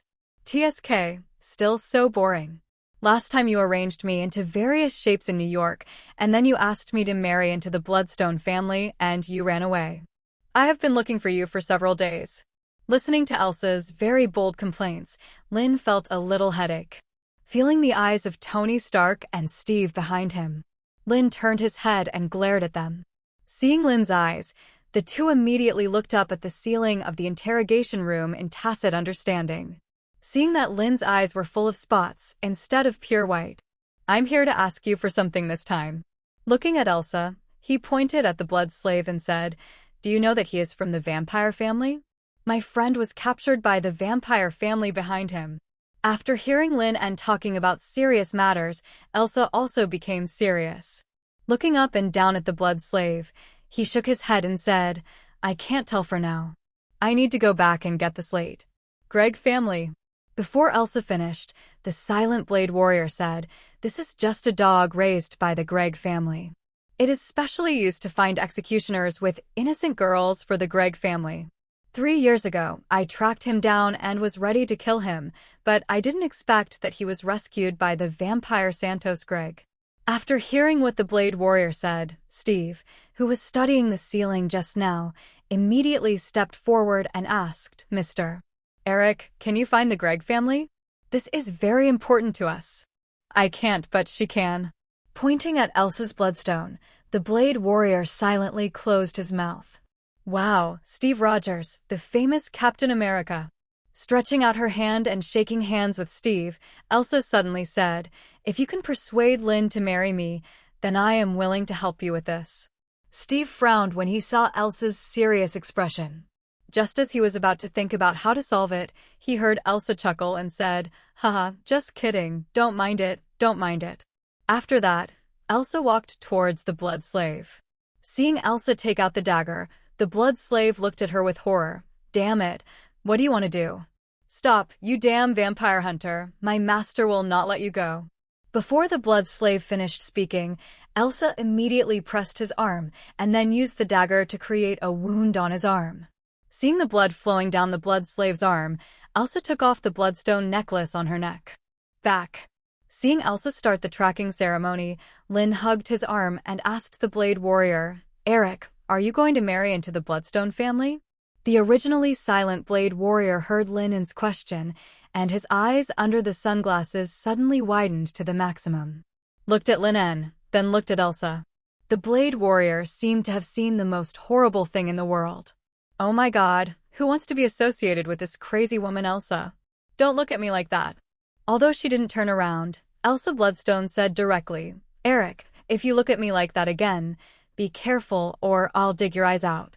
After that, Elsa turned around and smiled sweetly at Lin En, saying, "I just saved this unlucky guy from the hands of the vampire, and then asked him to help me with something.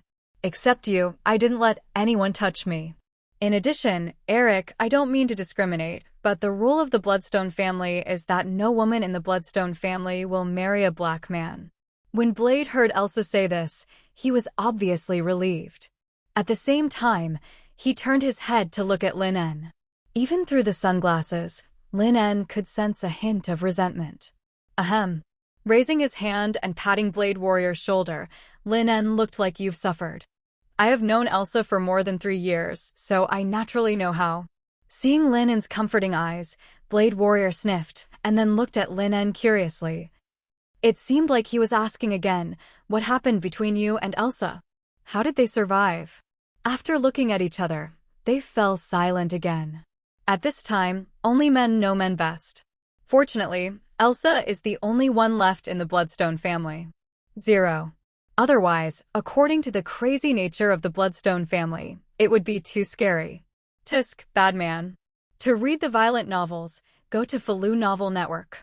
She noticed the crazy eyes of several people behind her, as well as the eyes of Lin En and Blade Warrior comforting each other. Elsa whispered after muttering. He continued to complete the ceremony. More than 10 minutes later, looking at the blood-red light emanating from the necklace, Elsa immediately turned her head and said to Lin, "There is news." Hearing what Elsa said, Lin immediately looked at Steve and Hill and said, "Let's act." "I'll go get ready." On the side, Hill heard what Lin said and immediately left the interrogation room. More than 10 minutes later, inside a Quinjet fighter that took off. According to the direction of the light emitted by the Bloodstone, Elsa, the co-pilot, kept directing Hill to adjust the flight route. In the cabin. "What's going on between you and this beautiful girl? Why do you feel that you and this cool little black guy are a little afraid of her?" Sitting next to Lin, Tony Stark looked like he was eating melons. "Obviously a very beautiful girl. Why do I feel that Lin and Blade Warrior are avoiding her?" Faced with Tony's question, Lin and Blade fell silent again. A woman with a family heritage and a crazy gene in her bones. No matter how beautiful she is, Lin and Blade don't want to provoke her. Seeing that the two were silent, Tony Stark shrugged. "I don't know how Natasha is now. It's really worrying." In Europe, in an endless mountain range. Following the guidance of the light of the bloodstone necklace, the Quinjet landed in a deep canyon.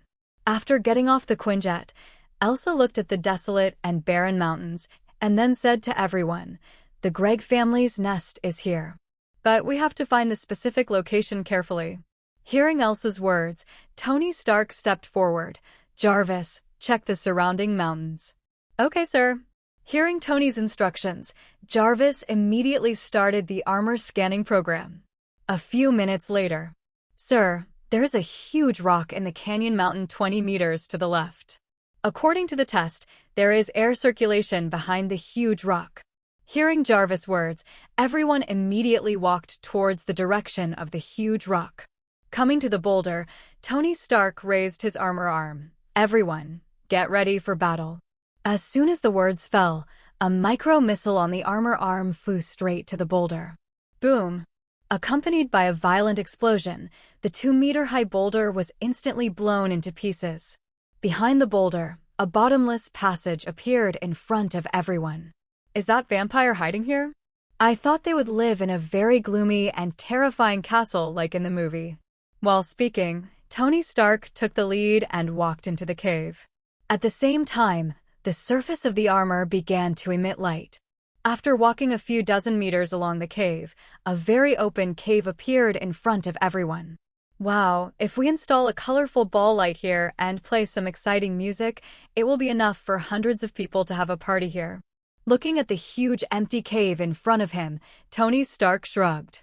Walking into the cave along the steps, he saw several tunnels appearing on the cave wall. "Where should we go next?"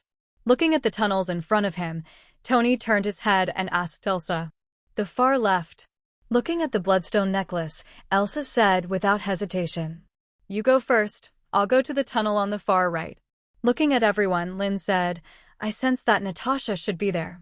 Hearing Lin say this, Steve clenched his shield and said, "I'll go with you." "Okay." Nodding, Lin looked at everyone and said, "There should be a lot of vampires on the fork you chose, so be careful." "Leave it to me."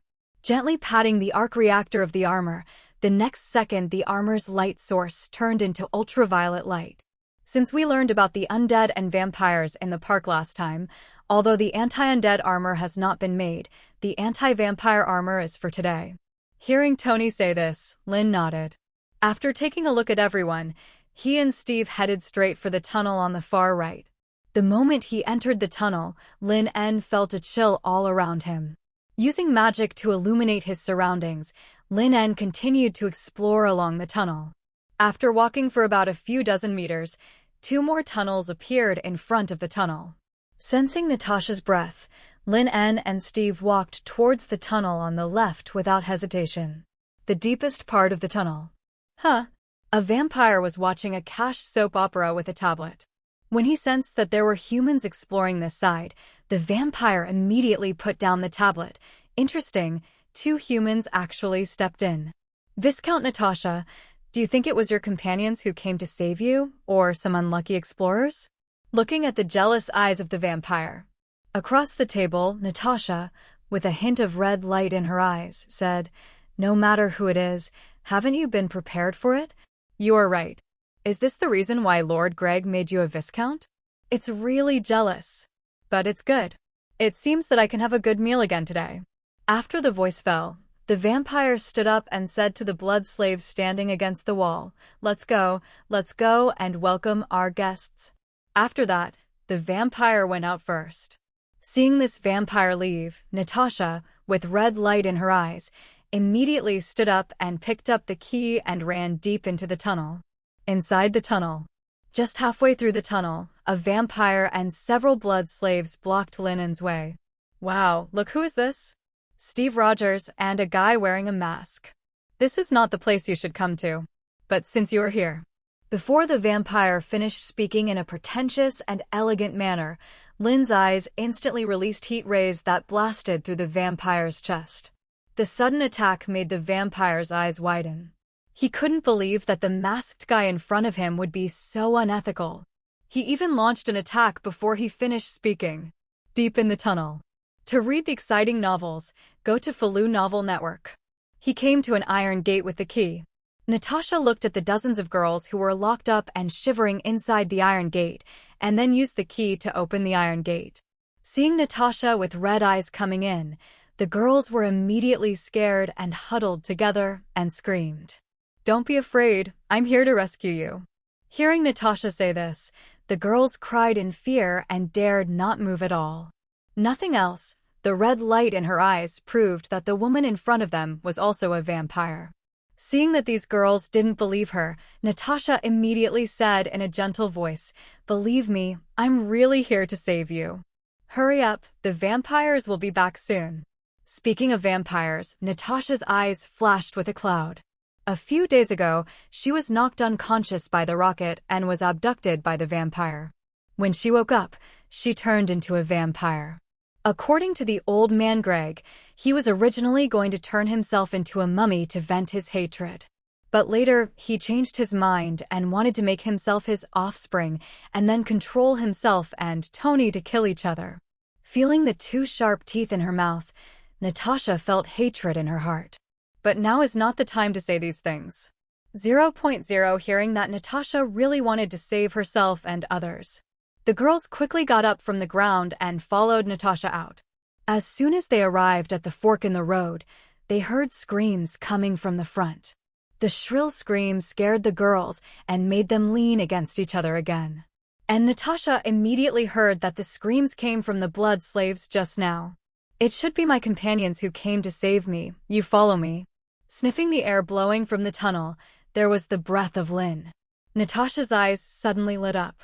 Since being turned into a vampire, Natasha has not only strengthened her 5 senses, she also has most of the abilities of a vampire. So, she can sense the breath of Lin and Steve at the first time. Walk forward along the tunnel. Soon, Natasha and a group of girls joined Lin En and Steve. Seeing the blood slaves turn to ashes on the ground and the vampire head held by Lin En, Natasha's mouth twitched. It's not that she felt that Lin En was too cruel to hold the head of the vampire who had just talked to her. But now that they are both vampires, the subconscious feeling from the heart made Natasha feel a little uncomfortable. Natasha immediately realized that her mentality was not right. Steve was obviously relieved when he saw that Natasha was still alive. "That's great, Natasha. I was almost worried these 2 days. What's wrong with your eyes?" Looking at the red light in Natasha's eyes, Steve immediately asked with concern. Lin En glanced at Natasha, but did not speak. Since Natasha has found it, there is no point in keeping this vampire.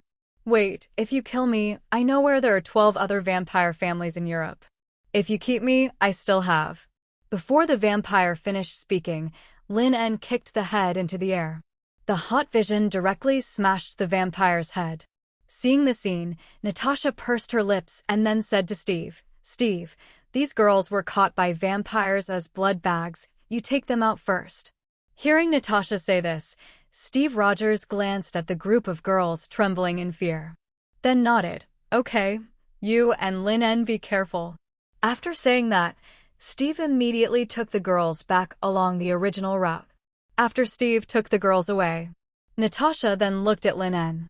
After seeing Lin take off his mask, Natasha was silent for a few seconds. "Lin, Steve doesn't know what's going on, but you should understand. I'm now a vampire." Hearing Natasha's slightly bitter voice, Lin stepped forward and said with a smile, "Isn't this good? Although I can't get sun in the future, I have a very long life and various abilities. By the way, can you turn into a bat now? I really want to see what you look like when you turn into a bat." Hearing that Lin still had the mind to joke, Natasha was stunned for a moment, and then reacted, "You mean, I can turn back into a human? It's hard to say if it takes longer, but it's not a big problem now." The Book of the Dead has a record of how to turn a newly transformed vampire back into a human. Hearing Lin's very confident tone, Natasha breathed a sigh of relief. "Thank God, this is definitely the best news I've ever gotten since I fainted and woke up. This is not nonsense, it's the setting in the comics, but in the comics, Hulk becomes a vampire, and not Black Widow. Let's not talk about this for now. Tony and Elsa are dealing with the vampires of Greg's family. We have to go and help." At this point, Lin En paused. "Why don't you wait here for a while? After all, You have been transformed into a vampire by Greg, and the natural blood contract will control you. Hearing what Lin En said, Natasha nodded. Okay, I'll wait for you at the entrance of the cave. Okay, but don't go out to bask in the sun. I don't want to find you turned into a pile of ashes after killing those vampires. The more Lin En joked, the more relaxed Natasha's originally heavy and uneasy heart became at this moment. Don't worry, even if I turn into ashes, I believe you can summon my soul. TSK, this may be difficult. After all, when a vampire turns into ashes, even its soul will dissipate. After putting on the mask, Lin nodded and then went to support Tony. Seeing Lin, Natasha breathed a sigh of relief.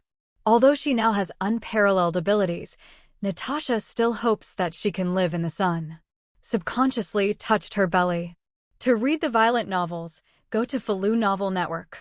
It's a pity. If I had the self-healing ability of a vampire before, perhaps I would have the opportunity to become a real mother in the future. FUXX.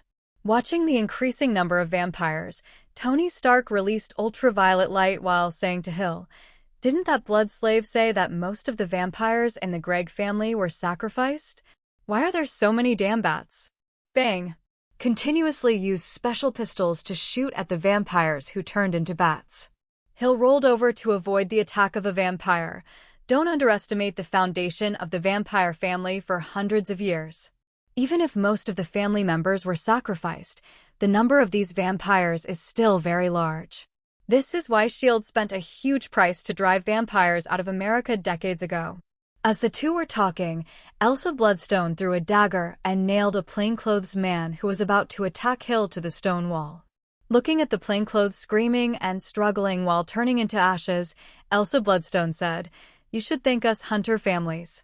If it weren't for us hunter families who have been hunting vampires and werewolves for hundreds of years, Europe would probably have become the world of vampires now." Hearing Elsa say this, Tony's ultraviolet energy beam killed a few bats.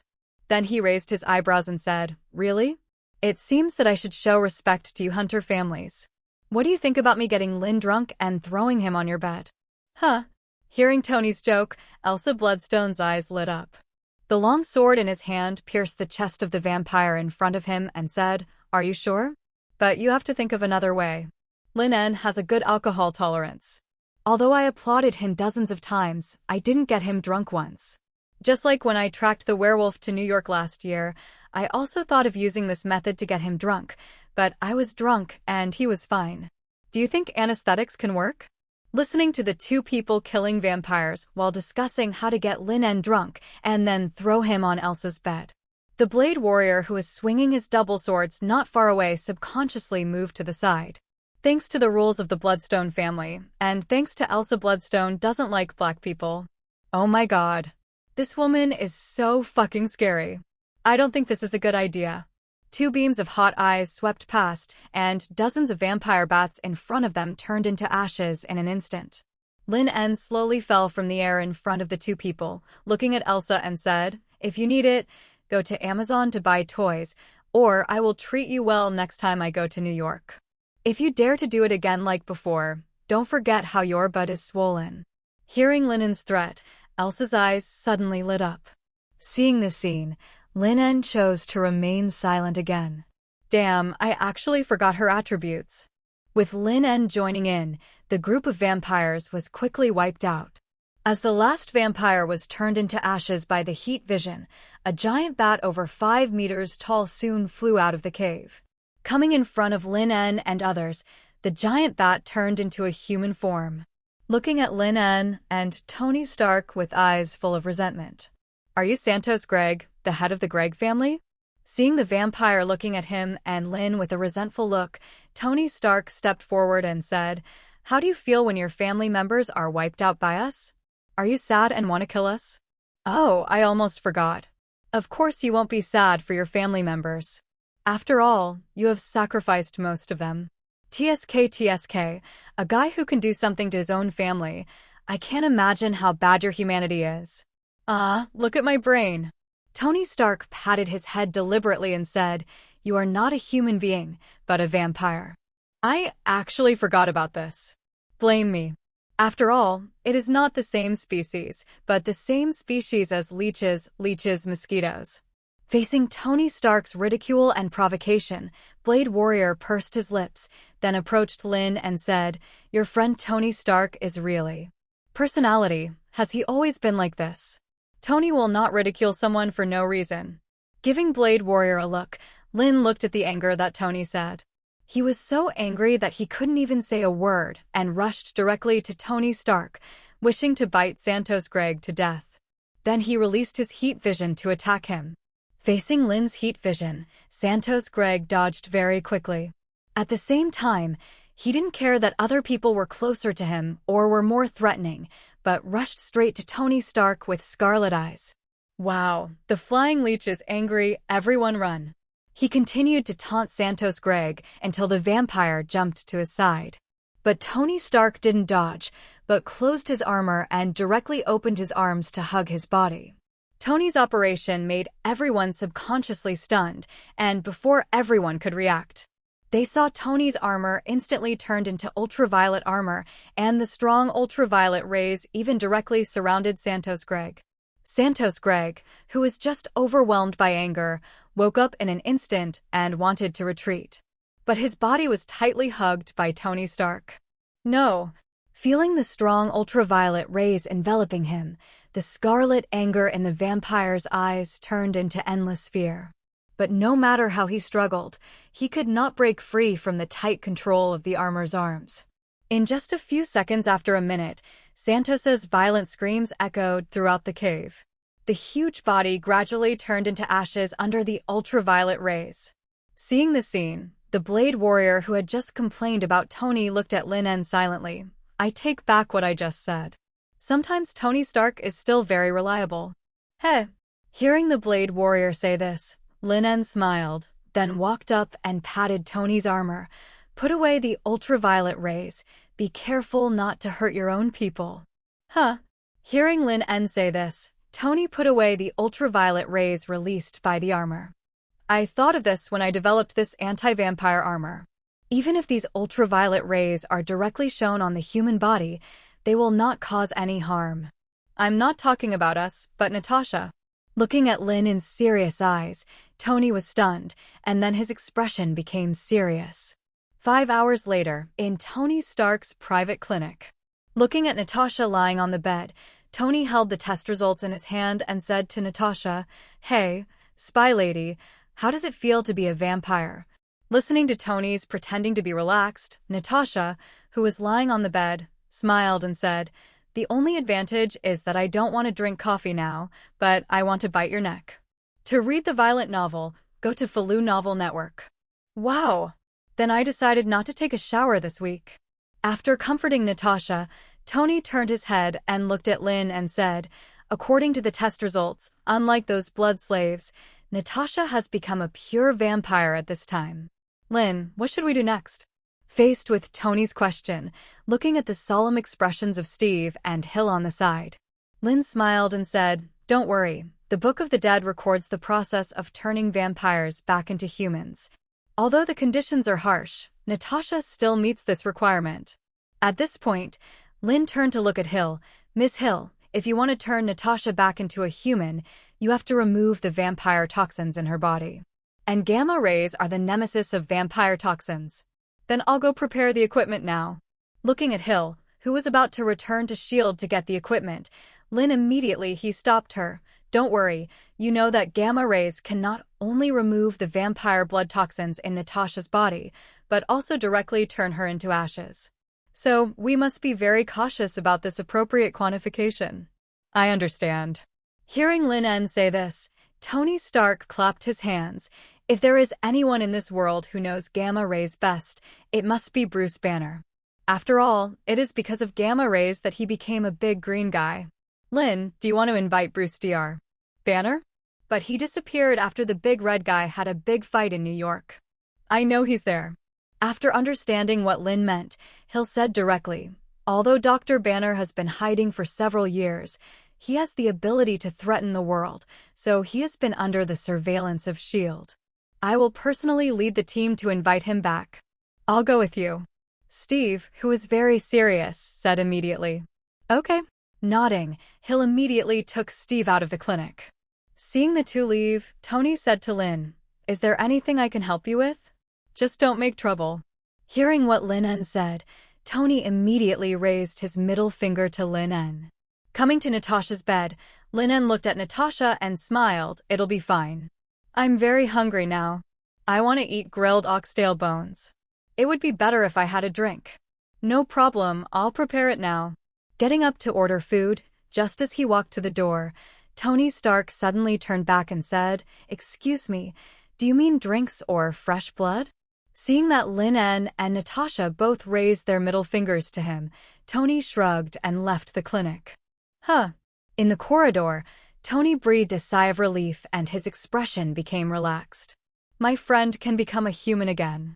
This is the best news I have heard today. In the evening, a Quinjet slowly landed on the lawn of Stark's villa. Watching Hill and Steve walk down with the somewhat embarrassed Dr. Banner, Lin and Tony Stark walked forward. "Sorry to disturb your normal life, Dr. Banner, but we need your help here." Looking at the hand that Lin En stretched out, Bruce Banner pursed his lips, then stretched out his hand and said, "I heard what happened from Captain Rogers, but I am not sure that I can meet your requirements." Seeing Dr. Banner's cautious attitude, Tony Stark stepped forward and said, "Don't be modest, Dr. Banner. Is there anyone in the world who is more familiar with gamma rays than you? By the way, I think your big green guy is very good." Tony. Hearing Tony Stark's words, Steve on the side said seriously, "Now is not the time to talk about this. Natasha is still waiting for our rescue." The group came to the clinic, and Tony had already prepared the gamma-ray instrument to be used at this moment. "What should we do now?" Tony, who automatically helped Dr. Banner, looked at Lin En and asked. Others also looked at Lin. "The first thing to do is to extract Natasha's soul." Looking at everyone looking at him, Lin 670 pondered for a few seconds. This time, gamma rays are used to eliminate the vampire blood toxins in Natasha's body. The whole process is very painful. It feels like the blood in the body is boiling. Most people can't bear it at all. This requires extremely strong willpower. Otherwise, once the subconscious struggle interrupts the process, it will be difficult to recover. It may also leave an indelible shadow in your heart. At this point, Lin looked at Steve. Perhaps only Steve can bear it. After hearing what Lin said, Steve was silent for a few seconds, tearing muscles, breaking bones, and reorganizing the body.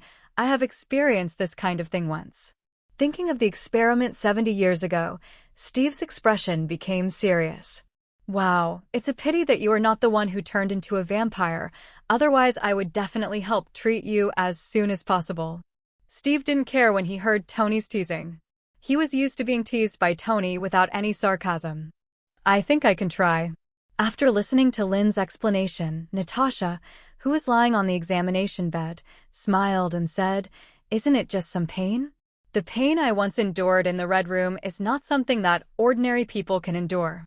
Looking at Natasha, who kept smiling and seemed to not care about the torture at all, Lin smiled and said, "Why do you have to endure the torture if there is a better way? Unless you have a masochistic tendency." How to remove Natasha's soul from her body? Looking at Lin, Tony Stark's eyes lit up a little. "Use your very magical strange magic?" Hearing Tony say this, Dr. Banner also looked at Lin curiously. It was the first time he heard of stripping the soul or something like that. "This is unscientific. I can't do it yet. To be precise, I haven't learned that kind of secret magic." Thinking of the scene where the Ancient One slapped Dr. Banner's soul out of Hulk's body, Lin shook his head. The Book of the Dead and the magic of the dead do not have this trick at present. "Although I can't do it, someone can do it." Lin En stretched out his hand, and a golden magic circle instantly appeared in front of everyone. Seeing this magic circle that did not conform to his scientific cognition, Dr. Banner's eyes widened instantly. Looking at Lin En's expression was also a little shocked. "Oh my God, is there really magic in this world?" I saw Dr. Banner was shocked from the corner of his eye, with a look of subverting cognition. Tony patted his shoulder with some pride. "This is nothing. Lin En has many magical places." To read the violent novel, go to Feilu Novel Network. Isn't it just a magic circle? Lin En even took me to see the dead. As the magic circle was formed, a young girl appeared in the middle of the magic circle in the next second. Master, is there something wrong with calling me back? I have been at the seaside these days. My God, the sea is so beautiful, CFCG. Walking out from the middle of the magic circle, the half-succubus Dillies asked curiously. Well, this is the half-succubus who signed a contract with Lin En, Dillies whose father is a three-headed dog of hell, and whose mother is a succubus. Hearing Dillies' sigh, Lin En was about to speak, but suddenly saw Dillies' surprised huh. Following Dillies' gaze, I saw a photo of Howard Stark and his wife hanging on the wall. Oh my God, Master, this is the couple I told you about, the couple who killed my parents when my parents wanted to invade the Earth dimension. Looking at what Dillies said while pointing at the photo of Howard Stark and his wife. Tony Stark, who had just wanted to keep a worldly appearance in front of Dr. Banner, could no longer hold back. What did you say? You mean, my parents killed your parents? How is this possible? My father and mother died in a car accident in 1991. How could it be possible? Before Tony finished speaking, Dillies looked at him and said, I will not make a mistake. Besides, I saw them in the crack of the Hell Dimension 3 years ago. Seeing Tony Stark's face flushed due to emotional fluctuations, Dillies said seriously, as a succubus, as a product of the Hell Dimension, do you think I can't even distinguish between the living and the dead? Hearing what Dillies said, Tony Stark immediately looked at Lin excitedly. Even Steve on the side looked a little excited. Looking at Tony with red eyes, Lin slapped patting his shoulder. He said, I heard Dillies talk about her past, but I didn't expect that the couple she mentioned was actually your parents. But we don't know the rest yet. Maybe we will slowly know the details in the future. The main thing now is Natasha. Hearing Lin's words, Tony Stark, with red eyes, took a deep breath. After his emotions gradually calmed down, he nodded and said, Okay, but Lin, after Natasha's matter is over, I hope to have a good chat with your succubus lady. No problem. Nodding, Lin said to Dillies, Dillies, you should have a way to bring Natasha's soul out of your body. Of course, Master, I am a succubus. I still have this little skill. After that, Dillies came to Natasha, and then stretched out her hand and placed it on Natasha's head. In the surprised eyes of the crowd, Dillies' palm began to glow, and then Natasha's body began to twitch slowly. Don't resist this feeling, relax, cooperate with me, otherwise I can't peel your soul from your body.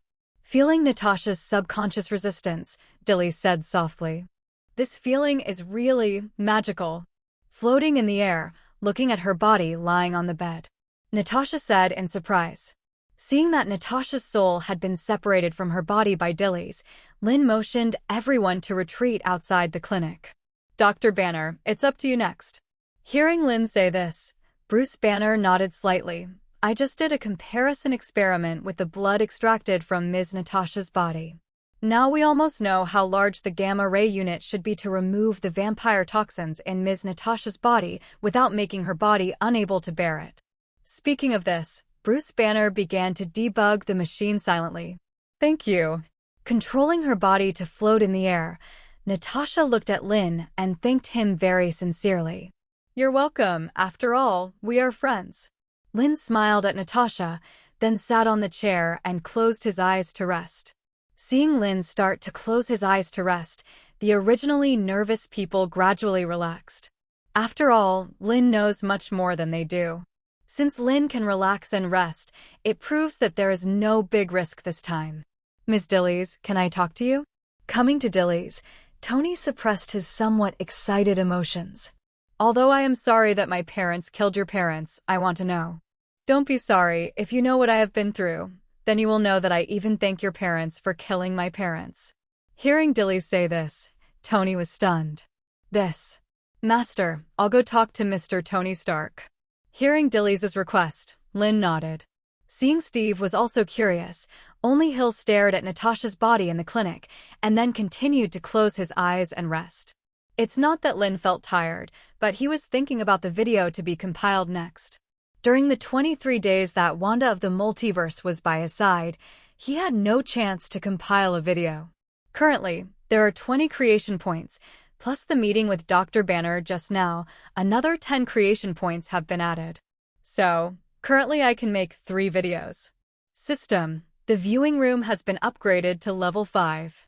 After this video appears, people with spoiler systems can gather in a viewing room, right? Yes. Faced with Lin's inquiry, the system's emotionless, mechanical voice answered.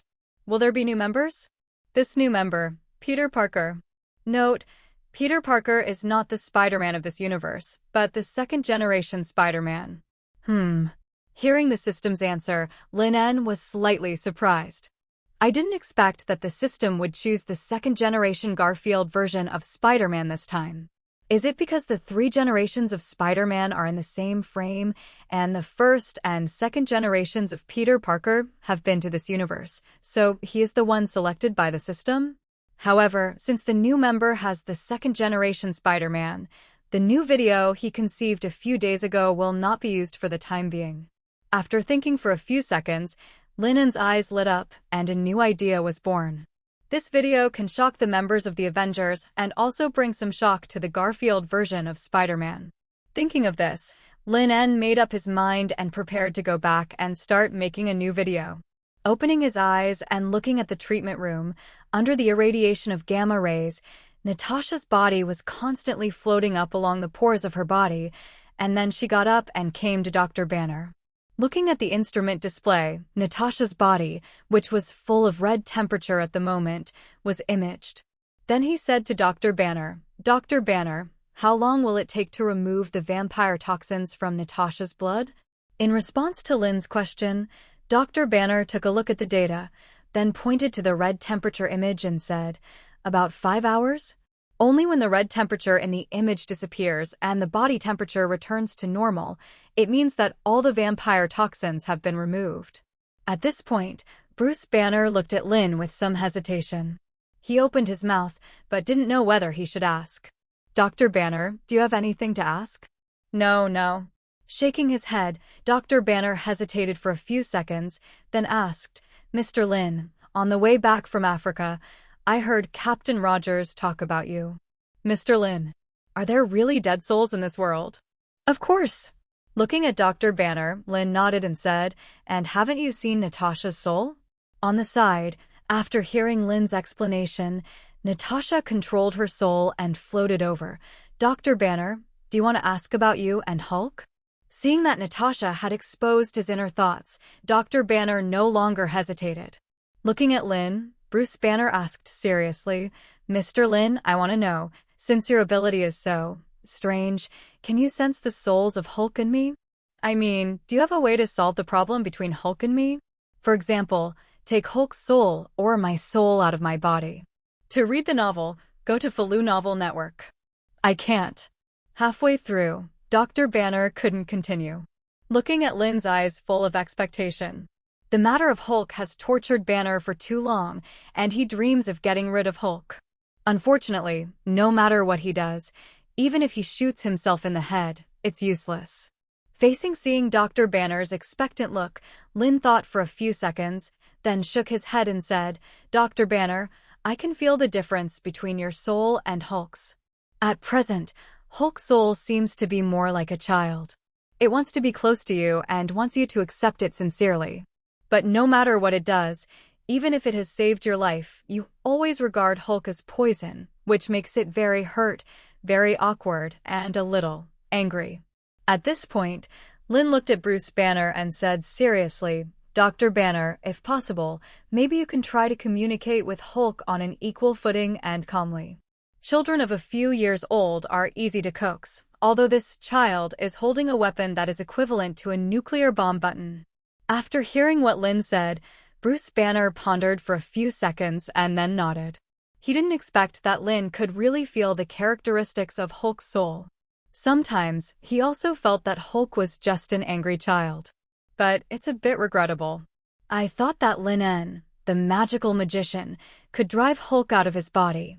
Late at night, after sending Natasha's soul into his body, Lin En returned to his apartment at more than 1 in the morning. The enhanced physical fitness did not make Lin En feel any fatigue. Habitually making a cup of coffee for himself, Lin En sat at the table and turned on the system to compile the following video content. In fact, this time the system chose the Garfield version of Spider-Man as the owner of the spoiler system. Lin also had to consider that he did not belong to this universe and did not understand the Avengers. So, the best way was to use a shocking video to let him know what kind of existence the Avengers was. Checked the current system owner. Steve Rogers, Thor, Tony Stark. System, help me retrieve the iconic moments that have happened to the spoiler system owner. Okay, retrieving. 347 heard Lin En's instructions, and the system captured those iconic moments as required. Looking at the iconic videos, Lin En thought about it and removed Nick Fury's video. Well, after all, he was blinded by a cat, so there is nothing shocking. Based on these existing iconic videos, Lin En started to create them one by one.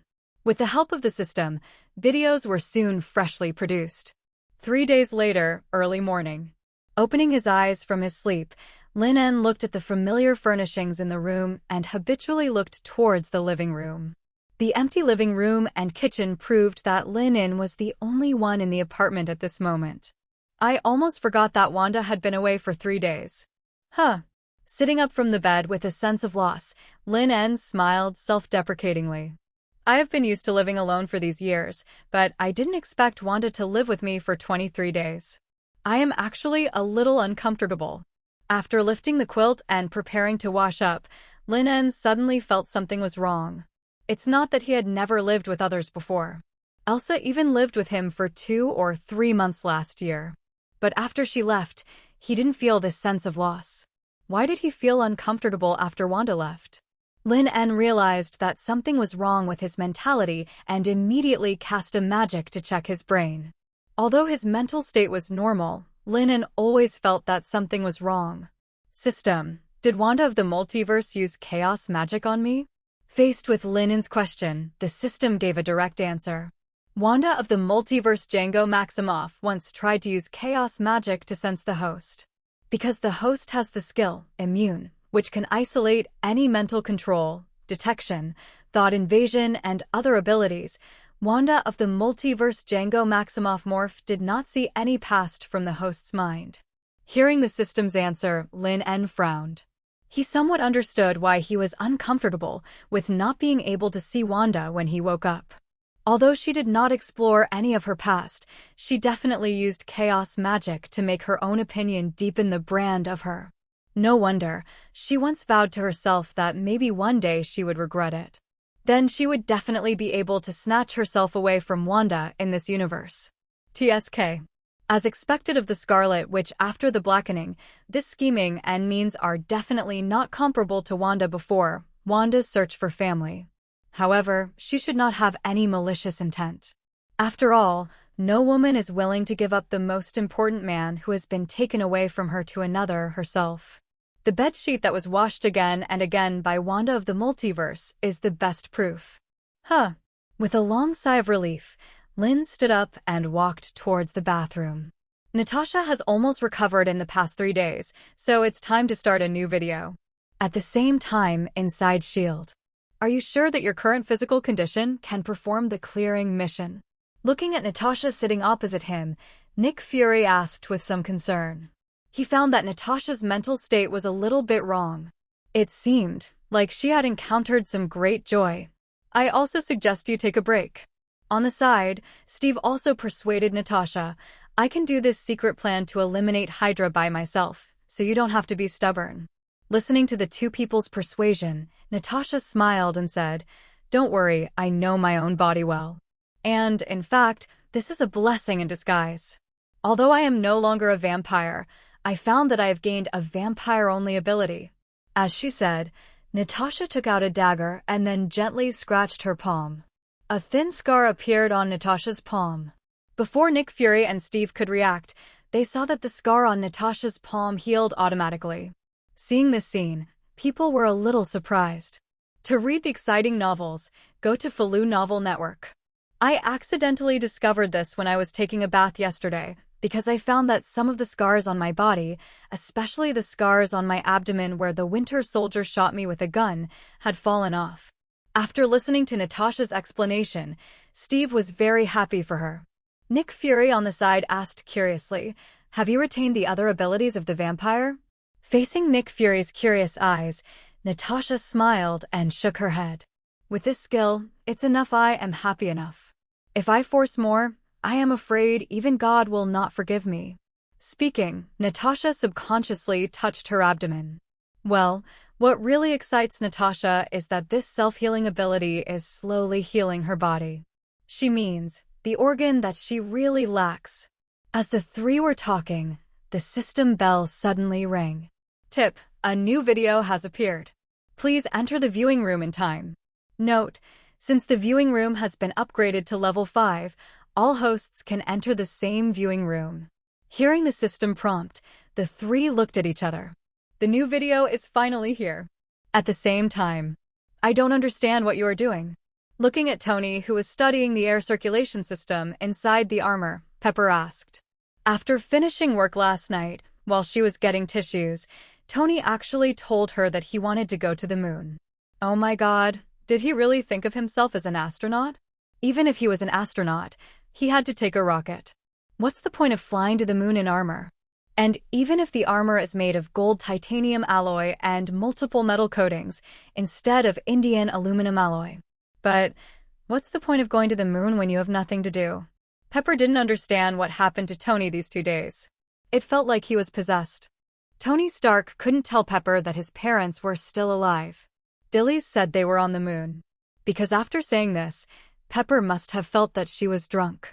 Similarly, Peter Parker couldn't tell Gwen that he was Spider-Man at this moment. On the roof of the building. Sitting on the edge of the building, he took out a box of eggs that Aunt May asked him to take back from his school bag. Peter Parker's face was full of regret. This is the 3rd time he has missed a date with Gwen. Oh my God, if other people's boyfriends stood up their girlfriends 3 times in a row, I'm afraid their girlfriends would have dumped their boyfriends long ago. But even though Gwen was very considerate, he broke the appointment 3 times in a row. So now, Gwen doesn't even want to answer his phone calls. Alas, it's all the fault of the bank robbers. Can't they rob the bank at a different time? Also, he was clearly doing justice and being a good neighbor to New York citizens. But those NYPD people gave him a derogatory symbol as a vigilante. Just when Peter Parker was distressed, a voice suddenly sounded in his ear. Spoiler system has been bound. Host: Peter Parker. Age: 17 years old.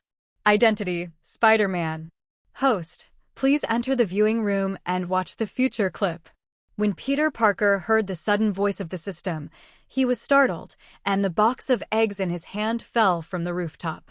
Peter Parker reacted and released the spider silk to wrap around the egg, and then pulled it up. Seeing that the egg was not broken, Peter breathed a sigh of relief and then asked in confusion, "System?" In the viewing room. Wow, we can finally watch content in the same theater. Looking at the people entering the theater one after another, Tony Stark, who entered first, spread his hands and smiled. "Tony, how have you been these days?" Looking at Tony's exaggerated behavior, Natasha smiled and said, "Are you preparing to make a space armor and then control the armor to fly to the moon?" Faced with Natasha's question, Tony was a little surprised and said, "How do you know? Did you install a bug in my bedroom? If that's the case, you'd better not let Pepper know that you installed the bug." "I don't care, but Pepper is a bit shy." Hearing Tony's nonsense, Natasha shook her head and smiled. "Do you still need to install a bug? From the red eyes you had after chatting with Dillies 3 days ago, I can guess what you are going to do." As the two were talking, another figure entered the theater. When they saw who was coming, Tony and Steve looked at each other immediately. It was none other than Wanda, who was just 17 years old and very young.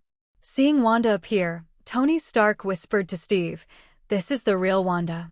The fake Wanda who follows Lin is much more mature than her." "Yeah."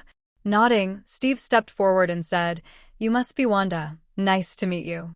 I am Steve Rogers, Natasha Romanoff, and Nick Fury are over there, and this is Tony Stark." Steve introduced them, and Wanda looked at Tony with a hateful look, and her voice was full of resentment. Seeing Wanda looking at him with a very hateful look, Tony was a little confused for a while. "Ms. Wanda, this is our first meeting, right?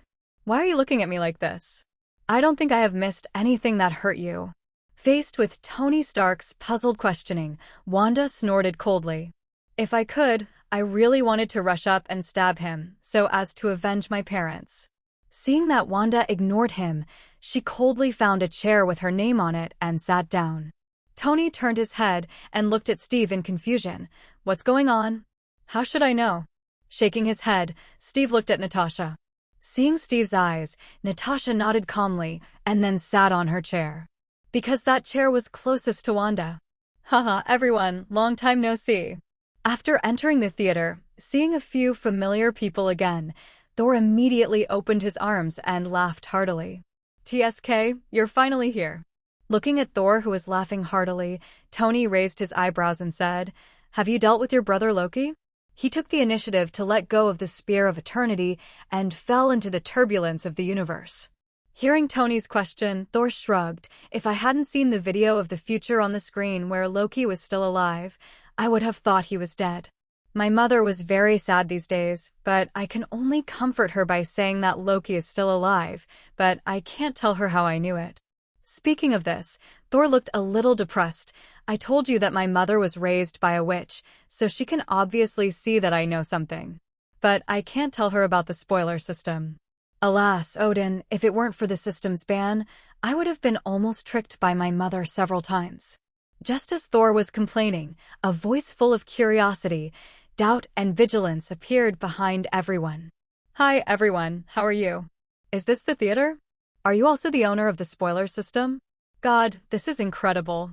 Can the spoiler system really see the future? If so, doesn't it mean that if I know the future in advance, I can avoid a lot of trouble? Can anyone tell me who developed the spoiler system? Why did they suddenly choose me? And there is more.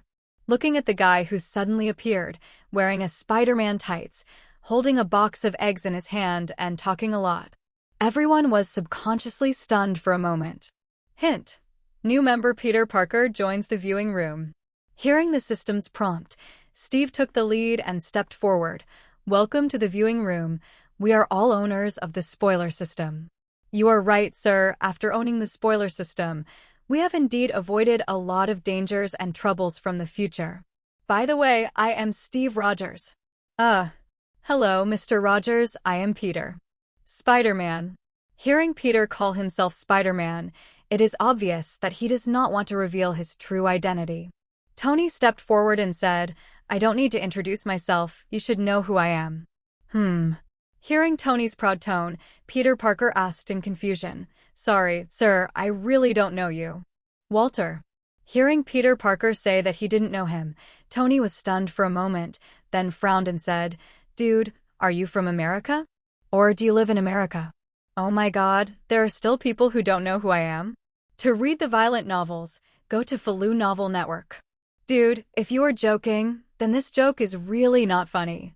Tony Stark was discouraged when he heard Peter Parker's lies. Turning around, he complained to Thor, I can't believe there are people in this world who don't know me. Haha. Hearing Tony's faint complaints, Thor laughed and patted his shoulder. Nick Fury, who had remained silent, stepped forward. Looking at Peter Parker, who was scratching his head a little embarrassedly, Sir, can I know where you are from? Of course, if you think this will expose your identity, then you can choose not to answer. Faced with Nick Fury's inquiry, Peter Parker did not hesitate this time. It doesn't matter. After all, everyone knows that I am Spider-Man, a good neighbor of New York citizens.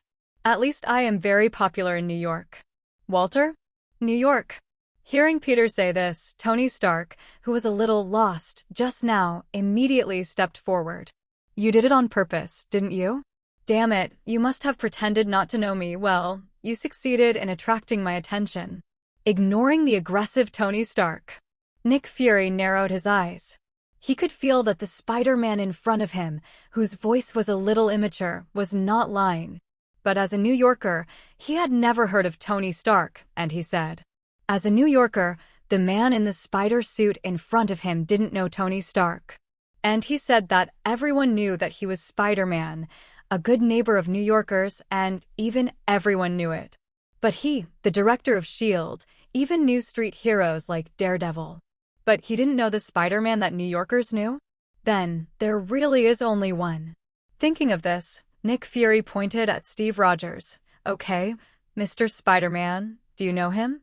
Faced with Nick Fury's question, Peter Parker shrugged awkwardly. I guessed right.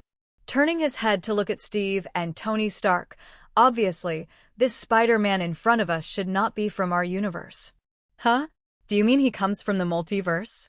Hearing Nick Fury say this, Tony Stark, who just felt something was wrong, nodded in sudden realization. No wonder he doesn't even know me. Hey, Spider-Boy, don't Captain America, Iron Man, and Tony Stark exist in your universe? On a seat not far away, listening to something like a parallel world and a multiverse. Wanda, who had been chatting with the gentle Natasha, couldn't help but look over there. Don't mind them. You know, these people are very interested in the multiverse and parallel worlds. Looking at Wanda, Natasha turned into a caring elder sister and smiled very gently. Let's go back to Lin. For an agent who is good at observing people's hearts and obtaining intelligence.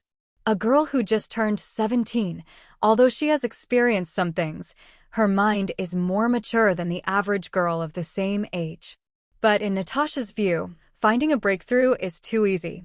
Especially when she is very interested in Lin, and she happens to have a good relationship with Lin. So the two of them quickly became familiar with each other.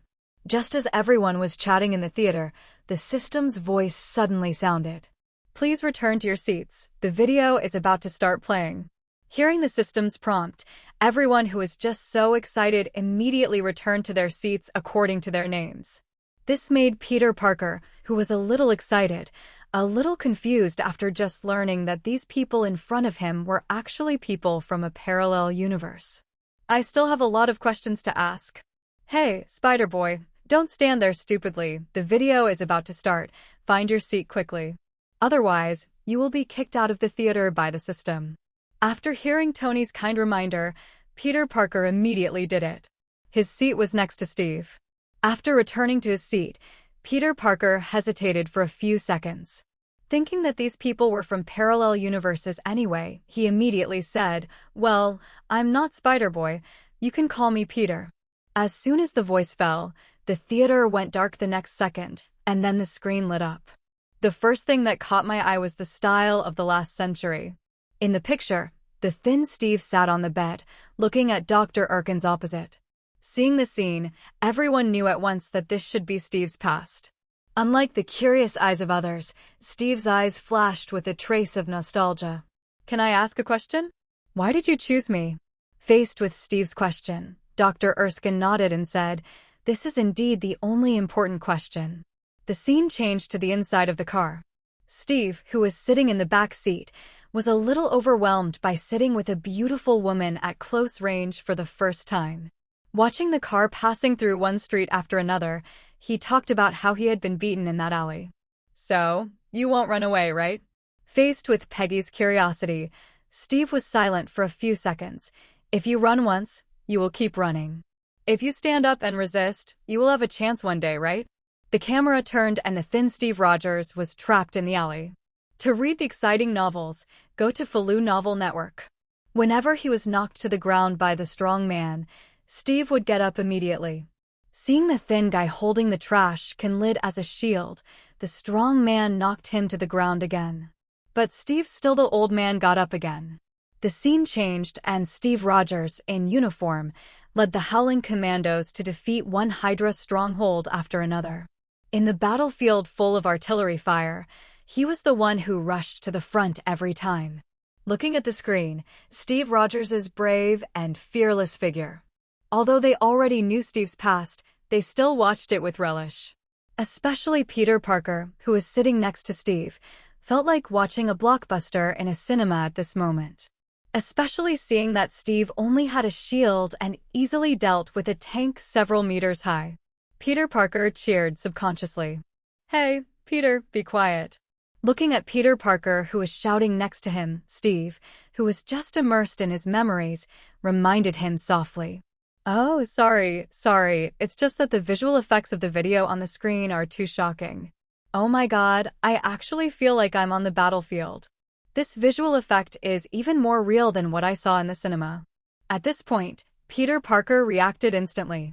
Looked at the invincible Captain America on the screen, and then looked at Steve Rogers sitting next to him. Then he hugged his head exaggeratedly. Oh my God, the protagonist in the movie is sitting next to him.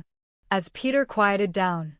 On the screen, Steve's narration continued to play along with the picture. My principle has always been to do the right thing. In the picture, Steve Rogers was fighting with the Red Skull with a shield above an explosion and a sea of fire. But now I can't figure out what is right.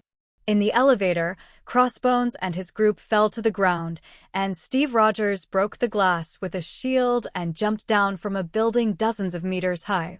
During my frozen period, the world was in war.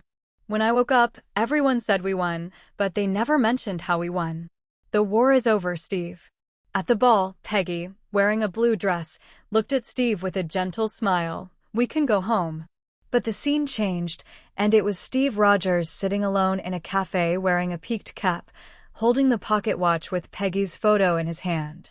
I thought I could return to the army, obey orders, and protect the country, but everything is different now. Inside the SHIELD base. Looking at the Quinjet fighters one after another, the aerospace carrier was also slowly starting. The InSight project can ensure the safety of the Earth, Captain Rogers. As long as the algorithm is running, then the threats that are happening on the Earth, or the potential threats, can be eliminated by us in advance. What's the price? Looking at Nick Fury, Steve asked very seriously. The cost? Compared with the result, all the costs are worth it. Stepping forward, Nick Fury stared into Steve's eyes. This is the meaning of SHIELD's existence. If I think the situation is not good, then I can't ignore it, no matter who the opponent is. The scene turned, the robot Ultron stood on the roof, and behind it, Steve was strangling its neck, trying to strangle him. In the theater. Seeing this scene, Tony, who had been watching immersively, couldn't help but look at Steve on the side. What do you think? Trying to strangle a robot? Faced with Tony's complaints, Steve shrugged. Obviously, the video is what will happen in the future. Well, it seems that strangling a robot by choking from behind is not a good choice. In the conference room. Sitting in a chair, Steve looked at Tony Stark. Sometimes I wish I could give up some principles. I wish I could do this. No, you won't, but Steve, this treaty is signed to make our Avengers, CGBD, more stable. After hearing what Tony said, Steve was silent for a few seconds, then smiled and said, Yeah, I won't. I know this is hard to do. Faced with the Sky Chitauri, Steve, who was wounded in the abdomen, stood up by pulling Thor's arm. Steve, can you continue to fight? Why, are you sleepy? Facing Ultron's robot army, Steve picked up the shield and smashed the robots one after another in the hail of bullets. Sakvaya. Throwing the shield to knock a Hydra soldier away, Steve then took back the shield and cooperated with Thor to destroy a tank. The price of freedom has always been very expensive. Sometimes, we have to lose our most precious things. Holding Peggy's old hand, Steve smiled. But the next second, with tears in his eyes, he carried Peggy's coffin and walked out of the church. In the snow and ice. Blood flowed from the corners of his mouth, and there were purple scars on his face. Facing Tony Stark in armor, Steve Rogers did not stop attacking. But I am willing to pay this price. In the alley. The thin Steve got up from the ground again, raised his fist to the strong man, but never gave in. I can fight you all day. On the Hydra fighter. After losing the shield, facing the Red Skull and a group of Hydra warriors, Steve said resolutely, I can fight you all day. In the snowy building. Wiped the blood from the corner of his mouth, looking at Tony Stark in front of him, Steve said stubbornly, I can fight you. In the broadcast room of S.H.I.E.L.D., in the eyes of Hill and others. Steve said firmly, even if I am the only one willing to pay this price. Watching the video playing continuously, except for Peter Parker, who seemed to be infected and burned. Looking at Steve Rogers with a serious expression beside him, they all admired him and wished they could fight Dr. Lizard again. The other people in the theater had very serious expressions. In each clip of only a few seconds, there was too much information about the future. Whether it was the robot Ultron or the dense aliens on the streets of New York. or the Hydra soldiers, or even Tony Stark who turned against Steve and attacked each other. This video was like a mystery, showing everyone a corner of the future. But this corner made everyone even more confused. Just when Tony turned his head and was about to ask Steve why the two of them turned against each other. To read the violent novel, go to Felu Novel Network. Natasha's narration appeared on the screen. "We will succeed, Steve." "I know, because we have no choice but to succeed." The next second, the sky was filled with saltpeter and became extremely magnificent. On the ground, Tony Stark, wearing a battle armor, fainted. Thor sat on the ground and gasped for air due to exhaustion. Hulk, with his right arm wrapped in gauze, kept trying to stand up. The other superheroes were defeated at this moment. Steve, who was covered in wounds, stood up with the shield that was only half chopped off. He looked at his partner lying on the ground behind him, as well as the double-bladed Thanos and countless alien monsters in front of him. Steve took a deep breath and clenched his teeth, tightening the oozing wound on his arm with a strap. Then he walked towards the countless enemies in front of him with a firm expression and the determination to die. "I have been alone since I was 18 years old. I have never really integrated into any place, even in the army. I think the people, individuals, and teams I trust are all worthy of my trust. I am glad that most of the time they have not let me down. So, I can't let them down, but now I am no longer fighting alone." As soon as the voice fell, a figure with golden light flashing in both hands fell from the sky. Looking at Lin, who landed beside him, the dusty Steve smiled. "You finally came back. I went to pick up Strange and the others. You know, Strange, who lost the Time Stone, had to contact many mystical wizards, so it took a while. How is it? Can you continue to fight?" "What? Are you sleepy?" As soon as the voice fell, dozens of golden portals opened behind Steve, and then those familiar and unfamiliar superheroes in the theater appeared one after another. "This time, I am finally not alone anymore." As the narration fell, Steve stretched out his hand to summon Thor's hammer. He held a shield in his left hand and Thor's hammer in his right hand, and shouted the slogan in a firm tone. "Avengers, assemble. Odin, this is impossible." Seeing the last scene of the video, Thor stood up from his chair in excitement. "How could Steve pick up my hammer? I don't believe this is true. It's absolutely impossible." Looking at the emotional Thor, Natasha immediately reminded him, "Thor, calm down, otherwise you will be kicked out of the theater by the spoiler system." Hearing Natasha's advice, Thor, who was originally emotional, gradually calmed down. Just looking at Steve, his eyes full of disbelief. "Hey, the hero of the explosive point, isn't it just a hammer? What's the big deal about Steve picking it up?" Tony's words asked everyone's doubts. Why did Steve picking up Thor's hammer make Thor so out of control? "You don't understand." Sitting back in the chair, watching everyone look at him curiously, Thor was silent for a few seconds, then said, "This hammer is my exclusive weapon. No one can pick it up except me. And anyone who can pick up this hammer proves that he is qualified to be the king of Asgard." At this point, Thor looked at Steve with a complicated look. Hearing Thor's explanation, everyone was a little confused, but they still nodded. "Wow, if I can lift Thor's hammer and become the king of Asgard, then I will definitely modify the original." "Tony." Listening to Tony's nonsense, Steve stopped him. At this moment, Thor was still in shock, confusion, and loss. It's better not to stimulate him at this time. Seeing Steve interrupt him, Tony Stark shrugged, but didn't continue. Instead, he looked back at the screen. On the screen, the clip about Steve finished playing. Soon, a man's voice narration sounded again. "I never understand why God let me live." Hearing this familiar voice narration, Tony Stark sat up straight.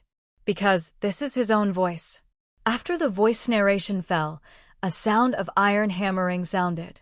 Wow, it's really a familiar sound of iron hammering, but it doesn't make people miss it. Hearing this rhythmic sound of iron hammering, Tony understood that this was the sound of him making the Mark I prototype in the cave that year.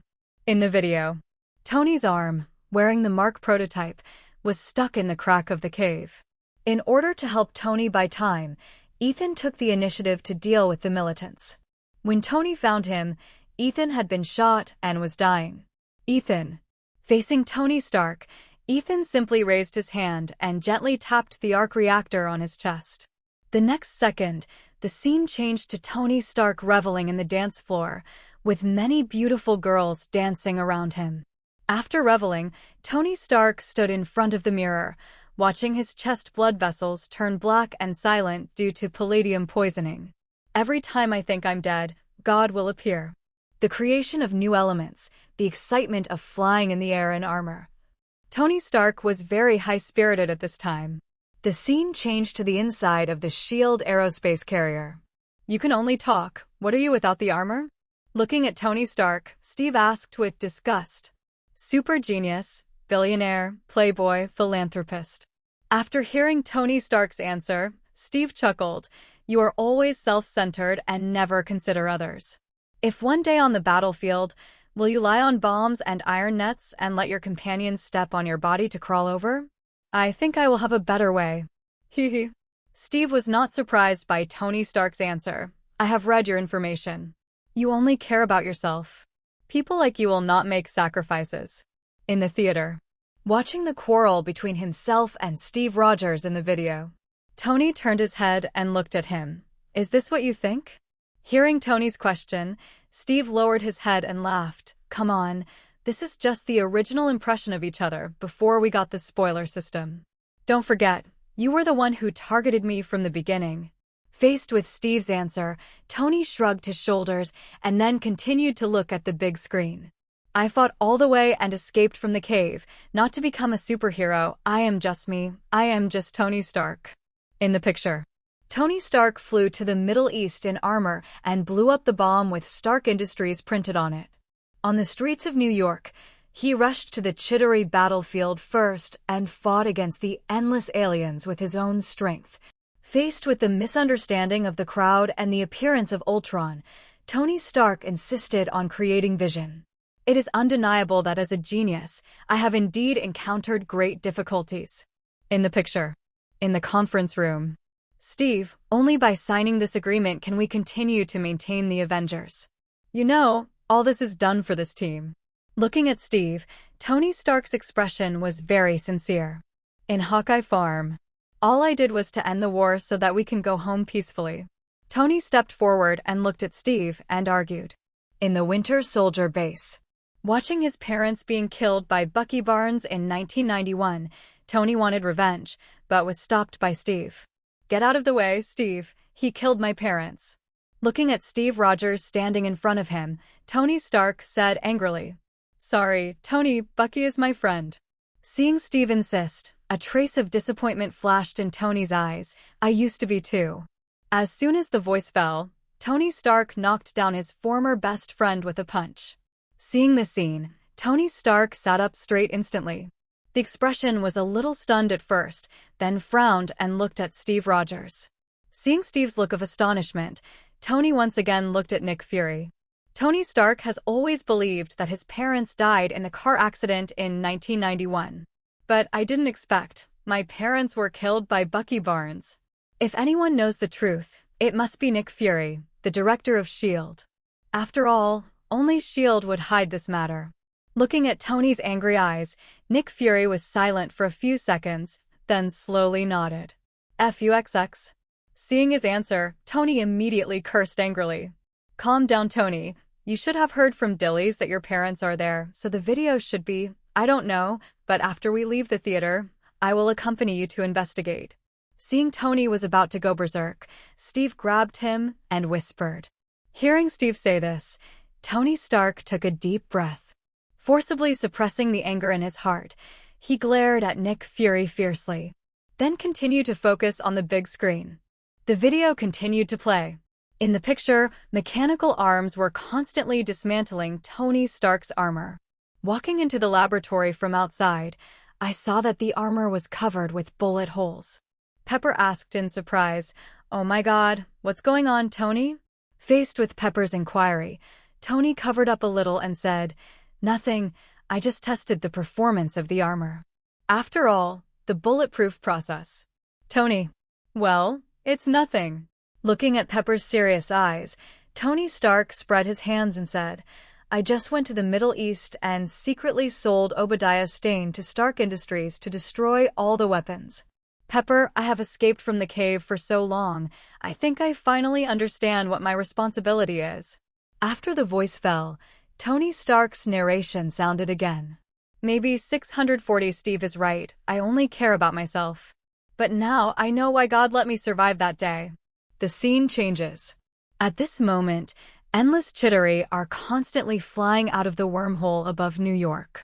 On the street, the superheroes of the Avengers are a little embarrassed in the face of the endless Chittery army. In the picture, the sound of a nuclear bomb is heard in the headset. Tony Stark rushed to the nuclear bomb without hesitation, and then rushed into the wormhole with the nuclear bomb. On the ground. Seeing the scene, Steve pressed the headset and said, Stark, you should know that you may not be able to come back this time. That's right.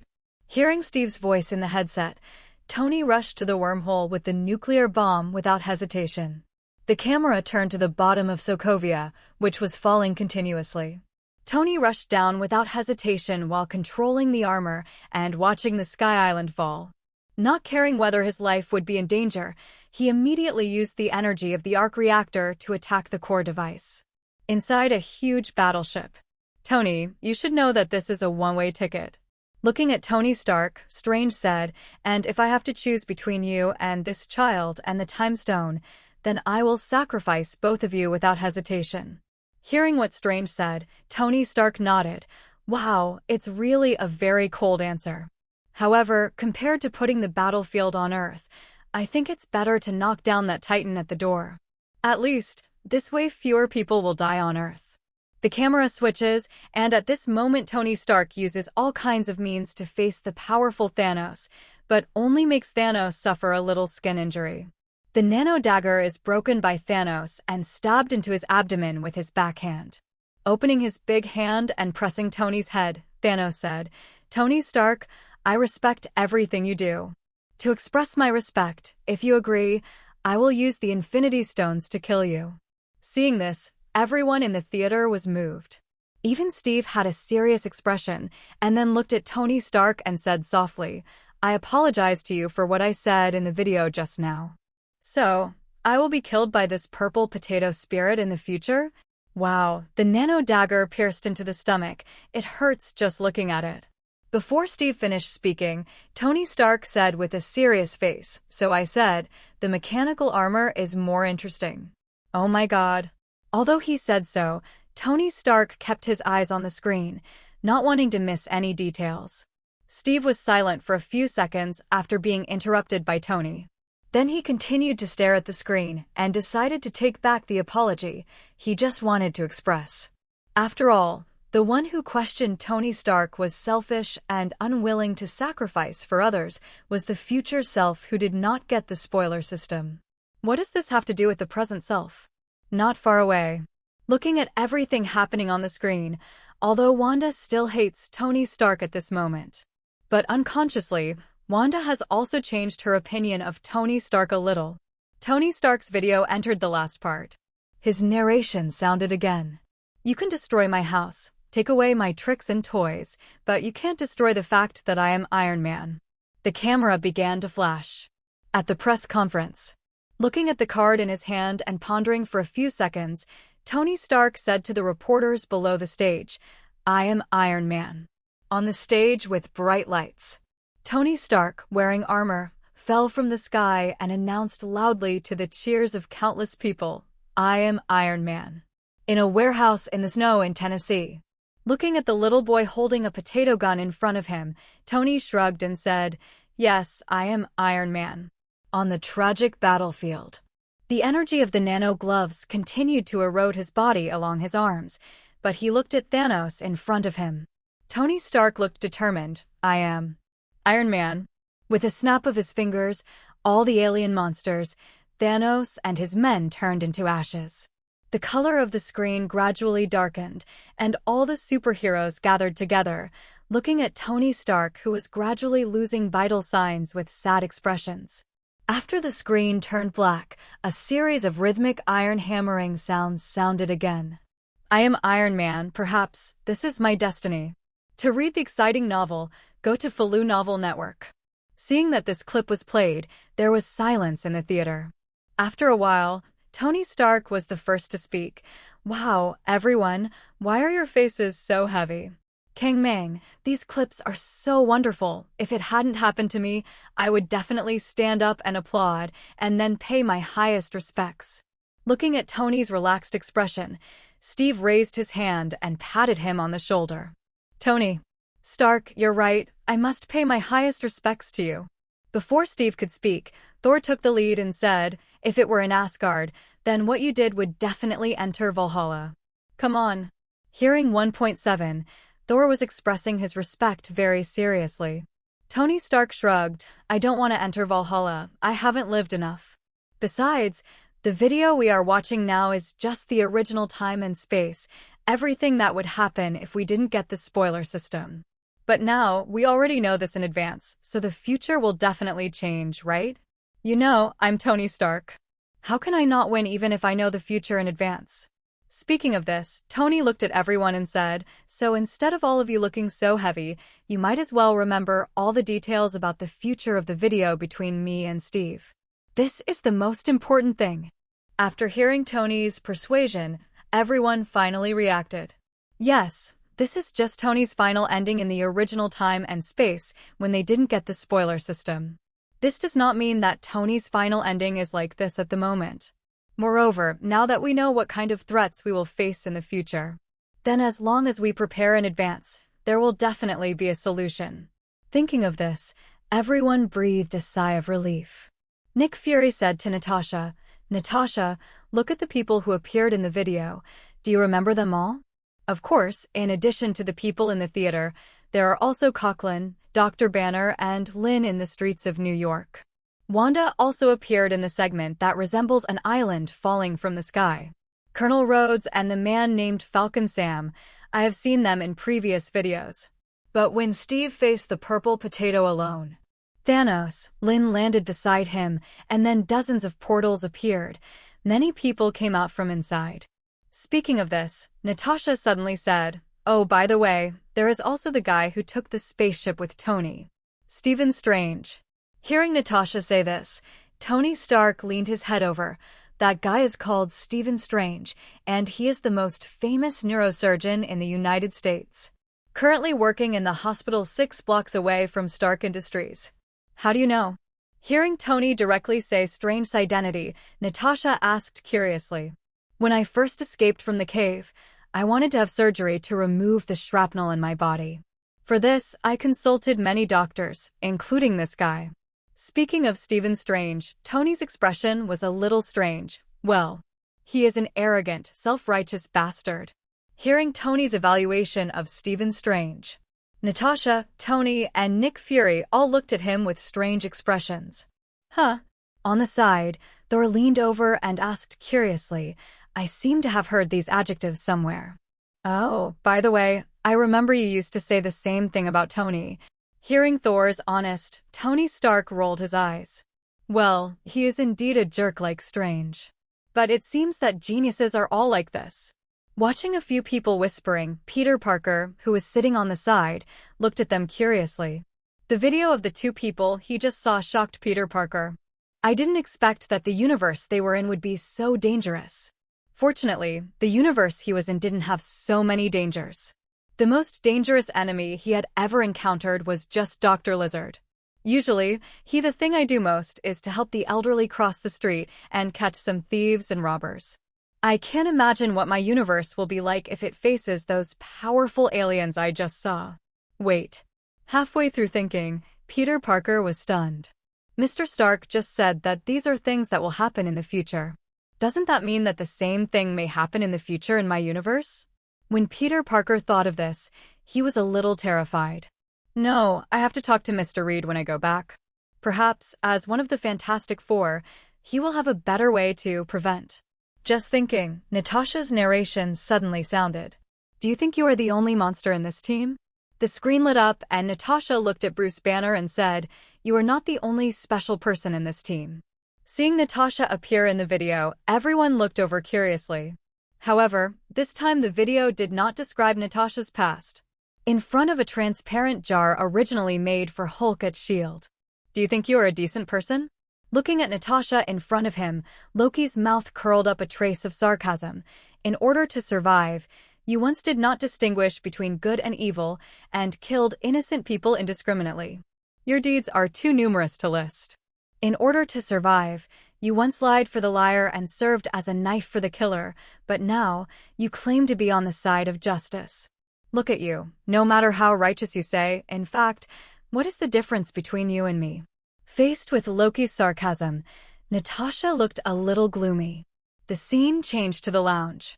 Hearing Natasha say that she was going to the New York battlefield to fight the Chitauri, Clint said, "Maybe you were influenced by Loki, Natasha. Fighting aliens on the battlefield is not what you are good at.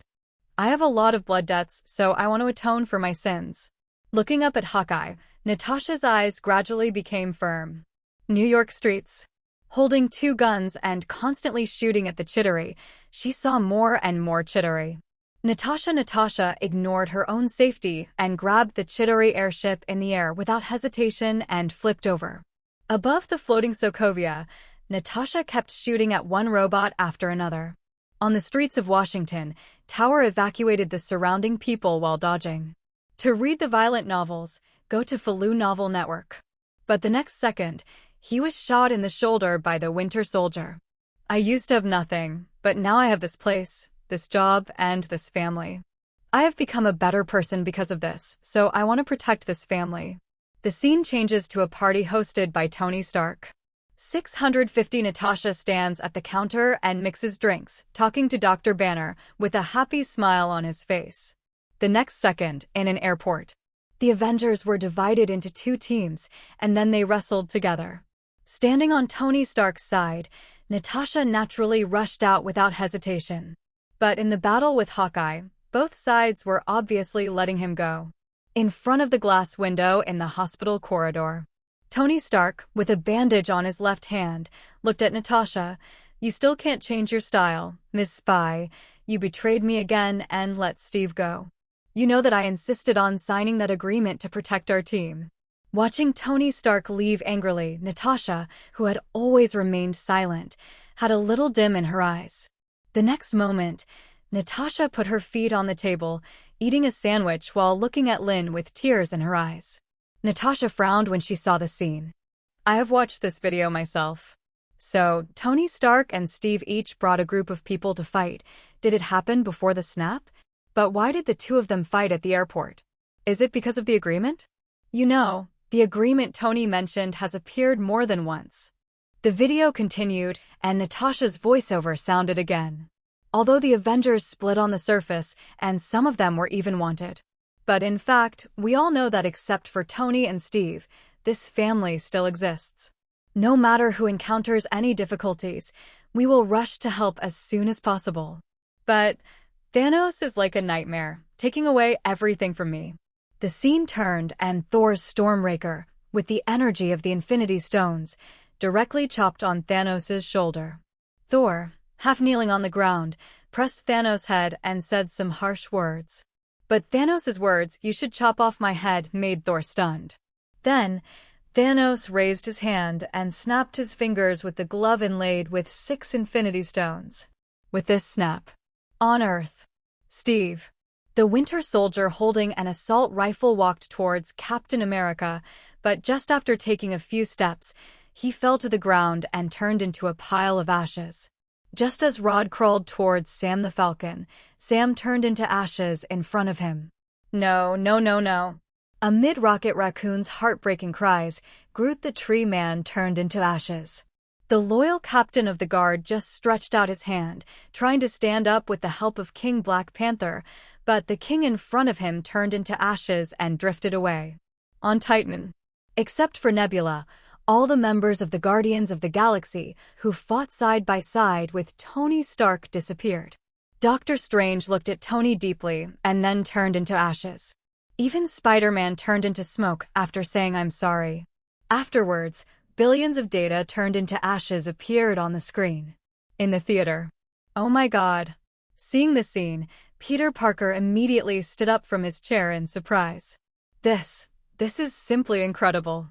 Just because of a snap of the purple guy's fingers, billions of people died. This is too scary. What will your universe experience in the future? Oh my God. Listening to Peter Parker's surprised shouting, the expressions of the people in the theater were much more solemn at this moment.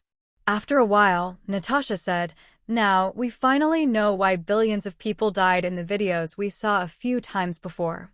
The snap of fingers I kept talking about in the video should be this time." Hearing Natasha's solemn tone, Tony and Steve remained silent. Under this heavy consequence, it seems that the grudge between him and Tony in the video is no longer so important. I just took a closer look. When Thanos snapped his fingers, his gloves were inlaid with 6 gems of different colors. Maybe this is why he can destroy half of the life on Earth and even the universe. After hearing what Nick Fury said, Steve immediately said, "The Cosmic Cube? One of the gems should be the Cosmic Cube." The Cosmic Cube has appeared in the video I have seen before. Do you remember the conversation between Lin and Natasha? Tony Stark, who had been silent all the time, suddenly looked at everyone. In that video, Lin said that Natasha knew that he had the ability to destroy Thanos, but he didn't do it. The purpose is to delay the occurrence of the god appearance, and then we travel through time and return to the past. I even met my dad in the past. So, the death of half of the life in the universe should not be the final outcome. We should have a way to save the dead. Speaking of this, Tony's expression was full of seriousness, although I have not been in contact with Lin En for as long as Natasha and Lin En. But I think I know Lin En's character better. If Lin En is not sure about such a serious matter, he will not do it. I agree with Tony's opinion. Natasha nodded at the side. I believe in Lin En in that video, and I would rather let billions of people turn into ashes than ask him why. Either the god's appearance, mentioned by Lin En, is more important than the snap of fingers, or I knew at that time that Lin En had a way to save the world. Hearing Natasha and Tony's solemn words, Wanda was extremely curious. She has not met Lin En yet, but has only seen Lin En in the future through the video. So she, who was originally interested in Lin En, is even more curious about Lin En at this moment. What kind of person is her boyfriend? Who deserves their trust? Curiosity is often the beginning of a relationship's fall. Even Wanda herself didn't expect that from this second on, Lin would leave a deeper impression in her heart. Let's watch the video first. According to the length of each video, it is estimated that the video will be played in 5 minutes at most. Seeing that several people were discussing in full swing, Nick Fury suddenly said. Since the first video, Nick Fury has been silently calculating the time of each video. So judging from the length of past videos, the video seen in the viewing hall this time should be almost finished. Sure enough, as Nick Fury's voice fell, Natasha's narration sounded again. In the 5 years since the shuddering incident, I have been trying to find a way to bring back the disappeared people. Now, we have a way. Although the price is heavy, I am willing to pay it. The scene changed. Natasha and Hawkeye were sitting face to face, and in front of her was a cliff. Red Skull. When he saw clearly that the man wearing a tattered cloak behind the two of them was actually Red Skull. Steve frowned subconsciously. He dead? On the side, I heard Sher Fui's voice. To read the exciting novels, go to Falu Novel Network. Peter Parker asked curiously, Captain Rogers, do you know this faceless guy, Wong Nua? Red Skull. This nickname is really appropriate. In the video, they all called Steve Rogers the Captain, so Peter Parker subconsciously called him that. He was my biggest enemy 70 years ago, but I defeated him 70 years ago. He was turned into particles by the energy of the cosmic cube and disappeared. I always thought he was dead, but I didn't expect him to be alive. After hearing Steve's explanation, Peter Parker nodded. But his focus was not here. That? I wanted to ask you when I watched your video just now. I don't mean anything else. Captain Rogers, do people in your universe have such a long lifespan? In the video, you haven't changed much since you were 70 years ago. How come this Red Skull has lived for 70 years too? Oh my God, in my universe, being 80 years old is considered a long life. In the video. In his previous life, when Lin En watched Avengers 4, he felt that the most touching part was the scene where Black Widow and Hawkeye wanted to jump off the cliff for each other. So when making this video, Lin En almost copied it one by one. After all, it is not just words that can stir emotions, but actual actions. Just like the people in the cinema now, when they learned the conditions for obtaining the Soul Stone. Watching the screen, Natasha and Clint fought on the cliff, and after knocking each other down, they ran to the cliff to die as soon as possible. The person who was knocked down struggled as much as possible, and after stopping the other party, he jumped off the cliff without hesitation. Watching the scene, everyone in the cinema was infected by the sincere friendship shown by the two. Even Nick Fury, who has always been hard-hearted, was moved. In the screen, middle of the cliff. Looking at the rope hanging on his belt, Clint grabbed Natasha with his left hand, twisted his body, and stretched out his right hand to pull her up. But because of his position, his right hand could not touch Natasha's hand. Damn. Looking at her friend's efforts, Natasha smiled. Her voice was erratic but full of tenderness. Let me go. 983-inch no. Hearing Natasha gently let him let go of her hand, Clint's trembling voice was mixed with a hint of pleading. No. Please. It's okay. Showing a comforting smile to Clint, Natasha then kicked hard on the cliff with both feet. Using the force of inertia to break free from Clint's hand, her body fell directly to the cliff. No. Watching Natasha fall, she eventually died under the cliff. Clint's voice was filled with indescribable grief and anger. The scene changed and Clint knelt on the water, looking at the soul gem in his palm, but the sadness in his eyes could not be hidden. The scene stopped abruptly here. Natasha's narration sounded again. This time the narration was repeated with the narration in the first half of the video. If the narration in the previous paragraph was full of sadness and entanglement, then in this narration, Natasha's voice has a touch of tenderness, gratitude, and satisfaction. I used to have nothing, but later I had the Avengers, this job, and this family. I became a better me because of this, so I want to protect this family. Thankfully, I did it. Watching the screen go dark, Natasha's gentle voice echoed throughout the theater. Everyone at the scene felt their noses sour. After a long while, the lights in the theater came on, signaling to everyone that the video was over. Looking at the people who were a little depressed, Natasha took a deep breath, then suddenly laughed. Why do you have this expression? Natasha. Seeing Tony about to say something, Natasha smiled freely. If a person knows what he wants and really has it, then even if I pay some price for it, I think it is worth it. Although the original me gave my life to protect my most precious thing and to get the infinite gem. But don't you think that my smile when I died was full of calmness? At least, I think I should be happy at that time, so I even feel lucky for the original me, because that me has the most precious and most anticipated thing. Hearing Natasha's calm words, everyone's expression was still a little solemn. After all, her and Clint's words on the cliff, and their actions of competing to jump off the cliff were really shocking. Even now when I think about it, my nose still feels sore. Is this what the superheroes of your universe do to save the world? Looking at the crowd, Peter Parker, who has always been a bit talkative, stood up and said, I am very surprised by the spoiler system I got today and the viewing room I came to. But after watching the video of everything you will do to protect the world in the future, I am even more shocked. Sitch. Everyone, I have to take off my hat to you. Take off his Spider-Man mask again. Peter Parker looked at Natasha and others very seriously. You are the real heroes. Compared to you, I think the things I did in New York, such as helping the elderly cross the street, giving passers-by away, and catching some robbers and rhinos, are weak. Hey, don't say that. Seeing that Peter Parker's somewhat immature face was a little ashamed, Steve walked up and patted his shoulder very seriously.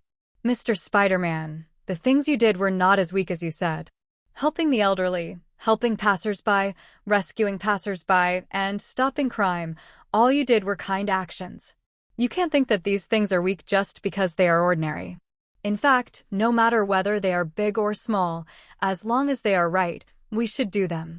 You helped the elderly cross the road, which will prevent her from being hit by a car. You stopped the criminals, which may indirectly save one family after another. Mr. Spider-Man, the good deeds are big or small. As long as you do it and keep doing it, you're a hero. Hearing Steve Rogers' serious encouragement and recognition, Peter Parker, who was still very young, suddenly blushed. Although he is not from this universe, he has not heard of it personally, and in the story of Captain Steve Rogers, he is very happy, growing up slowly. But he just saw the heroic actions of this upright and resolute man in front of him. To read the exciting novels, go to Faloo Novel Network. Oh my God, is there anything more exciting than the affirmation and praise of a superhero? This made Peter so excited that he wanted to go to the prison to beat up the captured Rhino. Huh? Where's Wanda? Looking at Peter Parker's excited expression, Tony Stark shrugged. He knew that things would be like this. He had experienced Steve's ability to speak. Now it seems that even if he is not from the same universe, he still can't escape his influence. Turning around, he felt that the hateful eyes behind him disappeared. Tony glanced at Wanda's original seat and then asked Natasha curiously. She has left the theater. Faced with Tony's inquiry, Natasha smiled and answered. Very good, Wanda said hello to me before leaving. Although it is possible that she was affected by her future video. But at least, she still has some good feelings towards me. With this little bit of good feelings, Natasha can slowly find out where Wanda is now. However, when will Wanda and Lin En meet?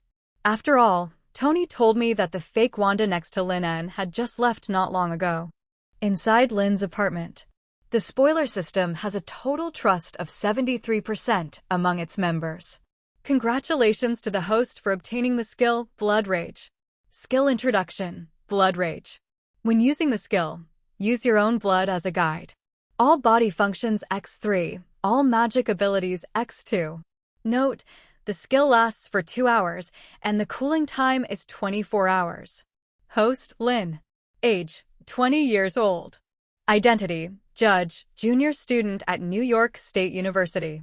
Abilities, Magic Shield, Intermediate, Teleportation Magic, Advanced, Exorcism Magic, Advanced, Self-Healing, Intermediate, Regeneration of broken limbs, physical fitness 3 times higher than normal people, Demon Eye, Intermediate, Summoning the Dead, Intermediate, Chains of the Dead, Intermediate, Magic Cutting, Advanced, Thermal Vision, Intermediate, Flying, Immunity, Intermediate, Summoning Skeletons, Intermediate, Blood Rage, Beginner. Current side quests, none. Creation points, 10. Number of videos that can be made, 1. Seeing that the system did not refresh a new round of side quests, Lin closed the system casually. Just now, the spoiler system said that Tony Stark and his team's overall trust was only 73%. So, who lowered the trust? You should know that the trust in the previous videos was over 80%. Could it be the new member, the second-generation Garfield version of Peter Parker? Just as he was thinking, a white arm was placed on Lin's chest. Why are you still awake so late? What are you thinking about? Elsa Bloodstone asked Lin after opening her eyes in a daze. I'm wondering what brought you from London to New York? Looking at Elsa, who had recovered from her fatigue, Lin asked curiously. I missed you a little, so why don't I come over to see you? Faced with Lin's question, Elsa chuckled, and then gently stroked Lin's chest with her white fingers. Is it because another year and a half has passed? Why do you feel more energetic tonight than when you were 18? Really, if I had known, I wouldn't have let you go back last time in Europe. Speaking of this, Elsa rested her chin on Lin's chest, her beautiful eyes shining. Lin, you should know that I really like you very much.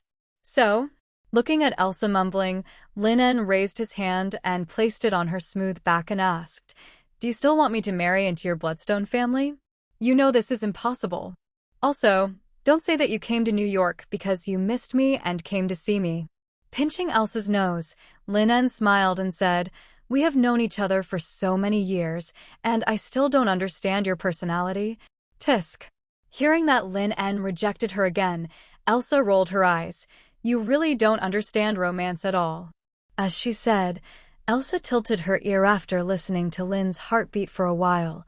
She explained, a wealthy man in New York found me through his connections. His daughter died half a month ago. The specific cause of death is unknown. The NYPD concluded that it was suicide. This wealthy man knows his daughter and knows that it is impossible for her to commit suicide, so he found me through layers of connections. Looking up at Lin, Elsa said seriously, he gave me a very high price and hoped that I could help investigate the cause of his daughter's death. You know, when people can't find the answers they want through scientific methods, they will seek some supernatural means. And it happens that our Bloodstone family is quite famous in the supernatural field. Hearing what Elsa said, Lin raised his eyebrows. So you want me to help? Hiss. It hurts. After slapping Lin's mischievous hand away in annoyance, he snorted twice and said, although our Bloodstone family is very knowledgeable about monsters and vampires. But you are a professional in the field of the undead, so I want to ask you for help. At this point, Elsa raised 4 white fingers. The rich man offered $4 million, and we can split it equally after the deal is done. And he promised that he would be responsible for the tax of this money, so we can get the full $2 million. How about it? Do it? Hearing Elsa say this, Lin En thought for a few seconds. $2 million, is the market price so high now? The New York and Washington psychic circles received an order of $100,000 a few days ago, which is already high. Who made the dead daughter the rich man's most beloved daughter? To read the violent novels, go to Feilu Novel Network. Faced with Lin En's curiosity, Elsa said with a smile. She knew that Lin En had a circle with psychics and witches, and that he had a high reputation in that circle. So this was the real reason why she looked for Lin En. Even if Lin En helped, Jean could not summon the ghost of the rich man's daughter by himself. Then he could invite other psychics to come and summon together. At worst, he could give those psychics tens of thousands of dollars as a spirit fee, and the big money would still be taken by herself and Lin En. Okay. After thinking for a few seconds, Lin En nodded. School will start in half a month, so it's just right to earn some extra money. $2 million after tax. This is already the income of her East Coast studio for several months. Then it's settled. Seeing that Lin En agreed, Elsa's eyes sparkled. Feeling Lin En putting more force on her head, she rolled her eyes at him. Not caring that she had just used it before, she buried her head in the quilt. Huh. She looked at him with her arms resting on her head. Sealing, Lin breathed a sigh of relief. Turning around, he saw that there was still half a cup of ice water on the table, so he took it up and drank it and handed the ice cubes to Elsa. The next morning, coming out of the bathroom, he saw that Elsa had already prepared breakfast. Lin sat at the table waiting for Elsa to come and eat together. Just when the two of them were halfway through breakfast, they heard a knock on the door outside the apartment. I'll go open the door. After hearing the doorbell, before Lin could speak, Elsa ran to the door. After opening the door and seeing the person who came, Elsa was stunned for a moment. Mr. Tony Stark? Elsa Bloodstone? The one who opened the door was Elsa, who had fought vampires together in Europe. Tony Stark was stunned for a few seconds, then nodded. Lin En is at home. Back when he was on the Quinjet, he knew that Lin En and Elsa had a very familiar relationship. I didn't expect that Elsa, a girl, would come to me after not seeing each other in Europe for such a short time. TSK. She is indeed a person I like. She is really similar to me in this aspect. After Tony Stark came in, Elsa smiled and said, Mr. Stark, have you had breakfast? There is still some food in the kitchen. Do you want to eat together? Facing Elsa, who looked like a hostess, Tony nodded. Thank you. It would be even better if you have it. No problem. Smiling at Tony, Elsa went straight to the kitchen. After Elsa left, Tony immediately winked at Lin En and said, Great, you actually let the girl come thousands of miles to see you. You really have some of my style back then. Lin didn't care about Tony Stark's boasting. After all, everyone knows what this guy was like before. You came to my apartment so early in the morning. Is there something important? Looking up at Tony Stark, Lin asked. It's the show, Mystery Files. Faced with Lin's question, Tony shrugged.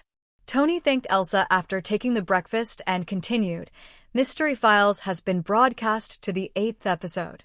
In the previous episodes, you only participated as a consultant and answered some common sense about metaphysics.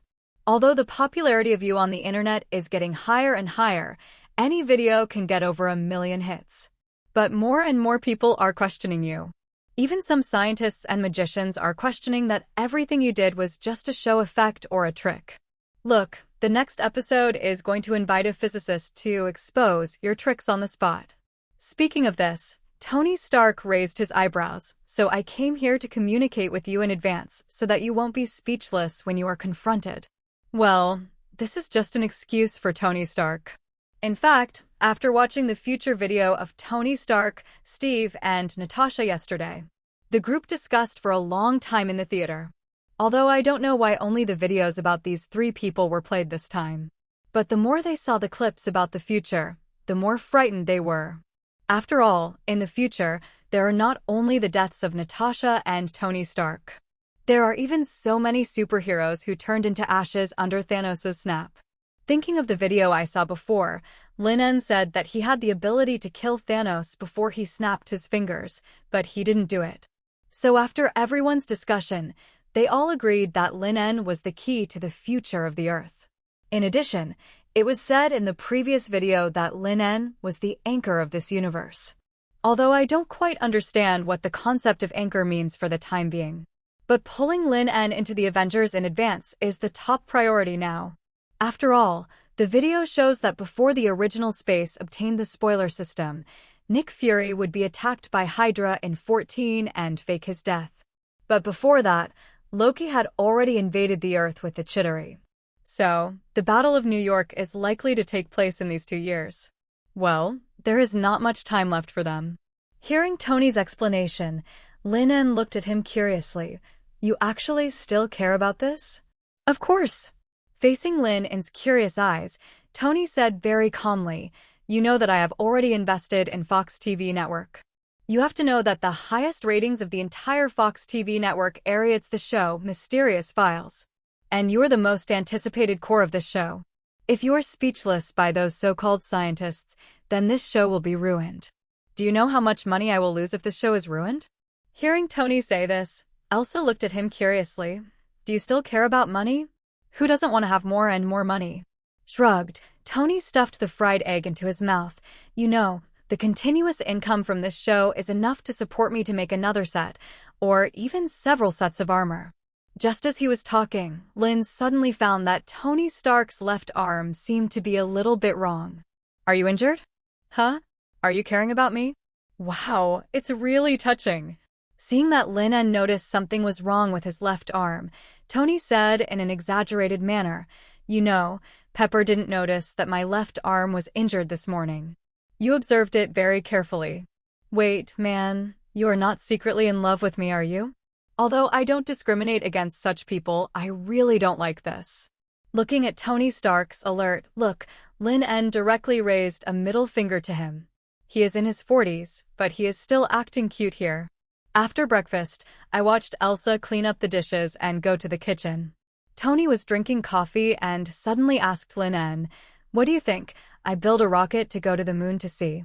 To read the exciting novels, go to Feilu Novel Network. Hearing Tony say this, Lin En guessed his idea at the first time. I don't think you can find it. Shaking his head, Lin En put down the coffee cup and said, since your parents have never appeared in front of you in these years, it proves that they don't want others to find out that they are still alive.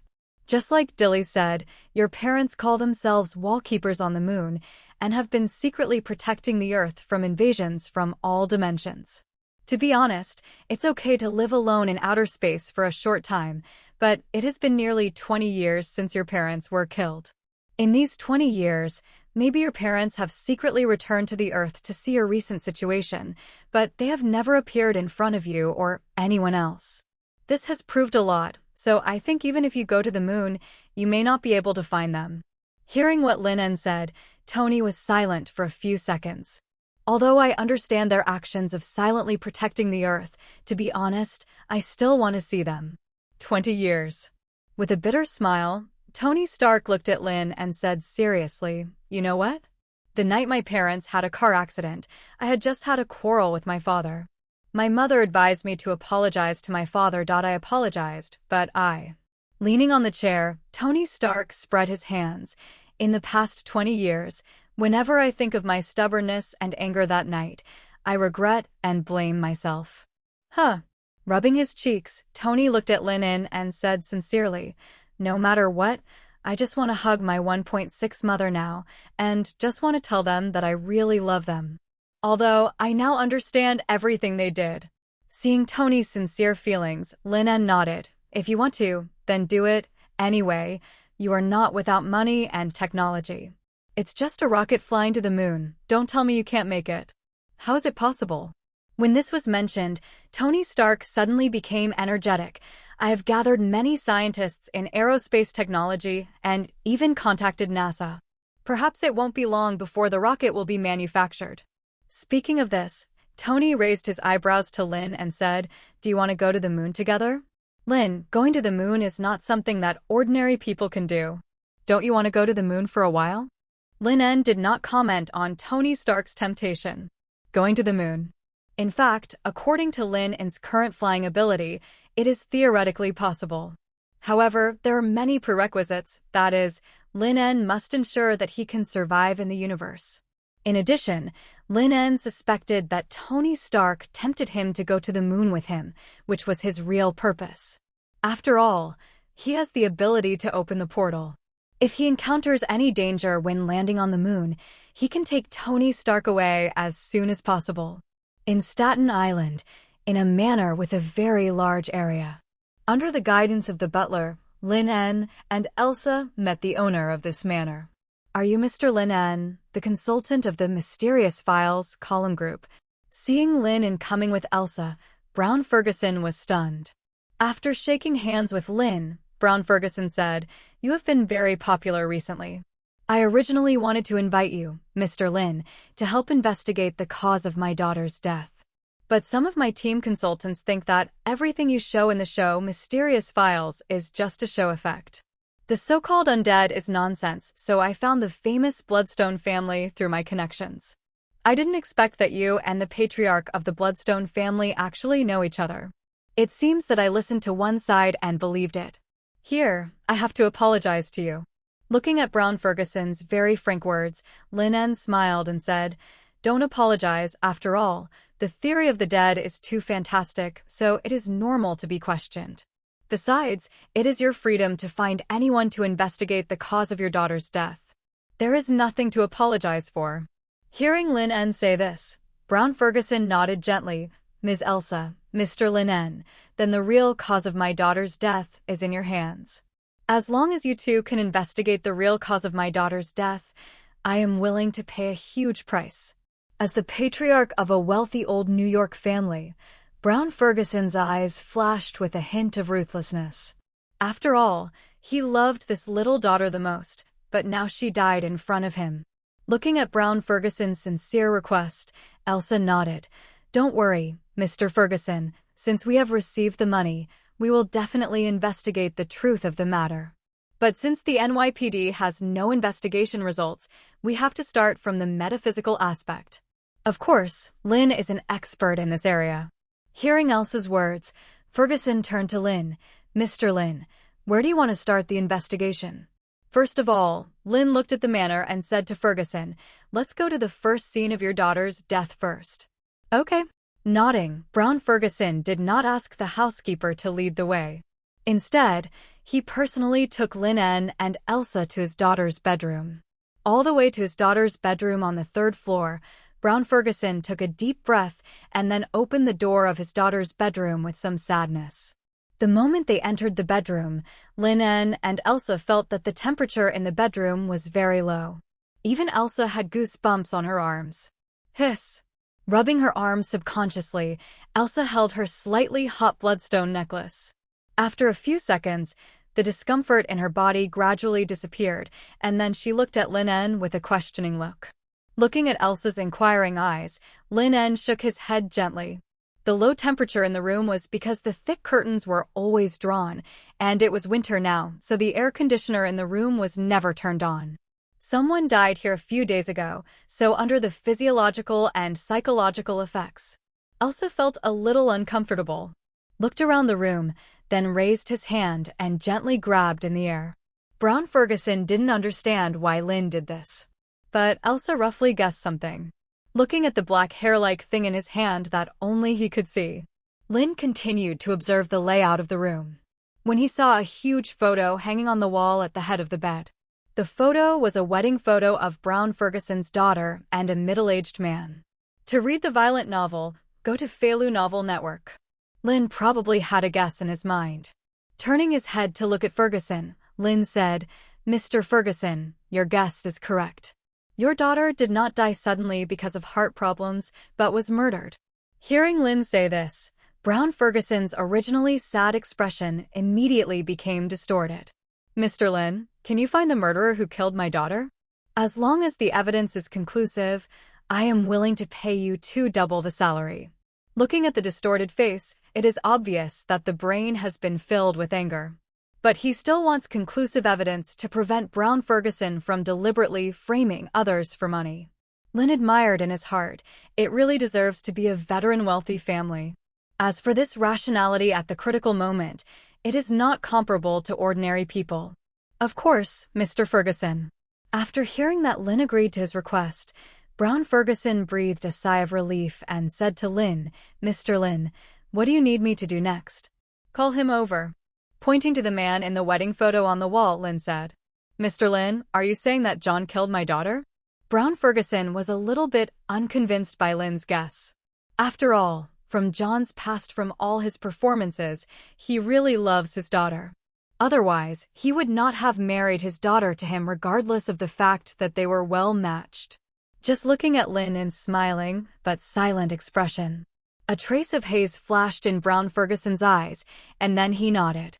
After Brown Ferguson left the room, Elsa asked Lin En curiously, "Are you sure that Ms. Sarah Ferguson was really killed by her husband?" 80%.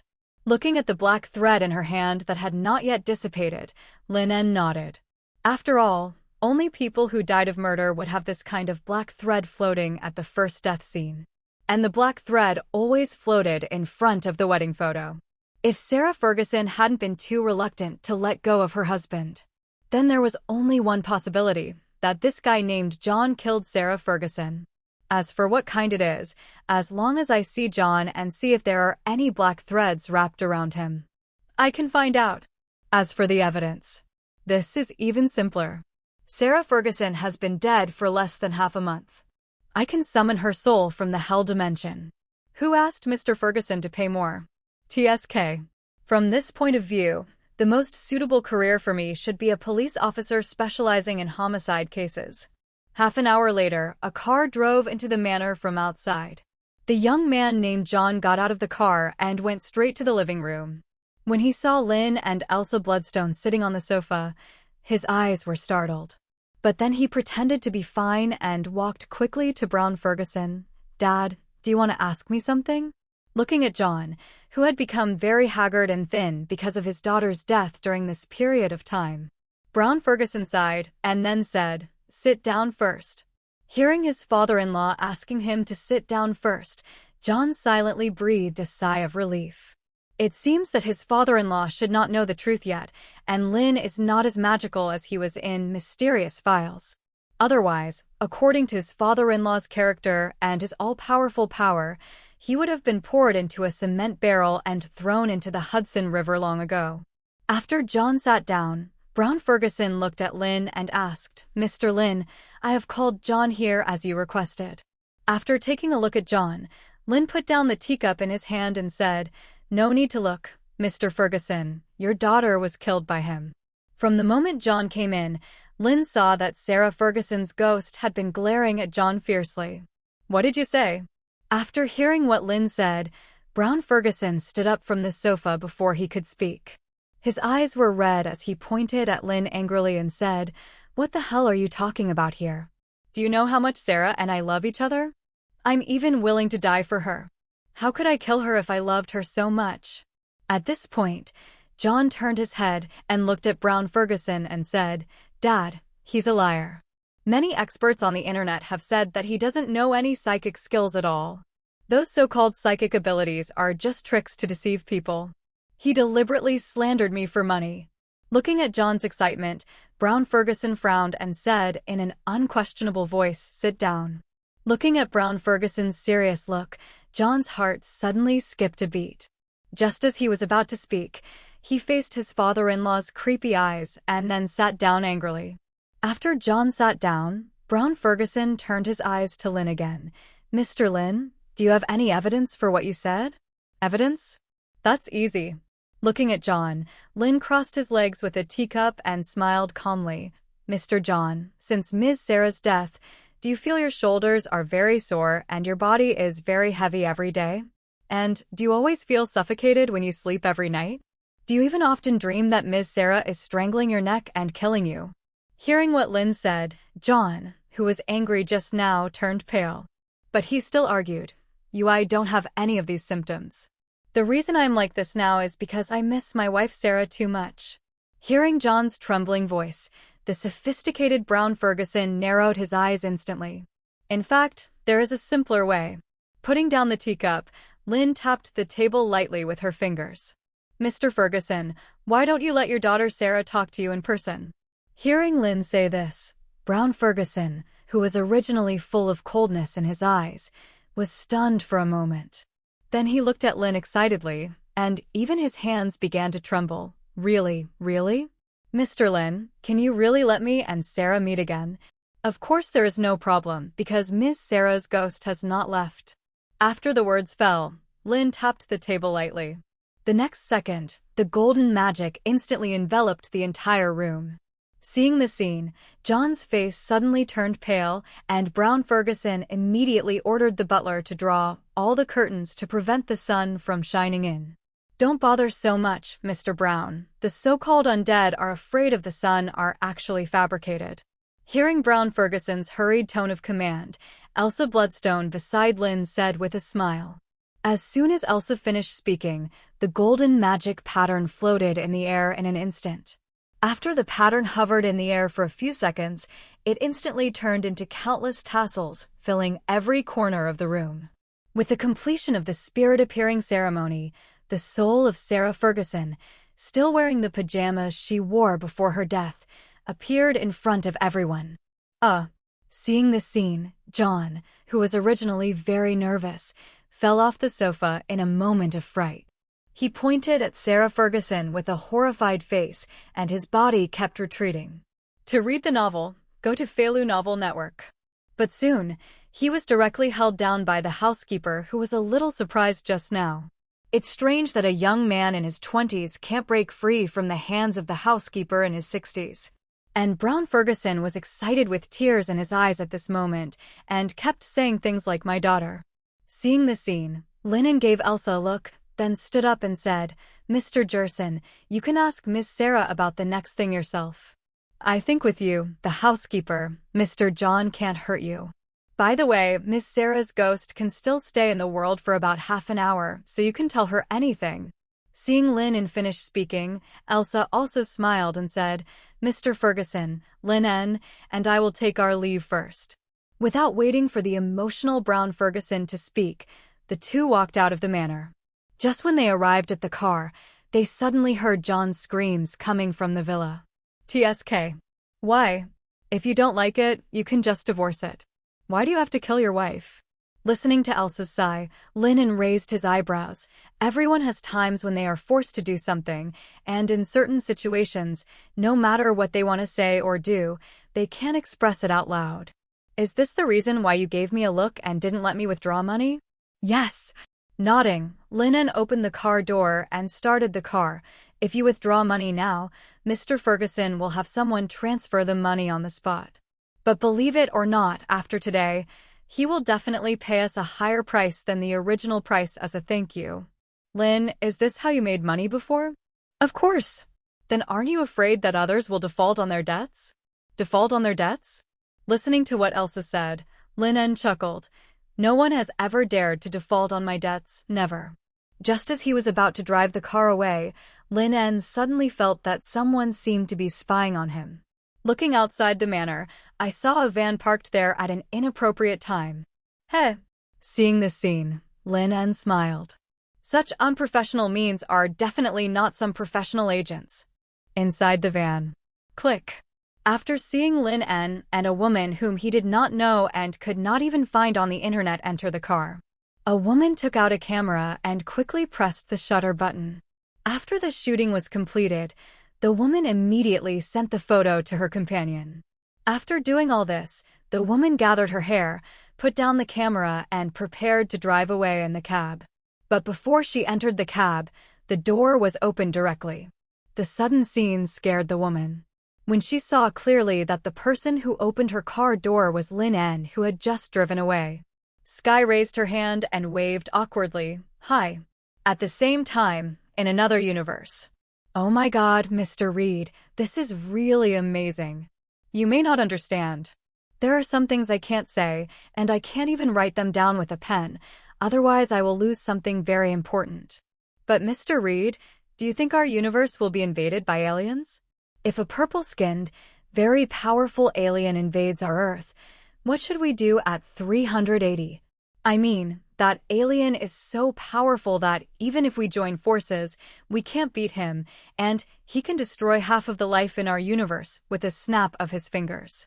Listening to Peter Parker excitedly saying a lot of words that he couldn't understand, Mr. Fantastic Reed stopped his work. "So Peter, what happened to you?" I can't say." Faced with Reed's inquiry, Peter Parker shrugged apologetically. "Well, you don't have to speak. When I ask, you just need to nod or shake your head or give me the answer with your eyes, okay?" It doesn't seem to work. "Sorry, Mr. Reed. It's not that I don't want to say it, but once I—" Okay, I get it." Seeing that Peter Parker couldn't explain it clearly, Reed shrugged. "Just treat it as your adventure. Peter, in fact, some people will live an ordinary life, but some people will encounter some adventures that ordinary people can't understand. Just like me and Susan and others in space, it's like you get bitten by a spider and then gain abilities." Putting down the test pen in his hand, Reed said very seriously, "This is your adventure, so I think you will definitely gain a lot, even if this gain is not now. You just said that aliens invaded the Earth. Yes, in the vast universe, the Earth is not alone. But no matter which planet the aliens want to invade and occupy the Earth, we will fight to the end, even if it costs our lives. In addition, since this is your adventure, you must feel it with your heart and take it seriously, or maybe one day in the future, this adventure will bring you an unexpected gift." Listening to Mr. Reed's serious persuasion, Peter Parker thought for a few seconds and then nodded. "Thank you, Mr. Reed. You're welcome. In addition, I have destroyed your blood sample. Don't worry, the same thing will not happen to Dr. Octopus again." After getting the guarantee from Mr. Fantastic Reed, Peter Parker was relieved. A few seconds later, Peter suddenly asked, "Mr. Reed, can I see them again?" "I suggest you don't do this." Faced with Peter's request, Mr. Fantastic Reed explained, "Although I have eliminated their abilities now, they come from you after all. Usually, when they see your news on TV or in newspapers, although they feel uncomfortable, they will still try to integrate into this society. Become an ordinary person. But if you appear in front of them, they will definitely feel unbalanced. You know, what Otto did was too cruel." After hearing what Mr. Reed said, Peter Parker was silent for a moment. He glanced at the laboratory not far away and then nodded. After Peter Parker left, a tall, blonde, and very sweet girl walked out of another laboratory. "Peter Parker left?" Faced with the girl's question, Reed nodded. "He should have sensed you before he left, Jessica. You know, spider sense is very powerful." "Of course I know this. After all, I am also Peter Parker." With a somewhat melancholy tone, he glanced at the direction Peter Parker left. To read the exciting novels, go to Faloo Novel Network. Then the girl named Jessica Drew said to Reed very sincerely, "Thank you, Mr. Reed." "You're welcome. I just want to ensure that there will be no chaos in this world. After all, so many Spider-Man clones have Peter Parker's abilities and memories, and are brainwashed and controlled to become killers. This is too scary. That's why I will eliminate their abilities." At this point, Reed looked at the girl in front of him who looked very beautiful and cute, but whose soul was Peter Parker. "You are the only clone who has not been brainwashed and controlled by Otto, Jessica. What are you going to do next?" Faced with Reed's question, Jessica thought for a few seconds, then smiled bitterly and said, "Mr. Reed, You know my soul and my memory are telling me that I am Peter Parker, but now my body has become a girl. If I continue to stay in this universe, I am worried that I will do something to Gwen, or even hurt the real Peter. When Peter Parker came here just now, didn't he suddenly ask if you believe in parallel universes? At this point, Jessica Drew looked at Mr. Fantastic with a glimmer of hope. Mr. Reed, I have seen the parallel universe shuttle you made these 2 days. So, please send me to another universe and let me start a new life there. Hearing Jessica say this, Reed frowned. Jessica, I have to remind you that although I have made a multiverse shuttle, but none of us know about the aspects involving the multiverse, and we can't be sure that using the shuttle will send you to that parallel universe. What if? It doesn't matter. Looking at Reed with a firm look, Peter Parker, or Jessica Drew said seriously, at least in another parallel universe, I can become Spider-Man, Jessica Drew, instead of a clone of Peter Parker in this universe. And I believe that the real Peter Parker will protect Gwen, right? Seeing Jessica pretending to be strong and determined, Reed pondered for a few seconds and then nodded. 3 days later, Fox TV Network's Mysterious Files program team. Because the last incident with Kelly scared the host so much that he resigned overnight, the new host was replaced by a long-legged queen, Nicole Johnson. Looking at the woman sitting opposite him, wearing a hip skirt, constantly changing her legs to show him her perfect body shape in places that the camera and the audience can't see from time to time. Lin sat on the sofa and answered questions one after another seriously. What can Lin do? Lin is also desperate. Who knew that this dignified and intellectual and elegant big sister would be so bold? She is seducing me. Below is the most famous Manderson Hotel video in the United States. Speaking, Nicole pointed to the big screen on the scene, and soon a very old hotel appeared in front of everyone. This hotel is located on the banks of the Hudson River in New York. It has a very advantageous geographical location and beautiful scenery. It receives hundreds of thousands of tourists every year. But since a guest committed suicide by burning charcoal 7 years ago, there have always been people claiming that they can see ghosts wandering in the corridor on the 3rd floor late at night. And the number of witnesses who have seen ghosts over the years has exceeded tens of thousands, and as a result, the number of tourists received by the Manderson Hotel has increased dramatically to millions each year. There are always many people who try to see ghosts with a skeptical attitude. At this point, Nicole folded her legs again and then smiled at Lin and asked, Mr. Lin, do you think the haunted incident at the Manderson Hotel is true? False. Looking at the beautiful scenery flashing in front of him, Lin answered neatly, the so-called haunted rumors of the Manderson Hotel are completely fabricated. The reason for such rumors is that the founder of the Manderson Hotel came up with a strange publicity to attract customers. And those who saw the so-called ghosts wandering in the middle of the night were just deceived by magic tricks. Hearing what Lin En said, Nicole Johnson blinked her beautiful eyes. Mr. Lin En, why do you make such a straightforward judgment? Because I have been there. Taking a glass of ice water on the table and taking a sip, Lin En said, when I was a freshman, I founded the Paranormal Investigation Agency in school. Among the dozens of paranormal cases investigated, there was the Manderson Hotel. I lived on that haunted floor for a whole month and saw 3 ghosts wandering during that time, and the result was. Speaking of this, Lin En spread his hands, so I can clearly tell everyone that this matter is fake. As he said, Lin En took out a CD. Seeing this, Nicole Johnson immediately asked the staff to play the contents of the disc. The video was the image of Lin exposing the haunting of the Manderson Hotel. Seeing the video playing on the screen, the audience was shocked. Sure enough, this is another publicity gimmick ever since Lin became the consultant of Mystery Files. In each issue, several famous places where ghosts appeared were confirmed to be fake by Lin. On a street lamp on the streets of New York, Jessica Drew, wearing a black and red spider suit, watched Mystery Files being played on the big screen of the store. She was very surprised. My God, this universe is much more exciting than my universe. I didn't expect that there are ghosts.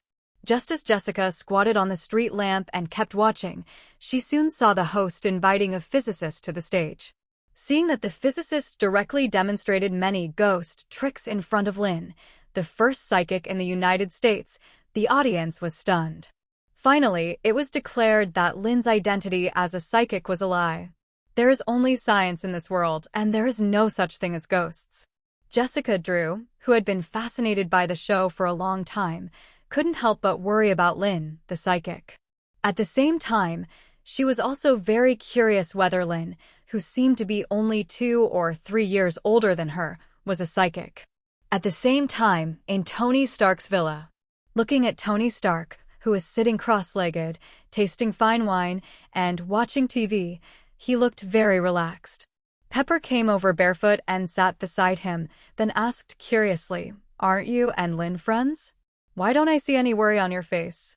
You know, if Lin can't cope with it, then he is likely to be ruined." "Tony, this is inconsistent with your usual concern for Lin."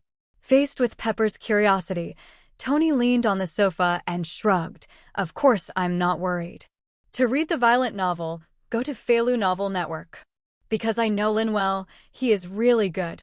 I still can't forget the scene in the park. Lin summoned the female ghost right in front of Natasha and me. Later, in the wooden house in the suburbs, I saw dozens of hands from hell dragging the blood slave into hell. Oh my God, that scene is unimaginable. Even those so-called Hollywood movies are not as exciting as that scene." Hearing Tony say this, Pepper also looked at the screen curiously. Although she was a little scared, she also wanted to see what the ghosts looked like. It's so curious. Stage scene. Looking at the magic performed by the physicist and the ghosts displayed by the stage lighting effects, Lin leaned back in his chair and clapped with a smile. His performance was like that of an audience member, and it was impossible to tell that he was the one being questioned. That's right. After all, a lion facing an old tiger may go all out, but if the lion takes it seriously, it will lose when facing the ant who thinks he has the truth. If it weren't for the business of his studio, Lin En wouldn't even bother to debate with these people. Believe it or not. Seeing Lin En clapping calmly and even appreciating the magic tricks he showed in his eyes, this made the physicist a little confused. Could it be that his deception was exposed by himself in front of hundreds of live audiences and hundreds of thousands of viewers in front of the camera? Shouldn't he be hysterical or quibbling? Even if he was sweating and running away, he had considered it. But from beginning to end, Lin En looked at him calmly and even applauded his exposing skills. This was something he didn't expect. "Mr. Lin, don't you have anything to say now?" Looking at Lin with burning eyes, Elvin Loggins asked seriously. "Oh, very wonderful magic, Mr. Elvin. If you had not chosen physics, then today you might be as famous as David and become a very powerful magician." Looking at Lin En still calm, even thinking of praising himself, Erwin Loggins felt a little irritated inexplicably. "Fuxx. I came here to expose your tricks, not to perform magic for you. What the hell is that admiring look of yours? Hurry up and explain, you bastard." Took a deep breath and controlled his emotions. Elvin Loggins sat opposite Lin and asked, "Mr. Lin, I'm here to expose your tricks, not to perform for you. Now, all the common supernatural tricks on the market have been cracked by me. Do you have anything else to say? Perhaps you think your tricks have been exposed by me, so there is nothing to quibble about?" Faced with Elvin Loggins' aggressive questioning, the 297 audience who were watching the show were also waiting for Lin's response. Lin was still calm and said to Elvin Loggins with a smile, "Mr. Elvin, you are right. In fact, many of the so-called ghost tricks on the market are deceptive.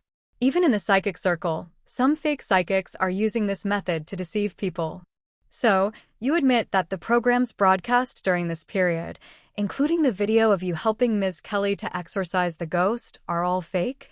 Faced with Elvin Loggins' questioning, Lin smiled calmly. "Of course not, Professor Elvin. Can I ask you a few questions?" "Of course." I heard that Lin actually wanted to ask me back, instead of showing me directly to convince myself. Elvin nodded immediately. He really wanted to see what tricks the #1 psychic in the United States wanted to play. "Mr. Elvin, has your temper become very irritable and angry recently, which is completely different from your previous personality?" Hearing Lin's question, Elvin Rogers was about to refute. But he heard Lin continue, "Don't rush to answer, you can ask yourself." Looking at Lin's jade-like eyes, Elvin Loggins was silent for a moment. Thinking about his changes during this period of time, Elvin Loggins nodded. Indeed, his temper has become worse and worse during this period of time. Sometimes he can't even control his temper at all. "You are right, Mr. Lin, but this is different from..." Before Erwin finished asking, Lin continued, "Your wife should have died in a car accident 2 months ago." After hearing Lin talk about his family situation, Erwin was silent for a few seconds and then retorted, "Many people know about this. If you have investigated my information, then you should also know that my wife died. This does not count. Your personality should have changed after your wife died, right?" After being asked by Lin, Elvin was speechless. It is true that his personality has become irritable since his wife passed away. In fact, once the dead spend a long time with a person, the magnetic field of that person is easily affected. And I am also curious, your wife is obviously dead, but why is her soul always around you? You know, this is not in line with common sense. What? Hearing Lin say this, Elvin Loggins stood up from the sofa in an instant. "What evidence do you have to prove that my wife is by my side?" Staring at Lin, Elvin Loggins was angry because Lin used his deceased wife as a refutation. But in fact, Elvin Loggins' eyes were full of expectations. Yes, in fact, since his wife passed away, he didn't even see her for the last time. Elvin Loggins missed his wife every day. As a physics professor at Columbia University, Erwin knew that there were no such things as the dead in this world. But since his wife passed away, Erwin hoped that all his cognitions were wrong. For this reason, he was even willing to give up his favorite physics. But no matter how much he wanted to prove the existence of the dead, no matter how many theological books he read, he could not get an accurate answer. During that time, he even looked for many psychics, but these psychics were all liars. Just when Erwin was discouraged, the broadcast of Mysterious Files and the episode where Lin exorcised Kelly's spirit was broadcast. It seemed that Erwin saw the hope of seeing his wife again. Lin. During that time, he wanted to meet Lin like crazy and sent dozens of emails to his mailbox every day. But perhaps he was considered a harasser, so he never got any feedback from the beginning to the end. Even though he got Lin's number from a friend at the State University of New York, he still couldn't get through. Not giving up, he went to Lin's East Coast studio again. But Jessica and Barbara said that Lin would not accept commissions for the time being. Just when Elvin Loggins felt deeply lost. But he accidentally found a group of people on the internet who thought Lin was a liar and the show was just a show. This gave Elvin Loggins new hope. As long as he became the leader of this group and made public opinion a big deal and was invited by the program team, he could meet Lin. If Lin was a liar, he could expose him directly. To read the violent novels, go to Feilu Novel Network. If Lin was really a capable psychic, then I can see my wife again. Even if it's just a hope, Elvin Loggins, I don't want to give up. As long as I can see my deceased wife again, even if it's just once, I will pay any price. Erwin Loggins thinks it's worth it. During the time when his wife passed away, every day was torture for him. Looking at Erwin Loggins' excitement, Lin waved his hand and asked him to sit down. "Words are not enough, Mr. Erwin. I think you must have someone you trust very much." Looking at Erwin Loggins, Lin said seriously, "The energy of your wife's soul has become very weak. This is also the price she paid for forcibly staying with you. But I can help in order to prevent you from thinking that I am looking for someone to help me or colluding with others to deceive you.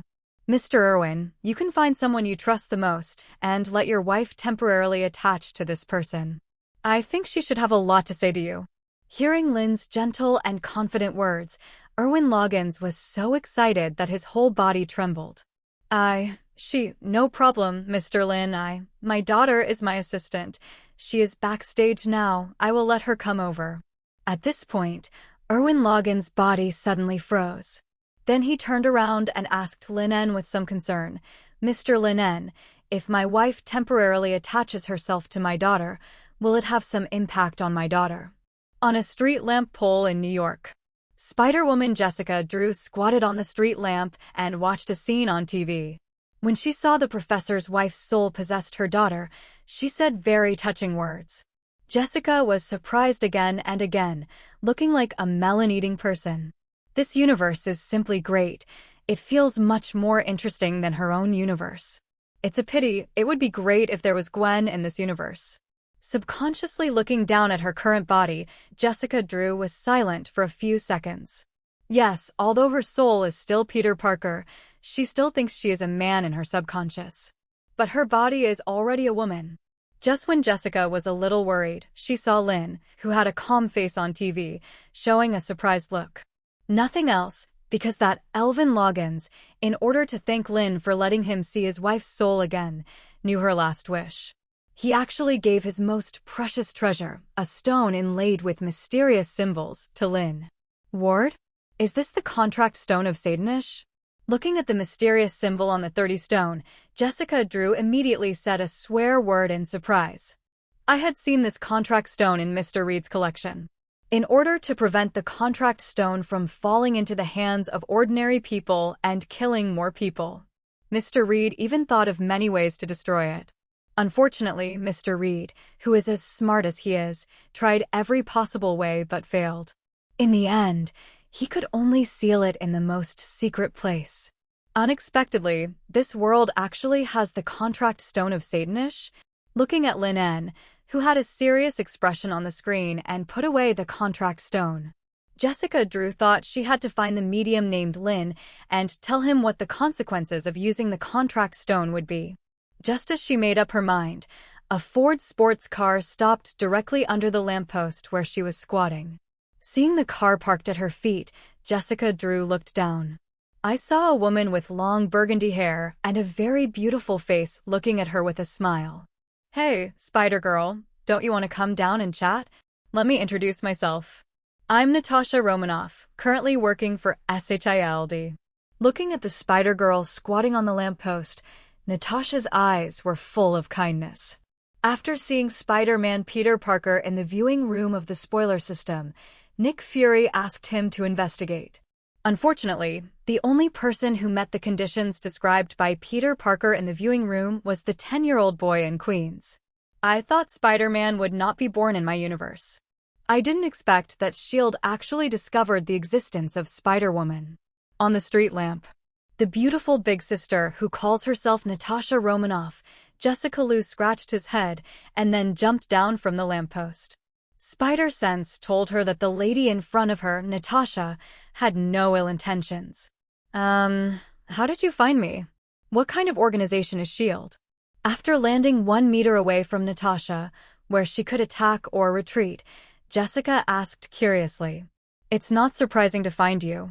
After all, the second day you appeared in this city, when you used spider silk to catch a group of robbers, S.H.I.E.L.D. had already noticed you.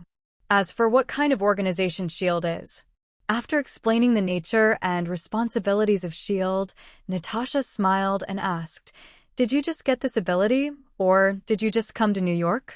But judging from your proficiency in using this ability and the spider silk launcher on your wrist, you should have had this ability for a long time. Faced with Natasha's question, Jessica shrugged. How to answer this? I can't say that I am a clone of Spider-Man Peter Parker and was sent to this universe by Mr. Reed using a shuttle.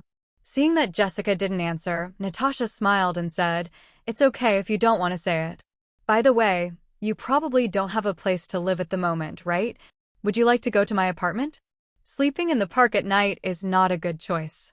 Faced with Natasha's enthusiastic invitation, Jessica Drew scratched her head awkwardly. To read the exciting novels, go to Faloo Novel Network. When I came to this universe, I forgot to borrow some money from Mr. Reed. So I stayed in the park last night. I didn't expect that Natasha would find out about this. It seems that the S.H.I.E.L.D. in this world is really well informed. Thank you.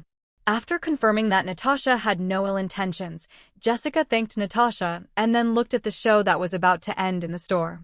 Following Jessica's gaze, Natasha asked curiously, are you interested in Lin En?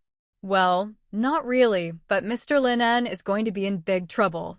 Hearing Jessica's words, Natasha's originally smiling expression immediately turned serious. You said that Lin will be in big trouble? Do you know Mr. Lin? She asked Natasha curiously, and when she saw Natasha nod, Jessica replied, "The precious stone that Professor Alvin Loggins gave to Lin is actually the contract stone. It is the medium that can sign a contract with Satanish, one of the lords of the Hell Dimension. Once you get the contract stone, it is equivalent to establishing a connection with Satanish.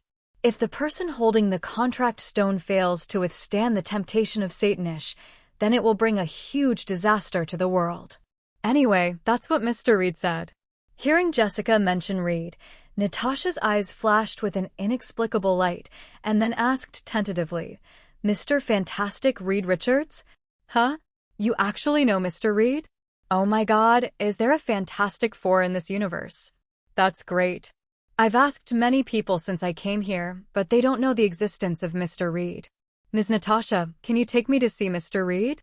Facing Jessica's excited tone, Natasha understood instantly. This Spider-Woman who suddenly appeared in New York was not from her universe. Because there are no Fantastic Four in this world, let alone a scientist named Reed Richards. Don't worry about it. Come back to the apartment with me first, and I'll take you to see Lin tomorrow. Since you said Lin is in trouble, then we have to solve things one by one, right? After hearing what Natasha said, Jessica drew thought for a few seconds and then nodded. Sitting in the passenger seat, Jessica Drew was so excited that she couldn't stop talking because she finally heard Mr. Reed. Seeing Jessica's chatterbox, Natasha kept smiling. TSK, he is as young as Peter Parker in the theater, so I don't even need to ask him questions. Since the broadcast of this episode of Mysterious Files, the doubts about Lin on the internet have gradually disappeared. There is no way, even the leader of the doubting team, Professor Alvin Loggins, has defected. He even took the initiative to stand up in front of all the reporters and media to announce that Lin is a trustworthy psychic. In this case, what is the meaning of the doubting team? The doubting team disappeared and was replaced by a group of people who admired and worshipped Lin. After all, in Europe and the United States, a very superstitious country, Lin, a confirmed psychic, is still the first. In the East Coast studio. After a long sigh of relief, Lin returned to his seat and drank the ice water. Do you feel the enthusiasm of the people? Seeing Lin's relieved look, Barbara smiled and poured him another glass of ice water. From the time we opened the door in the morning until now, in just 2 hours, more than 300 people have enthusiastically asked me if they could take a photo with me. This is more tiring than exercising spirits 10 times. Listening to Lin En's relieved tone, Barbara smiled even brighter, but in just 2 hours, our studio's turnover has exceeded 200,000 today. To be honest, I want you to come here every day now. Please spare me. Leaning back in the chair, Lin En shook her head. This is the first time I found that being too popular is also very tiring. By the way, where is Jessica? Her father has a birthday today, and she went to buy a gift for her father. Sitting in front of Lin En's desk, Barbara took off her shoes and stepped on Lin En's legs with her beautiful legs in black stockings. The studio's dividends in the past 2 months are enough for her to buy a car for her father. Looking at the slender legs rubbing against each other, Lin En stopped her movements. Seeing that Lin En actually stopped her instead of enjoying it like before. A trace of surprise flashed in Barbara's beautiful eyes. Are you worried about Miranda and Emma, who are responsible for selling in the store on the first floor? Don't worry, they won't come up. I'm not worried about this, but someone is coming to find me. Pointing outside, Lin En replied. After hearing what Lin En said, Barbara got down from her desk and walked to the window to take a look. TSK, they really came at the wrong time. But the lady with long burgundy hair is pretty. Have you fucked her? Seeing Lin En raised a middle finger to her, Barbara smiled happily. I'm going to the store on the first floor. I won't bother you. Blinking, Barbara left Lin En's office with her ponytail. A few minutes later. The office is well decorated. Took a look at the layout of Lin En's office, Natasha exclaimed. Thank you. What would you like to drink? Coffee. Hearing Natasha say that she wanted to drink coffee, Lin turned around and looked at Jessica Drew. Madam, what would you like to drink? No thanks. Faced with Lin's question, Jessica Drew waved her hands. Standing up and pouring a cup of brewed coffee for Natasha, Lin asked, "Natasha, what do you want to ask me for? If it's a commission, forget it. I'm going back to school the day after tomorrow. I don't have time to deal with the difficult problems that even your shield finds difficult." Although the girl who came with Natasha was quite capable, but Lin only thought she was an agent of shield. After all, shield is so huge, it's normal for some agents to have supernatural powers. "Lin, it's not me who came to see you this time, but her." After taking a sip of coffee, Natasha put down the cup and said, "Her name is Jessica Drew.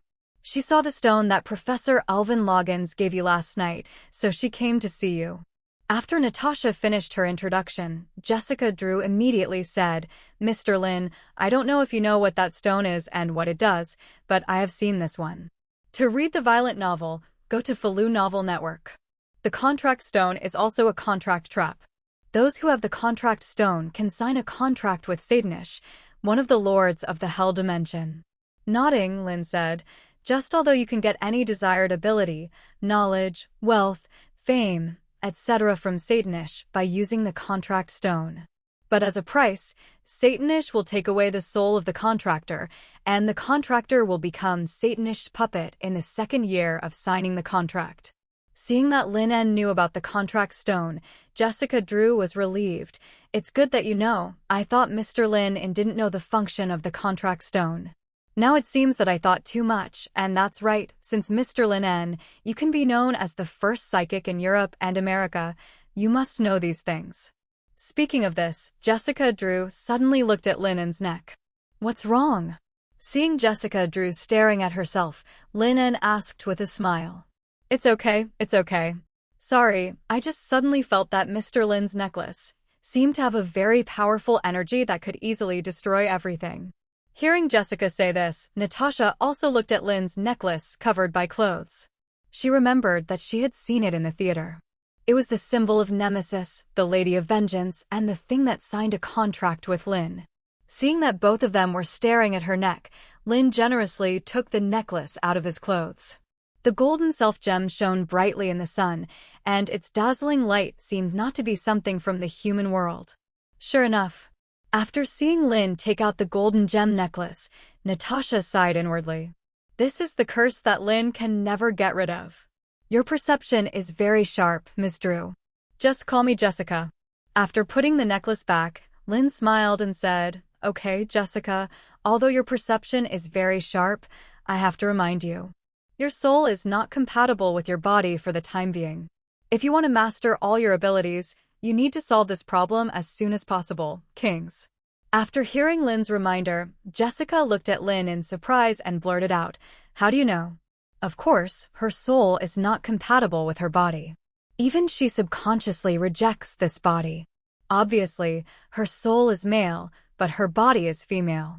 This makes Jessica, or Peter Parker's soul, a little difficult to accept. Of course I know, because I'm a psychic. As he said that, Lin opened the drawer and took out an accessory pendant. Stretching out 2 fingers, the golden magic was instantly infused into the ornament. After doing all this, Lin handed the ornament to Jessica Drew. This can only temporarily help you stabilize your somewhat turbulent soul. Although I don't know what happened to you, Jessica. If you want your soul and body to fit better, then you need to truly accept your body. In early May, in the dormitory of the State University of New York. Looking at the cheerleader lying beside him, snoring with a trace of saliva hanging from the corner of her mouth, Lin carefully lifted the quilt and walked to the bathroom. There was a party last night, so Lin En naturally did not return to his apartment.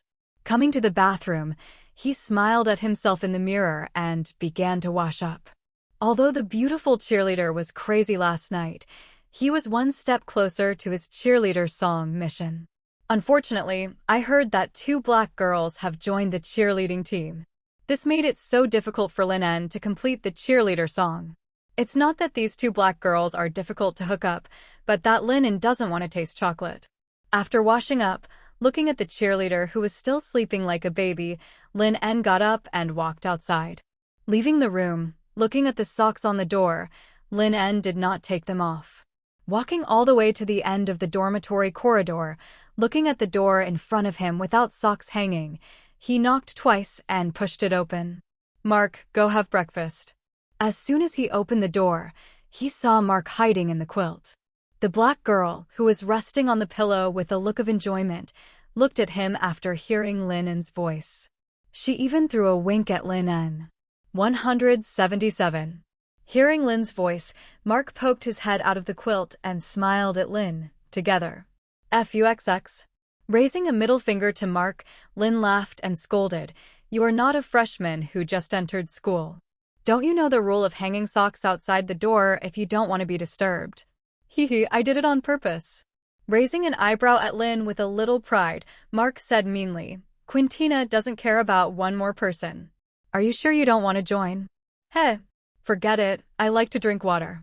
Looking at Mark, who was already full, Lin knew that he didn't need to eat breakfast and then said, "You continue." After closing the door for them, Lin walked out. "Good morning, Lin." "Good morning, Lena." "Good morning, Lin." "Good morning." Walking in the campus full of youth, feeling the slightly hot sunshine at the beginning of summer, Lin felt extremely relaxed, as if he was really only 20 years old. This feeling made Lin a little intoxicated, which was why he could choose to graduate early, but still stayed on campus. After breakfast, he came to the classroom and took a look at the course. Sure enough, Tony Stark became his subject professor in order to get close to him. Now that he has become friends with me, he is too lazy to even put his name on the list, let alone come and teach in person. After a big class, Lin En returned to the club he created. Sitting at the familiar desk, Lin En looked around. Jessica and Barbara have already left school, so he is the only one left in this club. Although the number of people who applied to join his club in the new semester has increased several times compared to the number of last semester. But Lin En doesn't want to play with them. After all, not everyone can play with him like Barbara and Jessica. Took a look at the system, and the creation point has reached 35 points. Lin En thought about the next video. System, are there any new members in this video? New member, Groot. Groot from the Tree People? Thinking about the current timeline, the current Groot should be the Groot who is with Rocket Raccoon. To read the exciting novel, go to Falu Novel Network. Instead of the young tree in Guardians of the Galaxy or the rebellious young Groot. Just when Lin En was thinking, the phone suddenly rang. Took out the phone and took a look, and found that it was Tony Stark. As soon as the call was connected, Tony Stark said, "Hey Lin En, I didn't see me in class. Do you miss the time when I taught you?" On the other end of the phone, ABCD, looking at the rocket holographic projection model that has been formed, and after Jarvis calculated that the success rate of landing on the moon is 100%. Tony asked Lin En with satisfaction, "I think it would be a great thing for all students if you don't come to teach anymore." Lin leaned back in his chair and turned off the system. After all, not every professor is like you, talking about love affairs in class. Not to mention ignoring the progress of those students, talking from mechanics to theology, and finally ending with philosophy. Hearing the teasing in Lin's tone, Tony shrugged. "No way, after all, not everyone is a genius like me. They can't keep up with my thinking. I can only say that their knowledge is too thin. By the way, the rocket has been built, man. Do you want to accompany me to the moon? I promise you will be surprised." Speaking of this, Tony Stark glanced at the pendant with mysterious symbols on the table that Happy bought from the East Coast studio for himself. Then his tone was full of temptation. "And Lin En, don't you want to see what's on the back of the moon? We all know that the moon is dead, but I think there should be very mysterious substances in the core of the moon. Maybe there are other dimensions inside the core of the moon, such as the passage to the Hell dimension." Faced with Tony's temptation, Lin En picked up the orange on the fruit plate. "It seems that you have made up your mind to go to the moon. Ball?" "That's right." Putting away the words full of temptation, Tony Stark said solemnly, "Lin, you know why I go to the moon. If I don't go, I always feel that my heart is hard to settle down. I really, really want to see my mother again, even if it's just one glance." Hearing Tony's solemn tone, Lin thought for a few seconds. Just as he was about to speak, he heard Tony's cynical tone again. "Although I am the greatest genius of this century, Lin, you also know that the journey to the moon is full of dangers. My friend, as a friend, you don't want to see my rocket disintegrate halfway into the air, and I want to return but can't, and finally be blown to death. Or lose power after reaching the moon, and finally I die alone and desperate on the moon. You know, when facing this risk, only you can bring me back safely. So man, you don't want to hear the news of my death, and finally let the world lose the greatest genius, Tony Stark. Listening to Tony's tone, Lin shook his head speechlessly. You are morally blackmailing Tony. No way. Who made you hesitate to make up your mind? Shrugged, Tony turned off the holographic projection and then said to him with a smile. After hanging up the phone, Lin En was about to reopen the system to compile a new video. The next moment, there was a knock on the door. Come in. As the door opened, a tall, fair-skinned blonde girl walked in. Senior Lily, what do you want to talk to me about? Seeing that the person coming was Lily, Lin En asked with a smile. Senior Lily was the senior sister that he had saved from the Blood Parrot gang. She was also the reason why he, the Judge plus Punisher plus Magician plus Avengers, had their first alliance. I heard that Jessica and Barbara have already focused on your East Coast studio, so you are the only one left in this investigation agency, right? At Lin En's invitation, Lily Elsop sat opposite Lin En. A pair of beautiful big eyes were full of expectations. Well, if possible, I would like to apply to join your investigation club.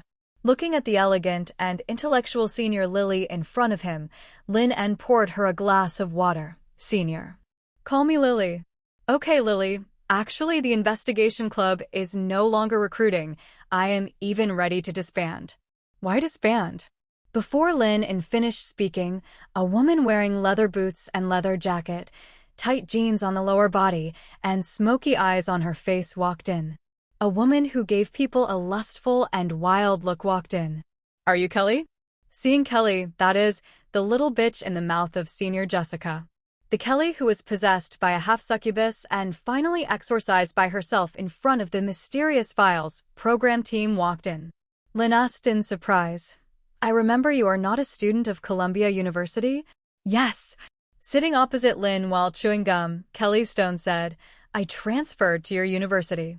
I have no choice. Since you saved me last time, I can't contact you anyway. Speaking of this, Kelly Stone spread her hands. Your contact information is not available, and you didn't reply to my emails. I even went to the East Coast studio, but Jessica bitch won't help me. So I have no choice but to transfer to your school? As he said that, Kelly Stone turned his head and looked at Lily, his eyes full of scrutiny. You also want to join Lin's investigation agency? TSK. What's your reason? Although you look good, can you stick your butt up like Jessica and Barbara and let Lin FUXX? You. Hearing Kelly Stone's vulgar language, Lily's face flushed with shame. This woman has no shame. How can she? Heh. Looking at Lily's flushed face, Kelly Stone said disdainfully, Isn't it just that between men and women? Seeing your shy appearance, you must have never been in love and still retain your innocence. You are shameless. After holding it in for a long time, Lily, who had always been a good girl since childhood, finally said something. Hee hee. Chewing gum and blowing a bubble, Kelly Stone squinted her eyes and said, I didn't expect that I would be right. TSK. But you will let your husband FUXX in the future anyway, so why not let Lin En help you break it? After all, judging from your appearance, you should be grateful to him. Since you are grateful to him, of course you should give him such a precious thing. Why, don't you dare? You. Standing up from the chair, Lily pointed at Kelly with a red face and didn't say anything for a long time. Lin En, who had not spoken a word, spoke up to help. Senior Lily, don't listen to her nonsense, you. I'm leaving first, Lin En. I'll come see you tomorrow. Without waiting for Lin En to finish, Lily ran away with a red face. I don't know if she was angry or shy. Watching Lily leave, Kelly Stone laughed. Then she turned around and opened her beautiful legs wrapped in jeans to Lin. In fact, my innocence is still there. If you want it, I can give it to you anytime, as long as you are willing to let me stay with you. Looking at the charm in Kelly Stone's eyes, Lin suddenly said, The weather is good today. Do you want to go for a ride by the river? Faced with Lin's invitation, Kelly raised her eyebrows. then raised the corners of her mouth and said, "I didn't expect you to like this tune. I saw it in the CD of A Good Life. But as a lifesaver, I am willing to cooperate with you wherever and however you want FUXX." As she said that, Kelly Stone picked up her bag and walked out first. Streets of New York. Sitting on the rooftop, eating a sandwich while enjoying the breeze. Spider-Woman Jessica Drew feels that her life is pretty good now. After all, there is no Spider-Man Peter Parker in this universe yet, so I can become the unique New York good neighbor Spider-Woman. And I can eat such a delicious sandwich. Zero ask for flowers. Although I miss Gwen and Aunt May, Jessica Drew also knows that they no longer belong to me. Anyway, with the real Peter Parker by my side, I don't have to worry about them. Well, praise Natasha. To read the exciting novels, go to Faloo Novel Network. Her cooking skills are simply amazing. After eating the sandwich, Jessica Drew put the lunchbox into her bag. Looking down, I found a Chevrolet driving towards the Hudson River. Huh? Lin's car. Looking at the familiar license plate number, Jessica Drew thought for a while and then followed it with the spider silk. I haven't said thank you to Lin yet. After all, the wooden sign he gave himself made his the soul, and the cloned body fit more and more perfectly. Following the car on the spider silk, they came to the bottom of the bridge by the Hudson River. Jessica Drew was just about to say hello, but then she saw Lin, and a very beautiful woman with smoky makeup on the co-pilot came down. Seeing this scene, Jessica Drew subconsciously felt a little embarrassed. I didn't expect Lin to come here to take someone on a date, but she... Just about to leave, but the next second she saw Lin instantly pinch the woman's neck and lift her up, and her eyes turned golden. Under the bridge. After getting off the co-pilot seat and looking at the beautiful scenery around, Kelly Stone opened her leather jacket and smiled at Lin. "Is this the place you chose? It's really nice. Do you, Jessica and Barbara, often do it here? Come on, Mr. Lin, please enjoy it. I think you will definitely like this feeling." Before Kelly Stone finished her charming words, Lin suddenly said, "You should know that I am a psychic." Of course. Hearing Lin suddenly say this, Kelly Stone nodded in confusion. But before she could ask the next sentence, she saw Lin's eyes turned golden.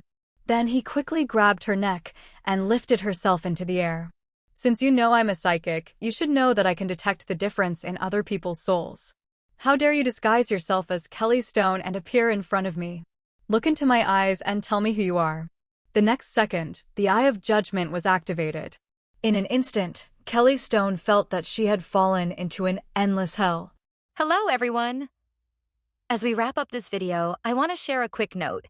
I have a Patreon account. If you'd like to support me and enjoy on-demand audiobooks, you can become a Patreon member.